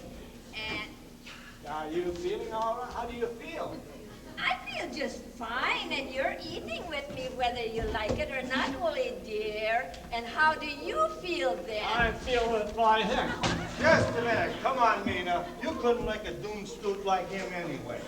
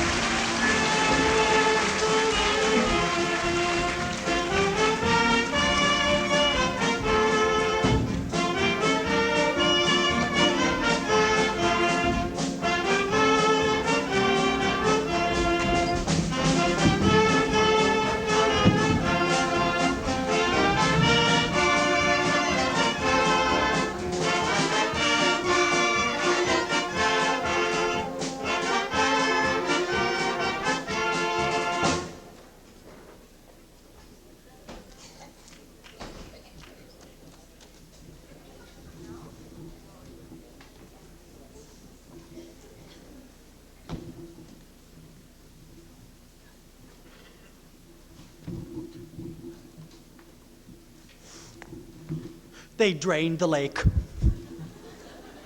There's no more lake. Where are all the town kids gonna fish and swim?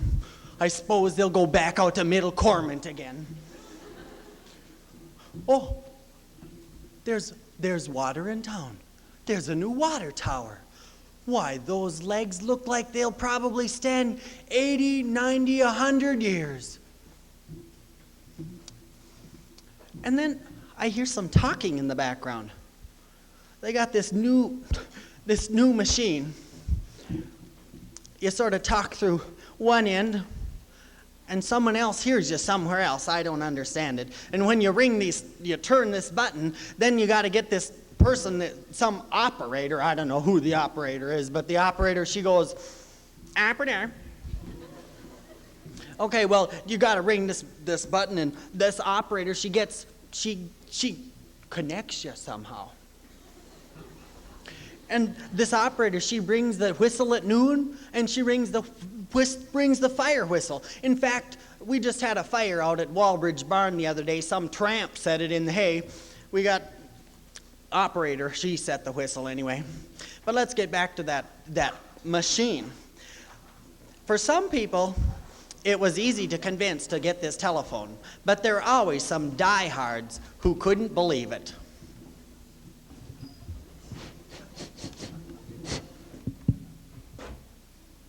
Emil, är det du, Lars? Ja, du, Olle. Tack för sist. Tack för sist. Ja, visst. Hey, what's that newfangled gadget supposed to be for? That's a telephone. You can hear somebody from another place. Is that what it's supposed to do? Yes. You can hear people from it? Yes.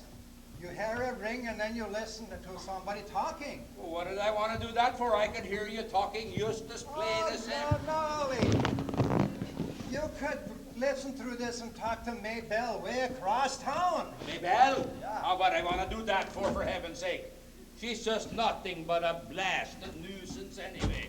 I'm awful glad just to be out of her earshot. No, Lee.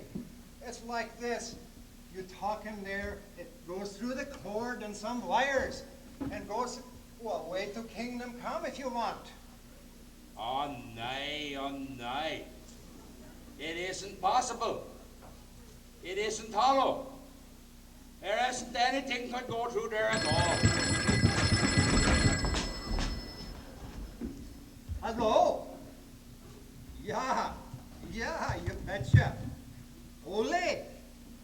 Yeah, he's around here. Oh, nay. Yeah. It's witchcraft. It's the work of the devil. Lord, save us all. Ole, here, take a lesson. That won't hurt you. Yeah, come here. Oh. Poste, no? No.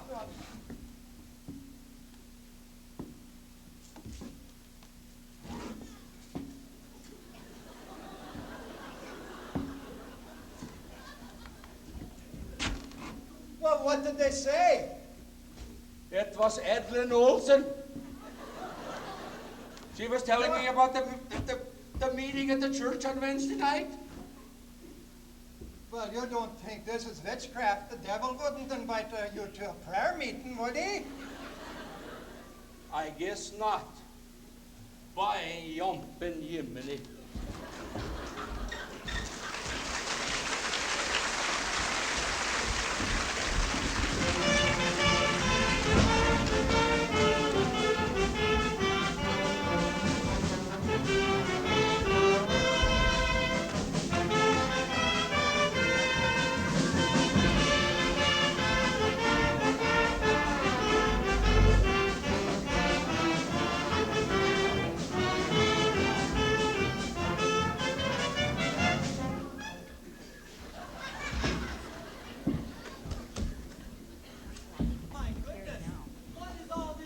White and blue. And what? It must be when? 19 of, I suppose I went to sleep 19. It must be about 1924, 1925. But it must be a celebration. What? I remember 4th of July. Lake Park loves a celebration. Ladies and gentlemen, you have an opportunity today that you should not let slip away. Do you suffer from headaches, heartburn, hemorrhoids, or any infection that touches the precious organs that give you life? If you do, then relief is as near as I am near to you. The answer to your problems is Mother's Miracle Mixture. Now remember that. It's Mother's Miracle Mixture. And because this day of celebration, I'm able to offer you this product at a cost that doesn't come near its worth. For $1, yes, that's one picture of our glorious first President, George Washington. For $1, you can be on the road to recovery. Now I know you're thinking that no product can do everything I say this one does. But don't take my word for it. Look for Mother's picture and the words original formula across her face. And you can be assured that relief Hey, is mister, what's it made of? Son, laws established by the Division of War Medicine prevent me from telling you exactly what goes in this product, but you can be assured that it's made the same way it was as when Mother herself gathered the herbs and medicinal plants that nature provides to heal her sick. Now, many of Mister, you, Buster sleeps all day. Could Mother's medicine... that's Mother's Miracle Mixture. And sure, just give Buster here a Buster's his dog. Just give Buster a spoonful of Mother's Miracle. Son, do you have $1? Sure, I got $1. My dad give it. If it ain't for any old medicine, I'm gonna ride in the airplane. Scram then, you're ruining my pitch. Come on, Harris, down start.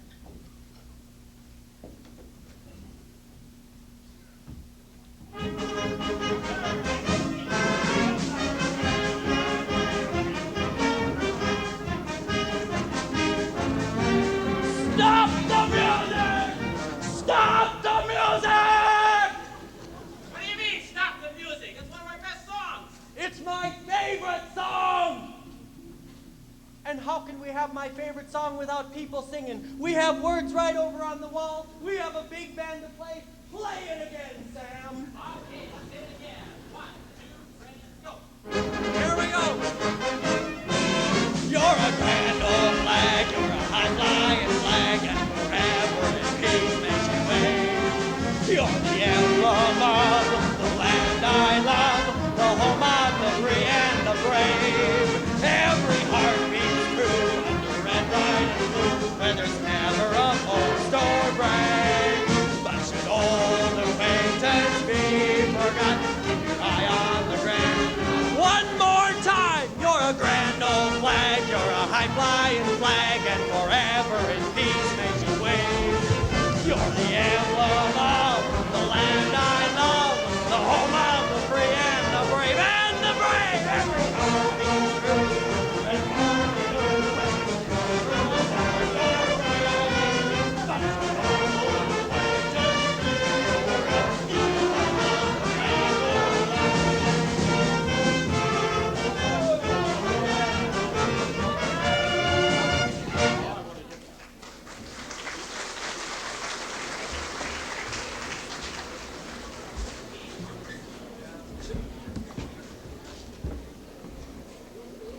Ladies and gentlemen,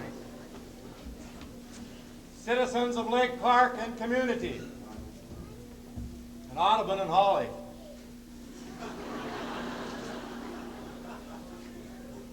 I mean, ladies and gentlemen, and other people also, including Dwayne Hanson and Gene Halverson. I am your president, Calvin Coolidge. About 100 years ago today, I was born in a little village in Vermont about the same size as Lake Park. So it gives me a great pleasure, and I know that it'll go down in the annals of history, that I celebrated in the chapter in my life, that I celebrated my birthday at Lake Park with you fine people.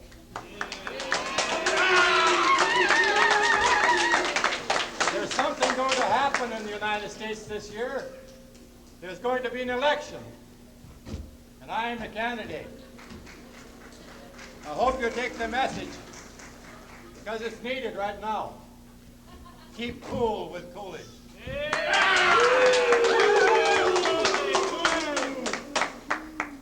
To be able to celebrate 100 years with such fine people gives me goosebumps. I have another little message to give you. I just got a telephone call from Jim.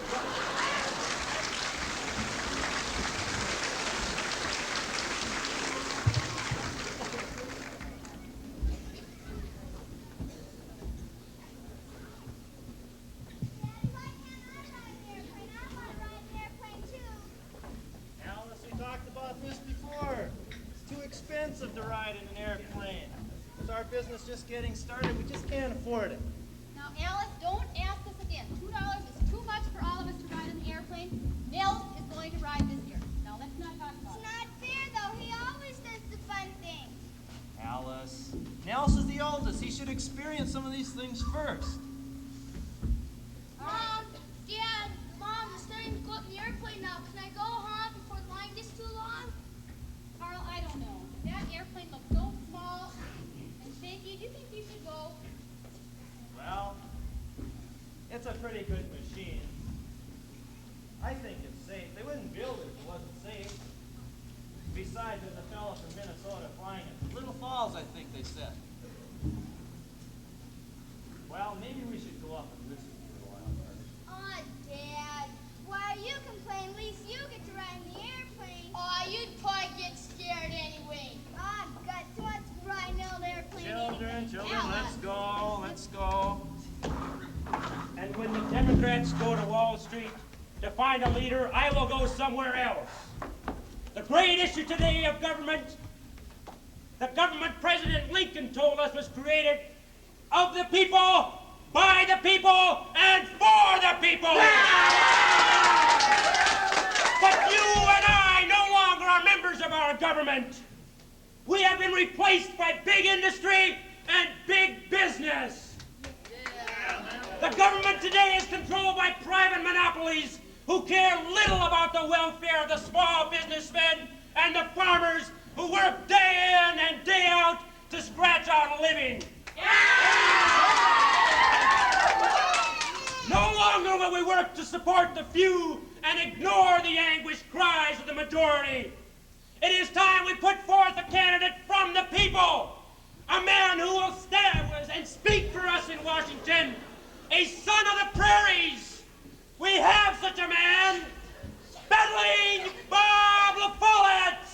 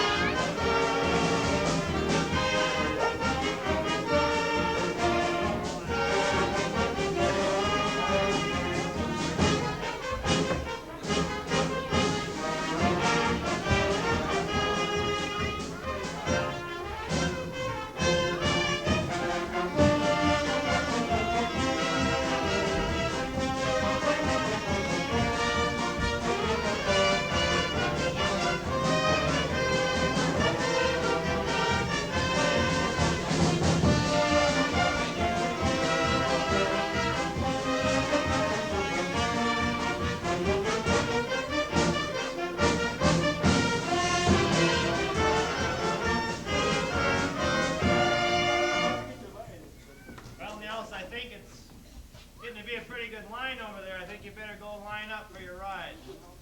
Well, aren't you coming? No, we'll wait here. You go ahead. We'll watch. Well, if only one gets to go, maybe it should be Alice. She's the youngest. Oh, no, I wouldn't want to ruin your fun. You're probably scared now. I'm not scared. I can go next year. Oh, no, you go next or you'll be too feeble. Alice. Okay, now we've discussed this before. Alice, you go get in the line, get started, and be sure to tell us about it now when you come back down.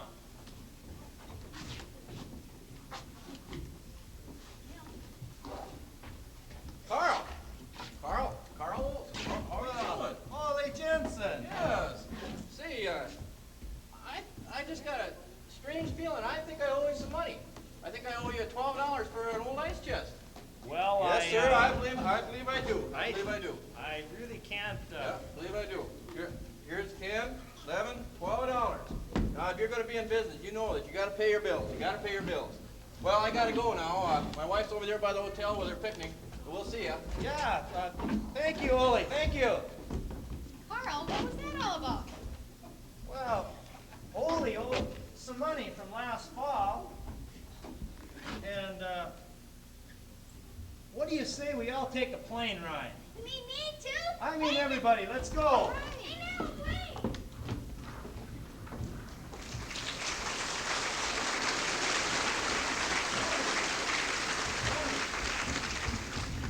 Well, King Olaf never made it for president that year. Whoever it was, he must have been the right man because that's who the people voted for. But things weren't all that good when the years went on. One of the pilots who used to come to Lake Park and give plane rides had a plane crash and was killed in it. Another thing crashed, the stock market. Years were dry. Some of the lakes got really low in the area. No money, no rain. I see some farmers over there by Shennick's harness shop. Let's stop and hear what they have to say. Sure is dry nowadays. Yeah, it's even drier than last year. What do you think, Ole? Yeah, it's gonna be so dry I'll have to haul hay out of the Horn Lake again this year. What do you pay for hay? Last year I paid $3 a ton and it was pretty near all cattails. Not the hay that I put up.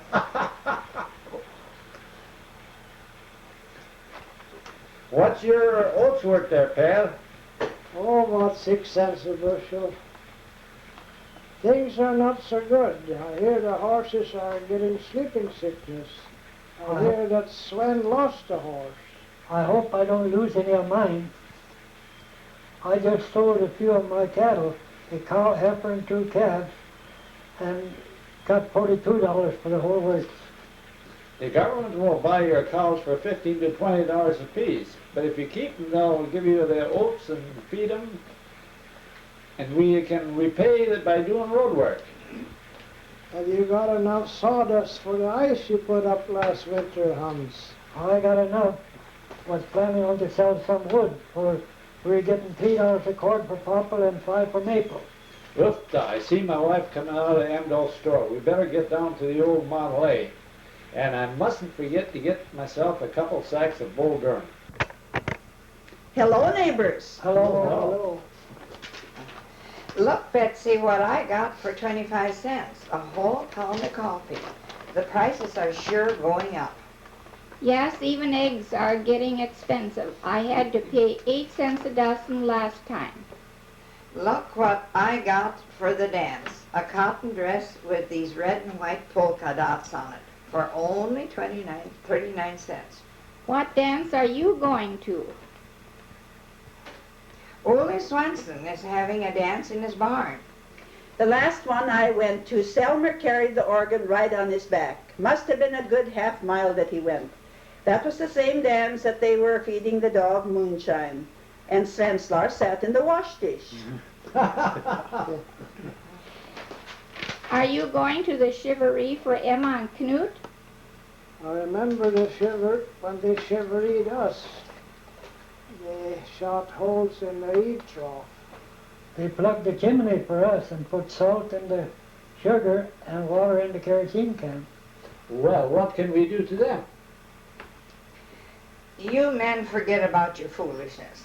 Let's get home and clean the place up. We've got the teacher coming to stay with us.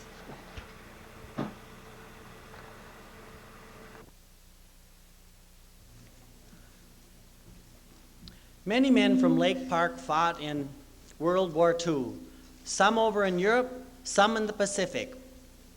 Some of them came back, some of them didn't. When they were over in those faraway places, thousands of miles from home, Lake Park seemed pretty good. They would write the true stories in their diaries of how it really was, but when they would write a letter home and everyone would gather around, this is what it would sound like.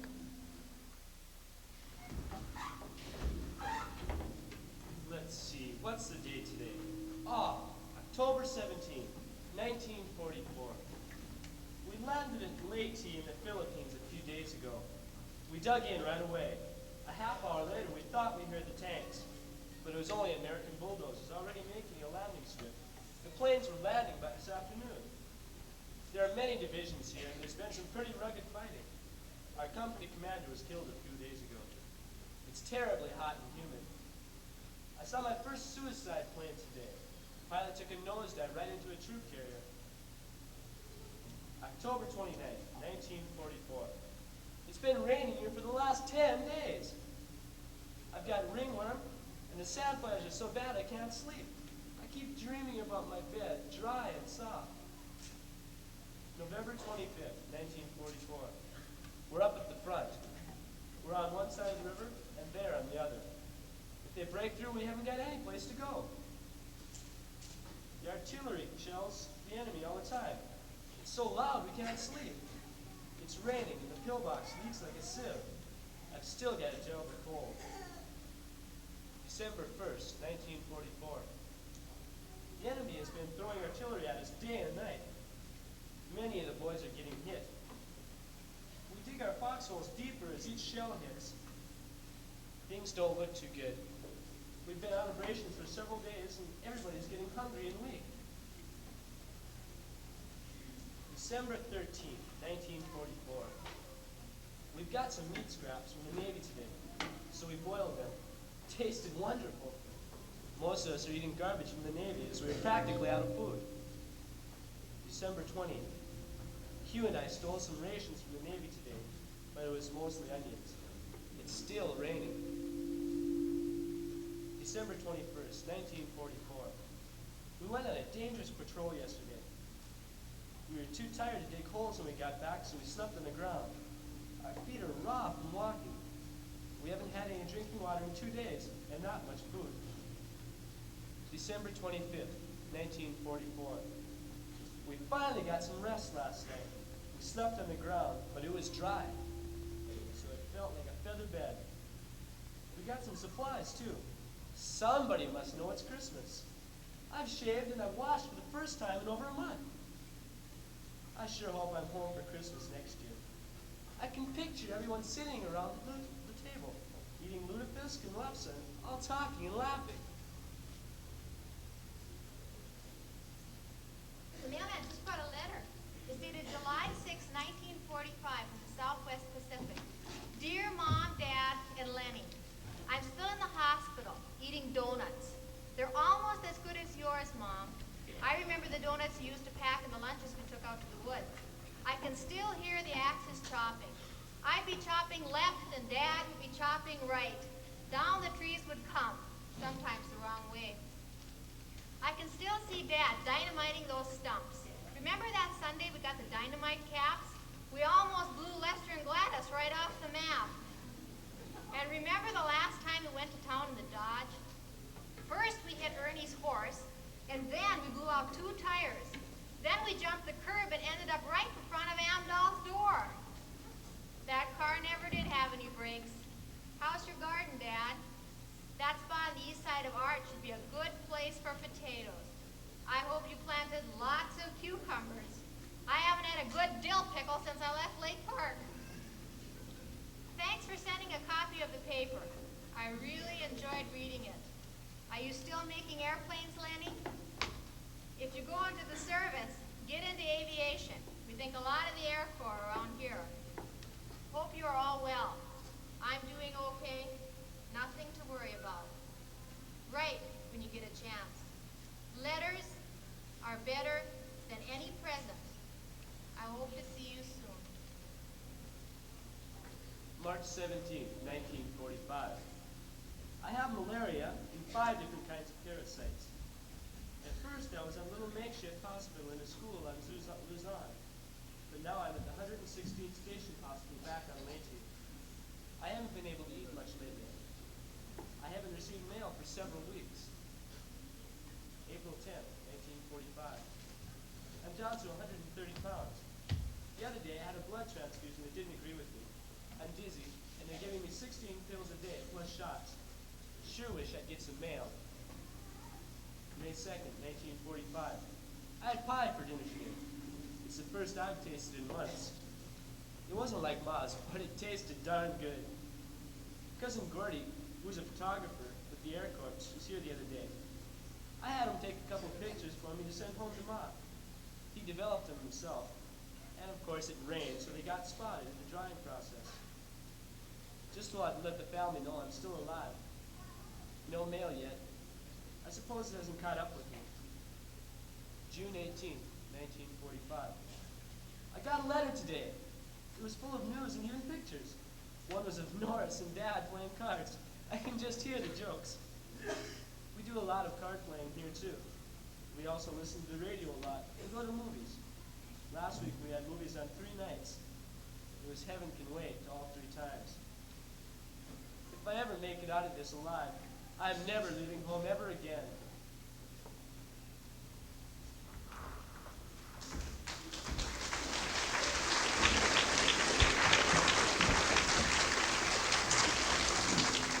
Most of Lake Park's young men did return, but some gave their lives and never returned.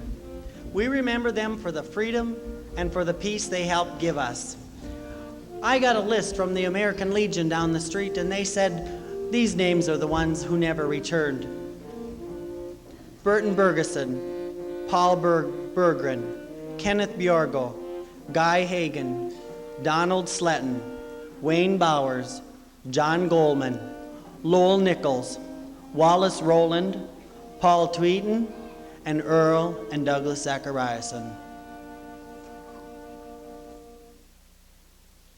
But that's enough for the sadness. Let's have some cheery things. I remember those old school cheerleaders when they used to do those good cheerleader songs.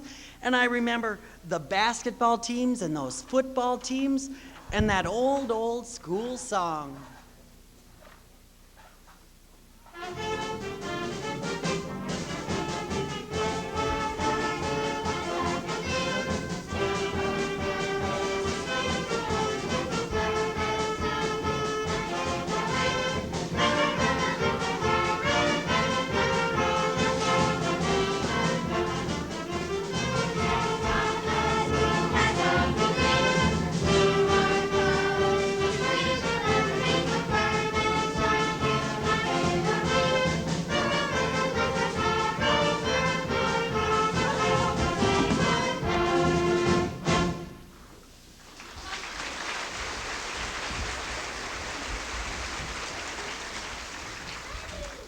The first band that was here must have been about 1888, I guess. I think they called it the Lakeside Cornet Band. Then about in 1906, they got the second school band. School bands have been going marching parades and doing all sorts of things, getting new uniforms, and the choir's been singing. Why, I think I can even remember when those ladies sang that school song for that one program.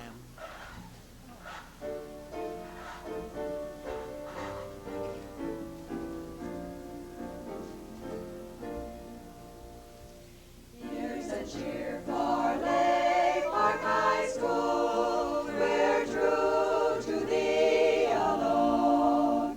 We have tried you, we have proved you, your fame shall be our own. And from now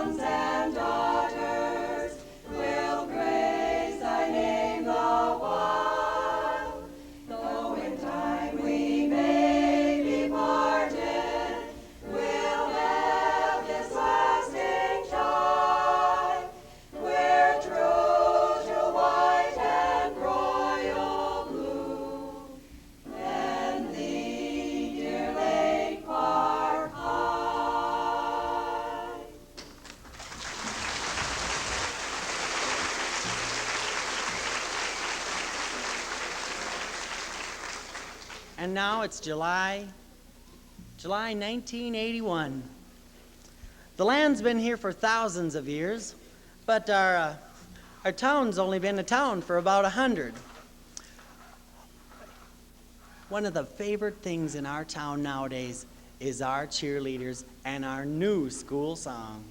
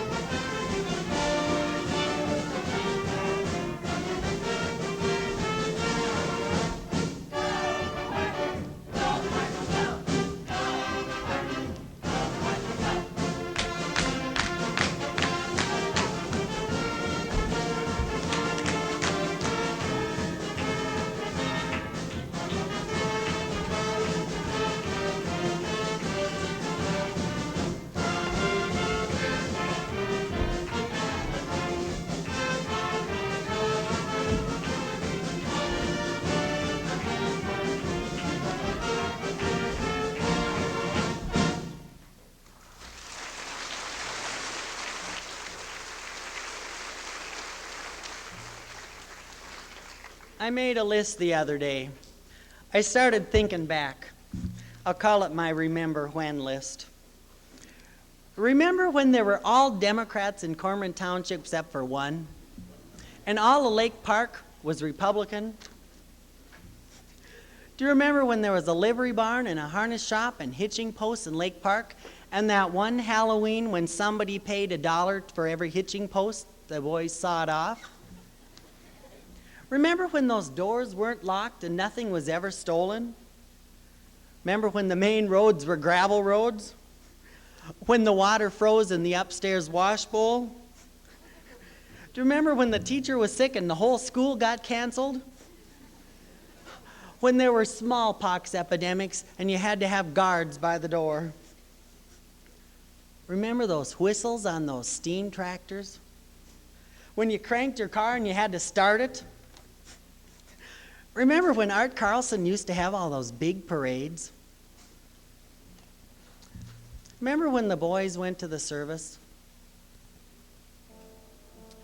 Some of them came, some of them never returned. Remember those hard Depression years and those big 4th of July celebrations?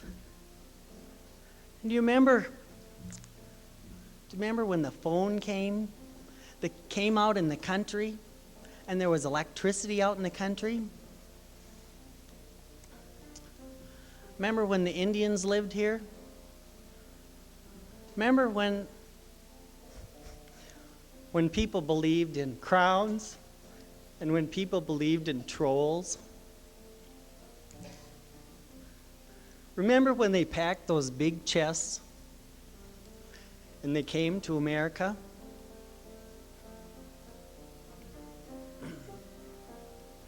People are living for the future. People not running from the past. Folks like you and me are part of history, passing on a legacy to last. And if we should ever leave and travel around, if we should plant our feet on different ground, we do what we can ere we sail away from the place we call our home, Lake Park, USA. And if we leave and travel around, if we should plant our seeds on different ground, we do what we can, we'll sail away and find ourselves a home, Lake Park, USA. Pack up the America chest, pack up the America chest.